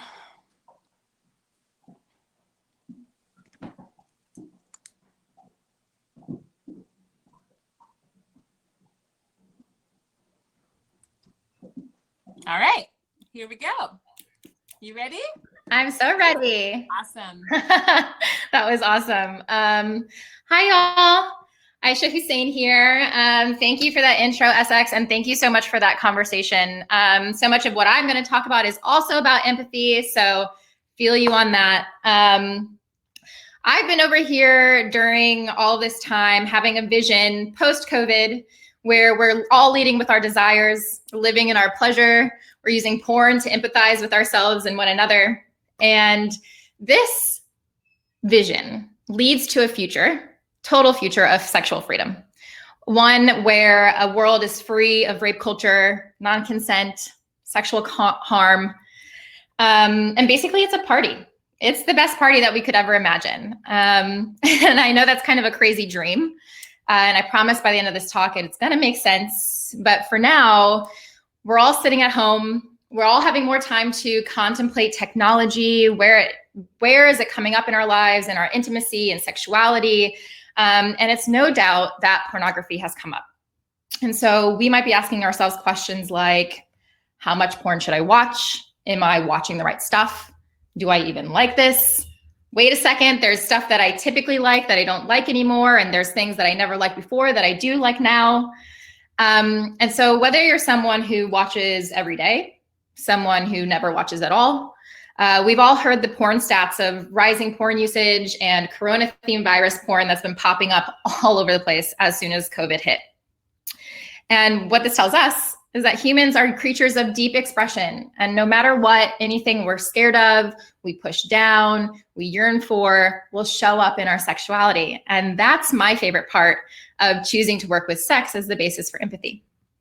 So when it comes to porn and sexuality in general, the number one thing that keeps us where we are, which is a perpetual state of shame, is not sharing. So to be able to share, we need to feel safe. And the first step of that is all coming from a place of understanding and empathy when it comes to what we like, what others like, how often we watch, etc. Being hard on ourselves leads us to being hard on others. And so one of the first things that we need to do is release ourselves from shame. So I want to tell you all that it is perfectly okay to be seeking entertainment and porn online right now. So whether that's to break up the monotony, to not feel so alone, to learn something new, or fantasize about other people, places, things, we're all doing the best we can in this new, like, really unprecedented space. And now more than ever, it will help us not to shame ourselves or anyone else as long as we're being explorative and expressive in what's going on inside. It's okay to want to escape. It's okay to be really horny or not horny at all. It's perfectly okay for your habits to change and be attracted to things you weren't previously. It's totally normal if you have a partner and you want to watch porn. It's totally normal if your partner wants to watch porn. It's okay for you to be so sick of porn that you never want to watch it again. And so wherever you are, that is perfectly okay and so valid in this journey with what we're all going through. Our desires have such a beautiful way of showing us our inner workings, and it's all a place to look for more clues to who we are. Yesterday, I had a really fabulous talk with Dr. Justin Lay Miller, who works with the Kinsey Institute. And one of the things that he emphasized that his data supports is that fantasy is an emotional need bubbling up from within. And so if we kind of take that lens to look at pornography or other things that are happening for us at this time, it's us being able to understand ourselves. And that's been happening to me. I was recently on Pornhub, and yes, even avid supporters of responsible porn and paying for a porn still watch Pornhub. I was going through some of my usual kinks, throat fucking, somnophilia, and I clicked on a video that actually ended up being more of a stepdad non-consensual scene. And before I knew it was happening, I was so incredibly turned on and didn't want to deny myself the pleasure. So I think I came in about 0.5 seconds. I put my phone down and I had this tinge of like regret, remorse, or fear of just having pushed my porn boundaries. I've never had a rape fantasy before. Being a rape trauma survivor, I've always been kind of relieved that I didn't have one. And see, there's that shame again. Even those of us who work with shame still have shame. And that was really confronting in a lot of ways. And that's the thing that's been happening during quarantine for me, for a lot of people, is that things we didn't know were inside of us are coming out because all we have to do right now is be inside. And so immediately I recognized that shame and decided to play with it, decided to ask myself some questions. I'm still not exactly sure what it meant, but I'm trying to wiggle around and be curious about it. And so I'm sure other people here have felt that feeling where you are watching porn. You come, and as soon as you come, you're like pushing the computer away. Don't look, I don't want to hear it anymore. It'll get away from me. And I'm a firm believer that that's because we're picking up on the subliminal cues that people are giving off while they're on screen. We are evolutionary developed to recognize these cues of uncomfortability. So there's two ways to really play with that. First, you can stop and think, what am I seeing here? Is this making me feel weird? Is the person enjoying it? Is this person a robot? And there's nothing wrong with robot porn, but it's a totally different thing to be watching humans on screen and feel that way. And so you can have curiosity around it. The other way is to watch responsible sex positive porn. And so what does that mean? Sex positive porn gets rid of all the negative tropes. It allows us to see equal pleasure. It has a lot of diversity. It has all types of creative, artistic aspects that lead to sexuality and intimacy. And then responsible porn is akin to conscious food or conscious clothing, and that people are doing the best that they can to make the porn ethically. People are paid fairly. There's a lot of protocols on set. There's a lot of safety. And what happens when you take those two things and put them together with pornography is that you're not getting all of those negative subliminal messages on screen because people are comfortable when they're on screen. And so a lot of those feelings that come up aren't going to arise. You'll be struck with the intimacy, the attraction, the ease, when people on screen are truly in their pleasure. And so here's how to do that. 1, find a responsible maker that you like. 2, pay and watch for their films. 3, let the intimacy seduce you. So I'm not saying that it all has to be soft touches and pretty lighting. There is some still downright raunchy shit when it comes to responsible porn, but find the things that don't make you feel icky at the end. So more about the conversation about with Dr. Justin Lehmiller that we had yesterday. He's doing a study with his team about how Corona is affecting sex and intimacy. And so what they're seeing overall is sex activity is down. So masturbation, sex activity, libido is down. But what is being reported, the type of sexuality that is being expressed, is highly diverse and experimental. And so this leads back to what SX was just talking about. People are using technology in new ways to explore intimacy. They're having more conversations on dating apps. They're connecting more. And so we can imagine a future where people actually do this kind of vetting before meeting up in real life. There's intimacy that's shared. And the people who are sharing, they're engaging in more creative, more fantasy. So humans are highly wired for novelty and sex. So this is what all of his research shows. And so a way to do that and give yourself that novelty during this time is through pornography. So I'm going to give you some ways to do this and look at porn in different ways. So 1 is to critique a film as if it's a piece of art. I mean, they are pieces of art. They really are creative. Where are they set? What's happening? You can learn new things, new positions, new toys. Put yourself in the fantasy. Imagine yourself being in the porn with the other people on the screen. Play a game. Each time they kiss, lick a new part of your body. You can learn new topics. I host, along with the Spice Girls of Sex, a brunch munch with the PTP crew. And each week we explore a new topic. And we did ecosexuality a couple of weeks ago. People had no idea that they were ecosexuals. And so it was really fun to show people a new side of themselves. So you can learn new topics, you can learn new kinks. And my personal favorite, which is using porn as a creative empathy tool. And this is how you do it. So if you're getting bored and you need some new novelty and you want to stretch your imagination, here is the exercise. Find a film that you would not normally watch. So if you're hetero, find a queer film. If you typically watch a lot of people, watch a masturbation film. If you like BDSM, find something soft. If you don't like feet, find a foot video. Something different, and perhaps something that you do not identify with at all. And as people are in their pleasure and you're witnessing them on screen, imagine yourself in your pleasure and the things that turn you on. So bring up your own pleasure at their pleasure, and recalling that they are feeling the same way that you are feeling, and that we all have that capacity within us. And voila, that's compersion, that's joy at other people's joys, that's pure empathy, and welcome to the porn party. There's other ways to create some novelty. A friend of mine shared that the first time he paid for a subscription, that he realized that he can actually choose the porn that he's watching, not the algorithm. And that makes him really feel hot. And because he was being more intentional about where he was putting his time, he created an entire new ritual around watching pornography. And so here it is. You knew it was coming. My plug for paying for porn. You might discover new autonomy. You might discover new rituals. But at the end of the day, these people are putting their bodies, they're offering their bodies, they're offering their creativity, they're offering them from their soul for us to experience pleasure. And so I am so honored for that and grateful for that. And honoring them with your support is really, really important. So here are some places you can find films to play with. Aorta Films, X Confessions, Pink and White Label, Foreplay Films, Owen Gray, Findro, OnlyFans, Make Love Not Porn. Really excited for Cindy to talk after this. Balesa.com, and you can email me if you need any recommendations. I'm so happy to talk about this and send personal recs if it's something that is interesting to you. So please. Amazing.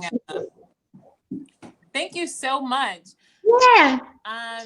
Yes, and Aisha is one of our board members for the Women of Sex Tech. We are so happy to have you on our team. Thank you so much for joining us today. I love porn. Oof! Porn is so fun. I've been watching a lot of porn too. I should make that face. Some of my favorite toys. We should talk about toys too. You know, plug our toy people. But up next, we have one talk that I'm really, really hoping you all are paying attention to really, really closely, because it kind of expands on some of the topics I was speaking on. Up next, Jessie Page, online sex work during the pandemic. So with the social distancing of COVID pushing most of our personal and professional interactions online, it is understandable that people outside of sex work believe that online sex industry must be booming. So we're gonna have her navigate this subject and let you all know what's the real behind what's going on with online sex work.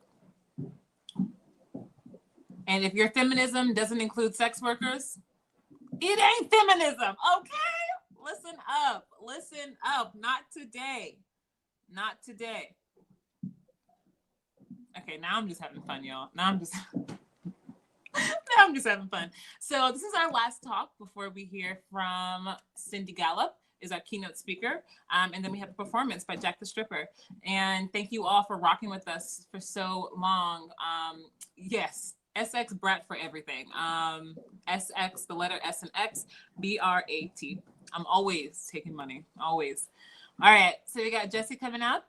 And I really hope you all enjoyed this talk. We in Women of Sex Tech believe in the active inclusion of sex workers and everything we do around sex tech. So we're really looking forward to this. To make sure it's on the right camera and the right. Let's see. Okay, we can hear you now. It's on the right one. Oh, you can hear me? We can hear, yeah, just want to let you know. Can you see me? We can't see you yet. Huh. I don't know why you can't see me. Let's see.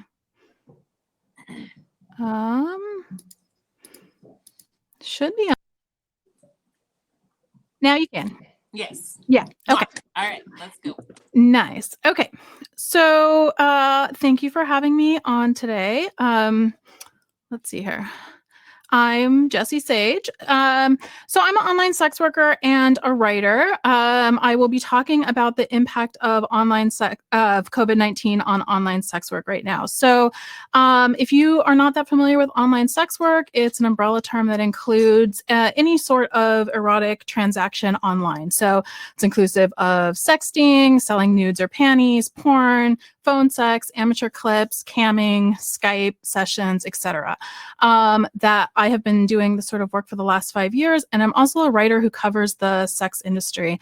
And I write a weekly sex column for the Pittsburgh City paper, but that job has been furloughed when the paper lost all of its advertising when the business closed with COVID. So that means that I, alongside a lot of other sex workers, have found myself almost entirely reliant on sex work during COVID-19. So social distancing and shelter-in-place orders have pushed most of our personal and professional interactions online. Online sex work actually sits at the intersection of tech, the personal, and the professional as the commodification of virtual intimacy or sexual gratification. So it's the online business of pleasure. It's not surprising then that online platforms are seeing an uptick in signups from both performers and customers. Forbes, for example, has reported that adult chat and video sites have reported increase in traffic, sales, and signups. OnlyFans, for example, has increased more than 75% over the month of March, having 15,000 new users every 24 hours. ManyVids has seen an increase in 22% of models launching live webcam sessions. And Rolling Stone reported that there's been a 300% increase in new signups. The CEO telling Rolling Stone that he believes that most of these recent signups are from people who have been laid off of their vanilla jobs. So the conditions of COVID-19 have led many non-sex workers, what we call civilians, to wanting to get into online sex work. This is obvious by the stats that I just said, but it's also clear to all of us who work in the industry who've been getting a lot of messages, or at least I can speak for myself, I've been getting a lot of messages from non-sex workers who are asking for advice of how to make, and some of them say this, quick and easy money to make ends meet while sheltering in place. So obviously people who need to work from home are looking for ways to do that.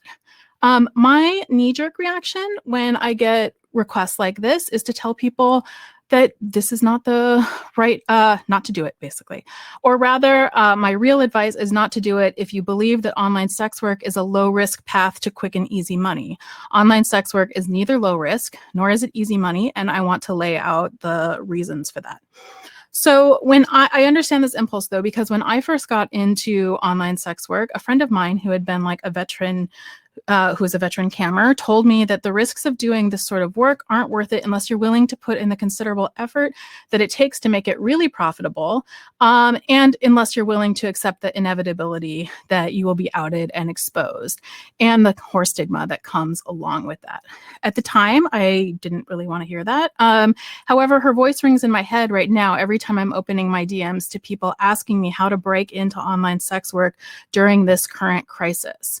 It may be worth it, but I don't think that anyone can know if it's worth it if they're only given partial truths about what this sort of work is like, that are highlighting the most successful models, the most successful sex workers, and glossing over what those risks are. So I think that the reason that a lot of people are coming in with an incomplete message about what it is, like how much money is possible in sex work, has a couple, or stems from a couple of different sources. So sex workers themselves project success. This is the way in which this is one of the tools of marketing. So we know from doing this work that clients will pay a premium if they believe that we're popular and that our time is limited.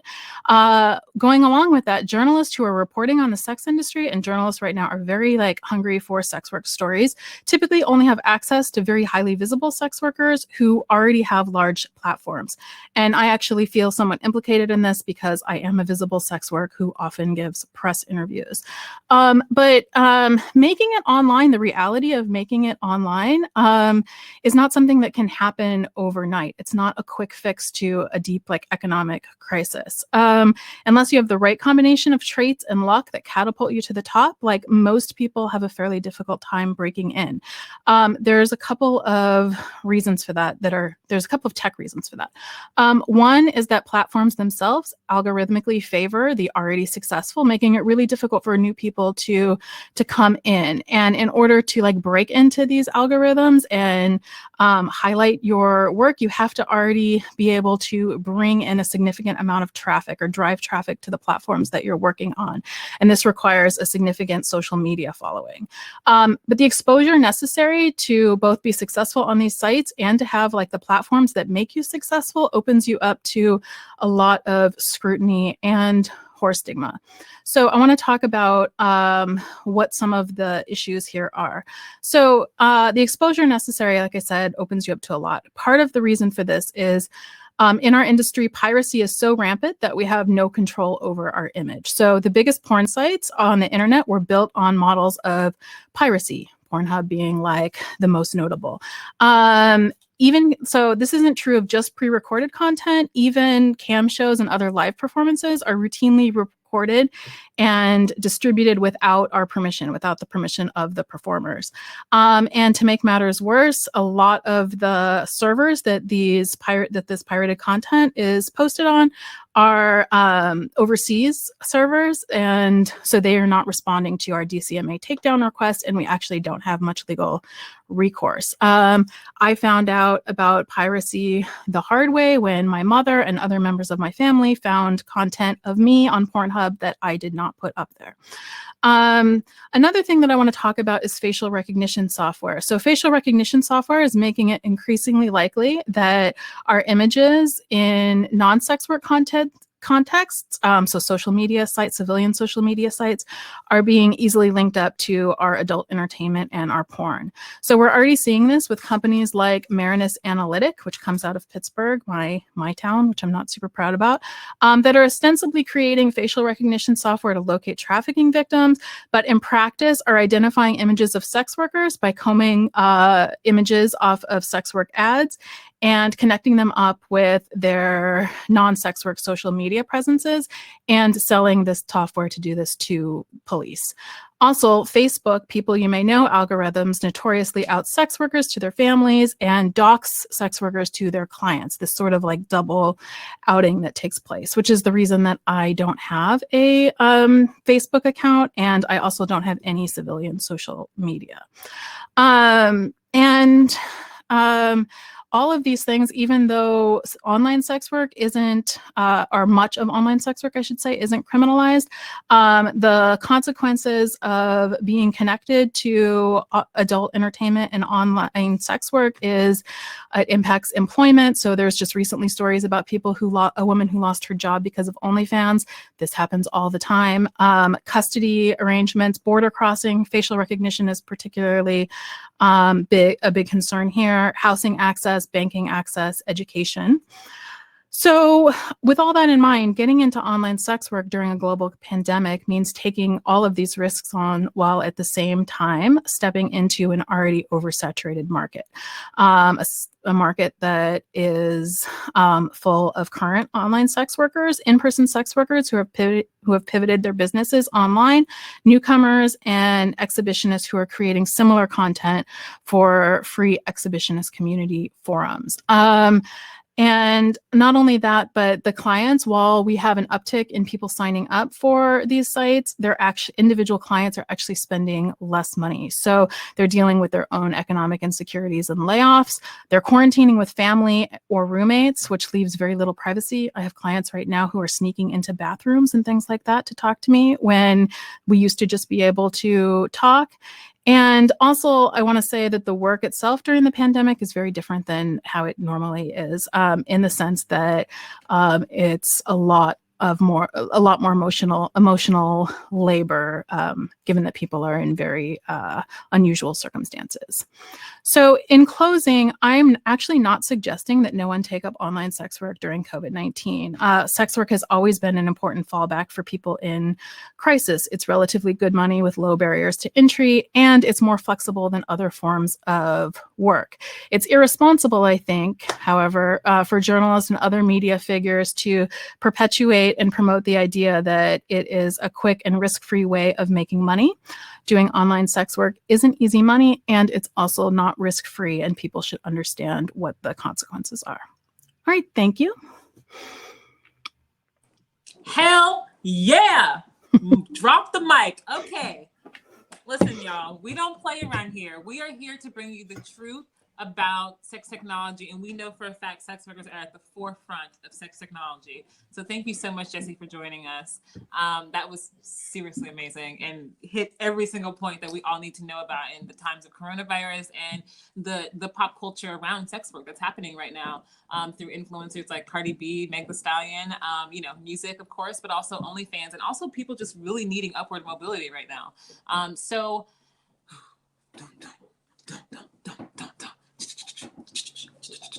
drum roll.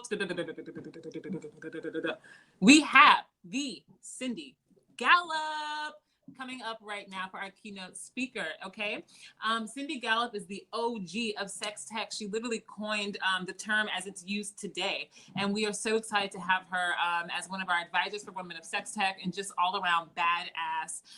And so, yeah. Cindy is the Michael Bay of business. She likes to blow shit up, and she's going to drop some real truth bombs on you all right now. Stay tuned afterwards. We have a brilliant performance by Jack the Stripper, and also a note from our president, Allison Fogg. Cindy, we're ready for you. Hi. Can you hear me okay? Yeah, we can hear you. Great. Okay.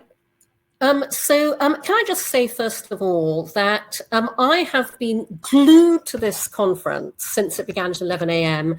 and I am just blown away by all of the incredible speakers and the incredible MC and the incredible organizers that have been sharing exceptional wisdom and insights and advice and observations. And in fact, I'm especially thrilled because, as I think you'll hear, I'm going to touch on a number of themes that have in fact been surfacing through these talks that we've been privileged to have shared with us. The second thing I just want to say was I'm acutely conscious that, you know, in amongst all of you are people who have lost their jobs, for whom paying work has dried up, who have been touched by tragedy, who have lost loved ones, people very dear to them. And I've tried to make my talk as broadly applicable to all of you as it possibly can be. And so while I'm going to talk to you about the 5 things that I believe represent enormous opportunity for sex tech because of the pandemic, actually those 5 things apply in a pretty broad context. And the first thing that I would highlight is, you know, I'm a great believer that adversity drives opportunity. The pandemic means that the world is never going to be the same again. And that is a very good thing for those of us who were never the status quo to begin with. I've been asked over the years by reporters interviewing me often about, you know, the work I've done championing gender equality, diversity, and inclusion. You know, the reporter will say, "So Cindy, are you seeing change happen?" And I will go, "No." And they'll go, oh, why not? And I will go, "Closed loop of white guys talking to white guys about other white guys. That's a whole separate conversation." But the reporter will then go, "So Cindy, what do you think will drive the change that you want to see happen?" And I've been saying for years, only one thing: total, complete, utter fucking disaster. And now we have it. It is only when things break down as completely and utterly as they are doing all around us right now, that is what allows new models and new ways of doing things to emerge that never could have emerged otherwise. And that represents huge opportunity for all of us. So that's the first reason why the pandemic is a very, very good thing for those of us who are not the status quo originally. The second reason the pandemic represents enormous opportunity, and you've absolutely heard speakers speak to this, is, you know, at a very practical level, everybody is now staying home, and everybody is staying home globally. This is a very unusual situation where all of humanity is experiencing the same thing. And so that is obviously, again, as you've heard, driving way more attention paid to the things you can do at home, including sex, whether with a partner or with yourself. And by the way, you know, I totally fall into the bracket of those who are on their own, no idea when I'm ever having sex again. And so I'm enormously interested in all the ways that I can enjoy sex with myself. And I really appreciate the fact we've had speakers speaking to us about that. But that absolutely is helping all of us. In the past few weeks, and bear in mind, at Make Love Not Porn, you know, you heard Brian E. Cole speak to this. We cannot get funding. We can't find investors. We don't have the funds to promote ourselves. And yet in the past few weeks, we have seen our traffic, revenue, and video submissions increase without us doing anything about it.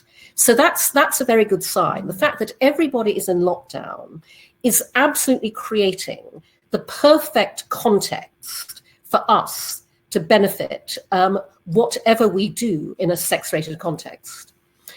But the third reason that the pandemic is driving opportunity is, again, one that you've heard our speakers talk about earlier, which is that the pandemic is reconfiguring how we feel, think, and behave around sex and sexuality and intimacy and relationships. It's very interesting that for years, what we've all heard about the future is, oh, it's all going to be digital. You know, virtual reality, augmented reality. You know, the future is all about technology. We'll be living in a virtual world. with the pandemic, we have seen, obviously, how enormously we rely on technology in this context to connect us all. But equally, we have seen that at the end of the day, what is enormously important to all of us is human love, touch, intimacy, and human connection. The pandemic has reinforced the fact that the future is not digital. The future is what all of us cannot wait to be able to participate again in on the other side of this, which is IRL, love, intimacy, sex. And that is a huge opportunity as well, because, that is causing us to not take any of this for granted. It's causing us to think completely differently about what we value in this context. It's causing us to think about what we are prepared to pay for in this context. And it's causing us to rethink how we self-identify, how we self-express sexually in really, really interesting ways. And that, again, represents enormous opportunity. And I would urge every one of you to take what you yourselves are feeling in this context, as well as everything you've heard our amazing speakers express, and think about how you can make that work for you now, and also in envisaging the future that you want to build for yourself and your business and your life out the other side of this. The fourth reason the pandemic represents opportunity is that the pandemic is socializing sex. And I'll explain what I mean by that. I am very active on social media. I tweet, post, and share across a whole range of topics. Tech, feminism, business, advertising, my background, sex, make love, not porn. And I'll be honest, for years it has enormously frustrated me that while my tweets and my posts about sex and make love, not porn are read, they are never liked, shared, and retweeted at the same level as anything else I put out there. And that is because of what I always describe as our key obstacle on Make Love Not Porn, and the key obstacle for all of us, women of sex tech, which is the social dynamic that I call fear of what other people will think. I can tweet about Make Love Not Porn. My tweet will get 25,000 impressions and 2 retweets. And I know this dynamic is what's happening because I've had this conversation with friends who've said to me, Cindy, you're right. I love what you're doing. Totally believe in it. I'm a parent. I get it. I read everything you post about Make Love Not Porn. I never retweet it or share it with any of my followers. Fear of what other people think. So I've been very interested to observe that, for example, a few weeks ago, I tweeted about the fact that now, when we're all at home, is the perfect time to consider becoming a Make Love Not Porn star, to make your own real-world sex video to contribute to Make Love Not Porn. And I dropped in the link to, we have a Make Love Not Porn star recruitment video on YouTube, entirely safe for work. And I said, and don't forget, you get 50% of everything members spend on subscription and rentals. Now is the time to improve your finances. That tweet, the last time I checked, had 60 likes and 18 retweets. Now, those numbers may sound very small. I can tell you, for a tweet like that about Make Love Not Porn, they're astonishing. And incidentally, amongst the people who retweeted that tweet were followers of mine that I would not have predicted would be willing to retweet a tweet saying, come and be a Make Love Not Porn star. And the reason this is important, the fact that because we are all now at home, we are all getting franker about what we do at home. We're getting franker about how we feel about that. And we are losing the shame and embarrassment around all of that. The reason that's enormously important and something that we should all be taking advantage of is because, I've been saying for years to investors, oh my God, the money there is to be made in sex tech and in the business of sex. Obviously, first and foremost, the money to be made out of sex. We all have it. We all enjoy it. Recession-proof. Market never goes away. But the second area that nobody ever thinks about, because I don't even think it's possible, is, oh my God, the money to be made out of socially acceptable sex. because it is only when we socialize sex, when we finally normalize people feeling really okay about publicly buying all of our goods, products, and services, and then publicly, unashamedly doing what they already do with everything else, publicly reviewing, recommending, sharing, advocating, and publicly badging themselves as brand ambassadors. That is the $1 trillion future that I see for all of us in sex tech. And so the pandemic is socializing sex, seize that dynamic and run with it. Be loud and proud about what you're doing, normalize what you're doing, put it out there, use every mechanic and dynamic you can to make it social. And all of us will drive that for all of our businesses in a way that will lead to all of us making the kind of money we all want and need to make. And on that note, here's the fifth reason why the pandemic represents enormous opportunity. And I want to pick up here on themes that have already been surfaced by Essex Noir and by Jessie. The pandemic is rebalancing the societal value equation. And what I mean by that is, every evening here in New York, people go out onto their terraces if they have them, they lean out their windows, they stand on their stoops, and they cheer and they clap and they sing New York, New York for the people on the front line of dealing with the COVID crisis. The health workers, the first responders, the grocery store clerks, they're doing that all around the world. All of a sudden, we are seeing the people who do the jobs that take care of all of us in a whole new light. And that is casting a whole new light on the fact that historically, the way the value equation has worked is that the people who do the work that they do because they care about other people and looking after other people and helping other people, and the vast majority of those people on the front line are women.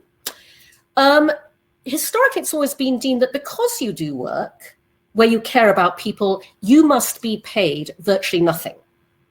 Whereas the white men doing work where they don't give a shit about anybody, and they are hard-headedly only in pursuit of making money, are valued way more and paid way more.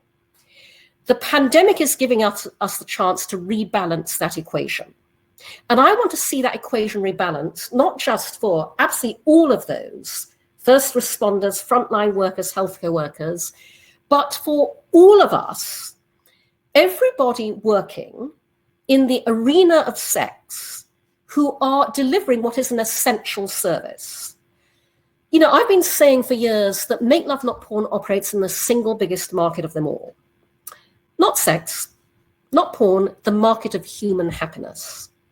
You heard Jessie talk about that right now. What sex workers do is emotional labor. You heard Essex Noir talk about the fact that sex workers are delivering digital companionship, digital warmth, the things that we are craving in this pandemic and beyond this pandemic. This is our chance to completely rebalance the way that work gets valued and the way that that work gets compensated in a broader context, and in this context that is very specific to us.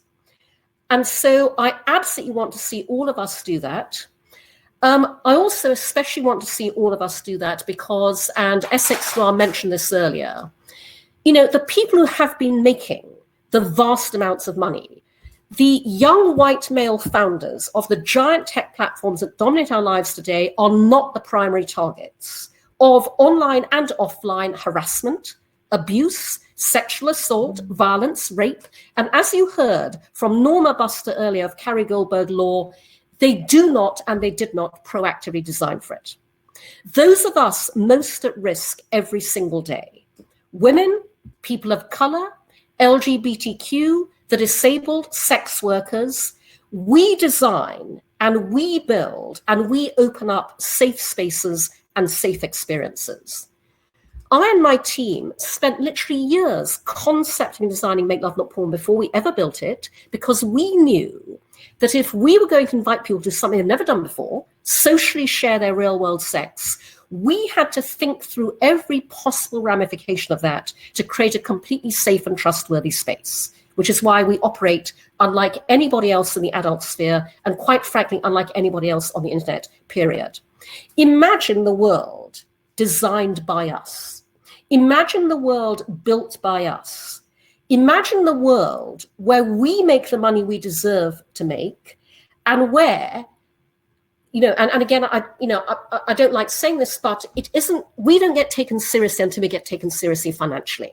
It is when we prove that we can make an absolute goddamn fucking shit ton of money that we make the rest of the world sit up and take notice. And so I want all of you to take all of the amazing, powerful thoughts, insights, ideas, advice you've heard today. I want you to take all of that. I want you to take these 5 dynamics, the fact that everything's broken down and we can reinvent it all, the fact that everybody is at home and so everybody wants and needs us, the fact that everybody is rethinking how they operate around everything that we deliver products and services for, the fact that everybody is getting way more social and out in the open about all of that, and the fact that everybody is rethinking what really deserves to be valued, what deserves to be paid, what deserves to be compensated, what deserves to make money. Take all of that and let's absolutely drive the social sex revolution, where the revolutionary part is not the sex, it's the social. Let's get out there and let's make this pandemic work for us, because we sure as hell want to live and work and survive and thrive in the world that we are going to create on the other side of it. Thank you very much.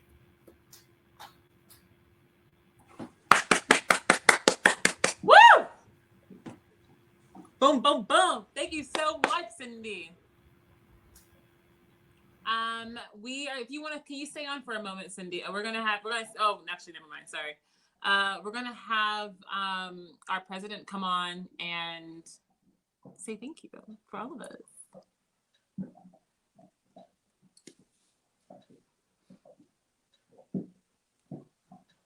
Yeah. Hi, everyone.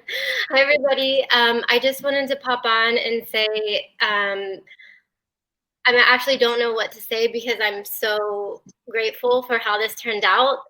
Originally, this was supposed to be a tiny webinar, and we were expecting maybe 50 people. So to have you all here and be so respectful of all the speakers and performers, our team is really grateful for that. And I want to give a special shout out to SX Noir for moderating this. Like, she's one of the best moderators I've ever seen in my life. And I want to give a shout out to Cameron Glover for helping to organize this. She's our director of operations. And I want to give a special thank you to all of the speakers and all of the performers. Up next, we have Jack the Stripper, who I'm really excited about. Yeah, this is Allison. Hi. I've just been behind the scenes, doing the chat and the live stream and retweeting all of you guys and on Instagram and everything. So I'm so thankful for your feedback.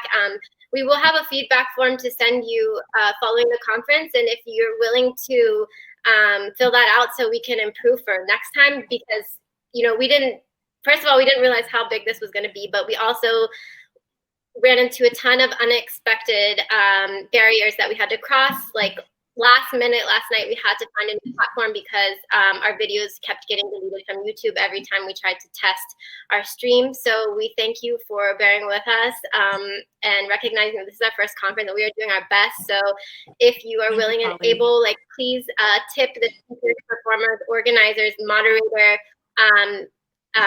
We appreciate everything because we've been putting everything we have into this. And I also want to reiterate that our membership is going to be opening again this summer. If you want to join us, we have big plans. So we would love for you to be a part of this and work with us. And we are in the process of becoming a federally recognized nonprofit so that we can hopefully get grants for research and everything. And also, We will have documents.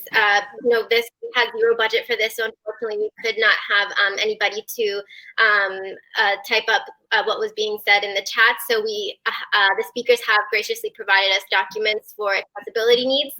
So we will upload those with the recording following this conference for anybody who might need those. And yeah, I am at a loss for words. I'm really overwhelmed and I feel teary-eyed, and I'm just very, very grateful for the team and how well everything went. So thank you all so much for attending, and thank you for your great feedback. And now we'll bring on Jack. That's our president, y'all. Okay.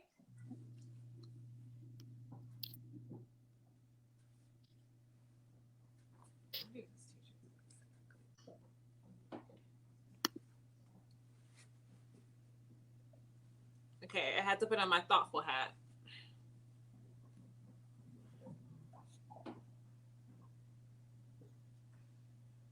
Okay, so we're gonna put Jack on now. Hello. Ah! Okay, Jackie's connected. Am I there? We both have the hat on like this. Am I on? Hello. Hi. Oh, is that me? Oh, hi. Can you hear me? We can hear you. Okay, great. Hi. So, bonjour tout le monde. C'est Mademoiselle Brenda. Jack the stripper can't be here. She's emotionally laboring elsewhere at the moment, but I am, her other bitch. And I'm so happy to be here talking about my experience in this quarantine as a sex worker and as an art teacher, because honeys, I'm doing it all. Okay. I'm sex working, I'm art teaching. And you know what I have to tell you right now? Okay. First of all, the only reason why I'm on my face on this computer is because I'm a fictitious character. Okay. If I was really an art teacher and a sex worker, I would be fired, possibly in prison. My assets would be seized. And how's my sound? Is this all right? I have a dinosaur computer. I got one of those old. It's good. It's okay? Okay. Yeah. Let me know if it's not bad. I'll pantomime more. So I just want you to know that there are a lot of teachers who are sex workers. There's a lot of sex workers who are teachers. It's the same fucking thing. There's a significant pay decrease when you formally educate people. But that's some bullshit. But you know what the great thing is right now? The only difference between the way I teach my students now as an art teacher and when I'm sex working is the cardigan. Okay, I just take off my cardigan, and then look, I'm a sex worker now. That's it. That's the difference. Otherwise, it's the same thing. I'm listening about how your day was. I'm listening about how you're sad, how maybe you're excited, maybe you're drinking more than you usually do. My nails, they're terrible. Oh my God. You know how much pantomiming I can't do. It's upsetting, but I really like the optimism of this seminar. I really enjoy it because, I think it's important to be optimistic in these times. You know what? A lot of my clients, these cis white men that we don't like, they're having a hard time. And if that makes you feel better, I'm glad it does. They don't know what to do. They don't know how to wash their hands. They've never washed their hands. Like I had a client one time, he said to me, I'm different because when I go to the washroom, I wash my hands before I touch my dick. So I don't know what to make of that. All I need you to know is that maybe the hand washing rhetoric is finally like getting through to the men in charge because they're the ones who don't know how to do it. I don't know, but they're also, what? One of the cool things actually is that clients are finally respecting my boundaries. When I say like, hey, don't call me on the weekends, they actually listen. They don't call me on weekends anymore because they are also, dealing with family pressures and things like that, and they can't call on weekends. So they're actually listening to the boundaries. They know what 6 feet means. They know not to talk to me. You know what I'm really happy about, actually? Can I be frank? I'm so grateful that I don't have to fucking hug anybody anymore. When I meet you for the first time, I don't want to hug you. I don't. I don't. If we know each other, that would be wonderful. I would love a hug so bad. But sometimes, I was talking about this with one of my heterosexual male friends, and he didn't understand what I was talking about. He was like, "What do you mean obligation hugs? What are those?" And I just really had penis envy right there. You know, you can't see what's happening. Do I have to? Oh, don't worry. Yeah. Okay. I just want to do a good job. So I don't know. I actually really like seeing people and waving politely from a safe distance away. I appreciate. There's a couple gentlemen in my life who squeeze my back fat when they hug me. Has anyone ever done that to you? Where they reach all the way around and they do a little pinch? Nope. Am I too old for this? Are the young ones doing it?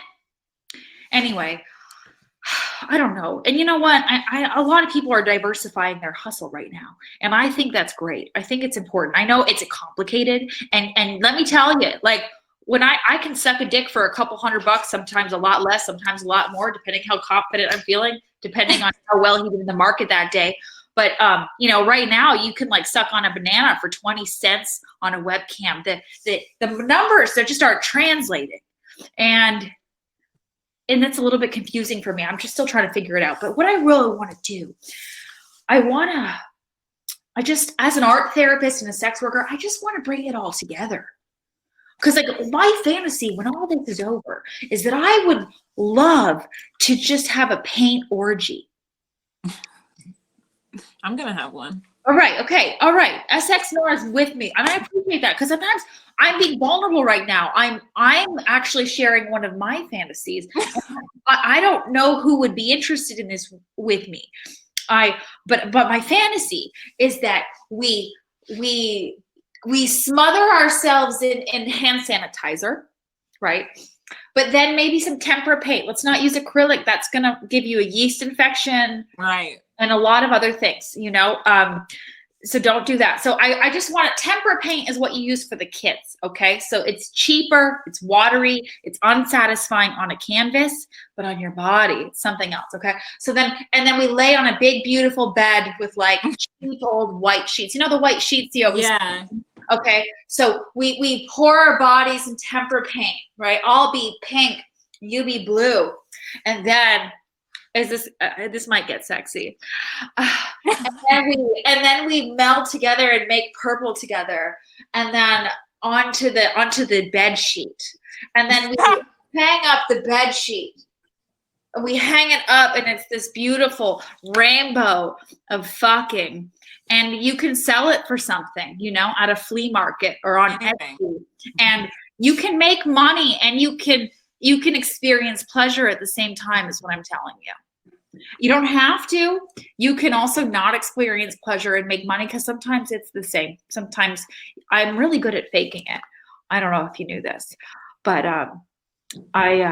sometimes it's the WoST in me.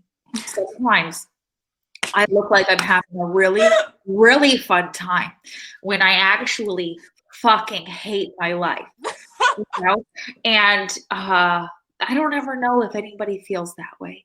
But I sometimes am not really coming. I'm not. I'm just screaming and trying to hit the notes of Mariah Carey. Okay. And where's my fucking Oscar is what I want to know. Okay. Every sex worker deserves the EGOT thing, the Emmy, the Grammy, with the Oscar, the Tony. Okay. Because we perform live. We perform on camera. We sing when we can't because they ask us to. And what's the other one? The Emmy, that's daytime TV. Most of our clients see us at 3 p.m. Okay. Because they're old. And I love it when they're old. Because you know what? I want to watch my stories at night. I don't want to work late at night. At night, that's for me. I want to read my comics. I don't know. You know what? I'm a little bit overwhelmed. But you know what? I was hanging out with this client one time. He was a famous basketball player who had like rainbow hair. He was very cheap.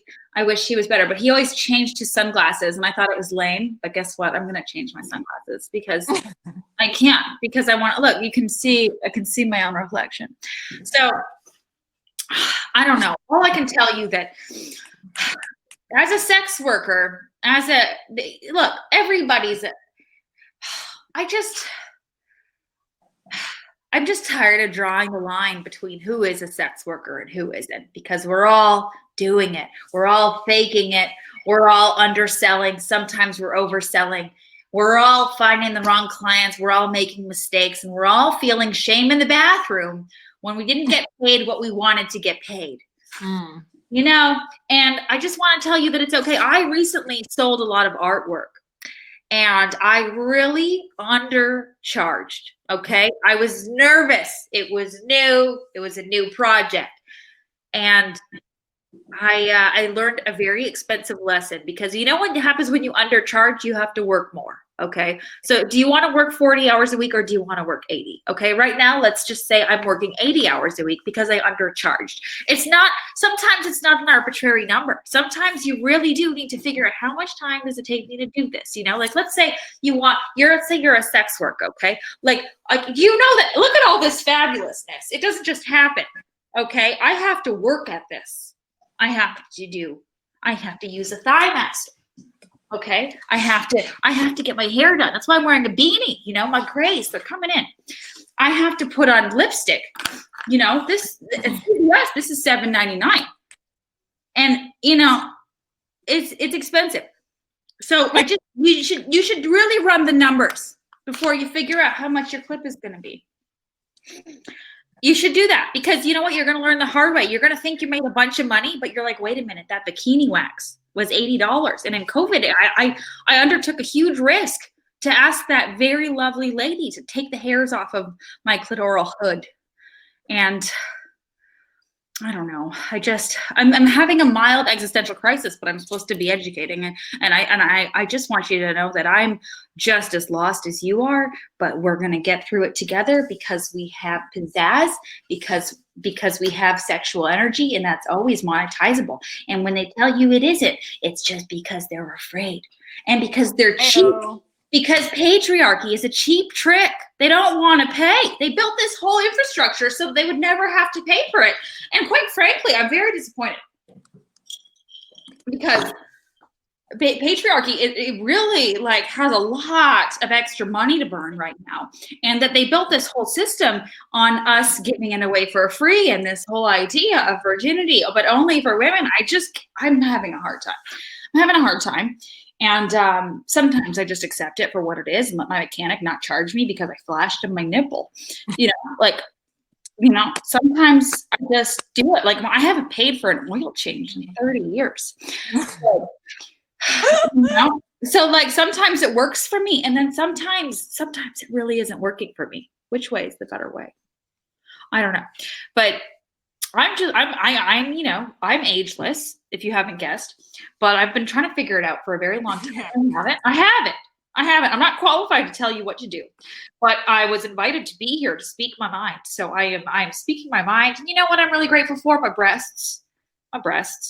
Very grateful for my breasts. And let's leave on that note, you know. And you know what?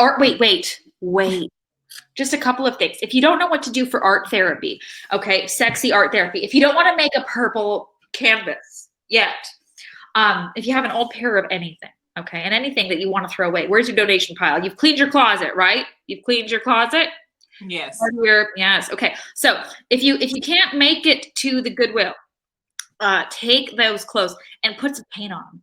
Because even if the art sucks, you could still throw it away. Or tie-dye. And if you don't have any tie-dye, bleach is tie-dye in reverse, okay? If you have any dark clothing, just mix it with some water and then just spray it on it and make a pattern. And then you're going to have bleach tie-dye. And you know, but like, wash it out, because that'll itch your skin. It'll give you a yeast. Everything will give you a yeast infection in 2020. Especially bleach. Right? So just don't drink it. Make some art with everything that you have. I'm actually going to tie-dye this later, probably. I think it needs a little bit more color. So I just want you to know that art is everywhere. You should probably charge more and charge less, just to learn how much it hurts to charge less. you got to learn that lesson. And I appreciate this. I appreciate everybody for making this incredible conference. I'm so inspired and honored to be here. Thank you so much for having me. I am Mademoiselle Brenda on behalf of Jack the Stripper. Thank you. Thank you, Brenda, so much. It was You're my a pleasure. showstopper. Merch is available where? Oh, at strippersforever.com. This is actually coming soon. The Pay My Mortgage and Pay My Rent collection with Valley Latini is coming up. And we actually have the Thoughtful and Thought Leader collection running now that is extraordinarily sexy. And if you're thoughtful and you want to protect yourself from UV rays, it is a wonderful hat. Hot, beautiful. Brilliant. Thank you. Thank you so much. Is there anything else that you want to plug before you head off? Jack the Stripper is going to be in a show tonight at 10 p.m. Eastern time called Let Them Eat Cake. It's on Jack the Stripper's, what's that social media thing called? Instagram.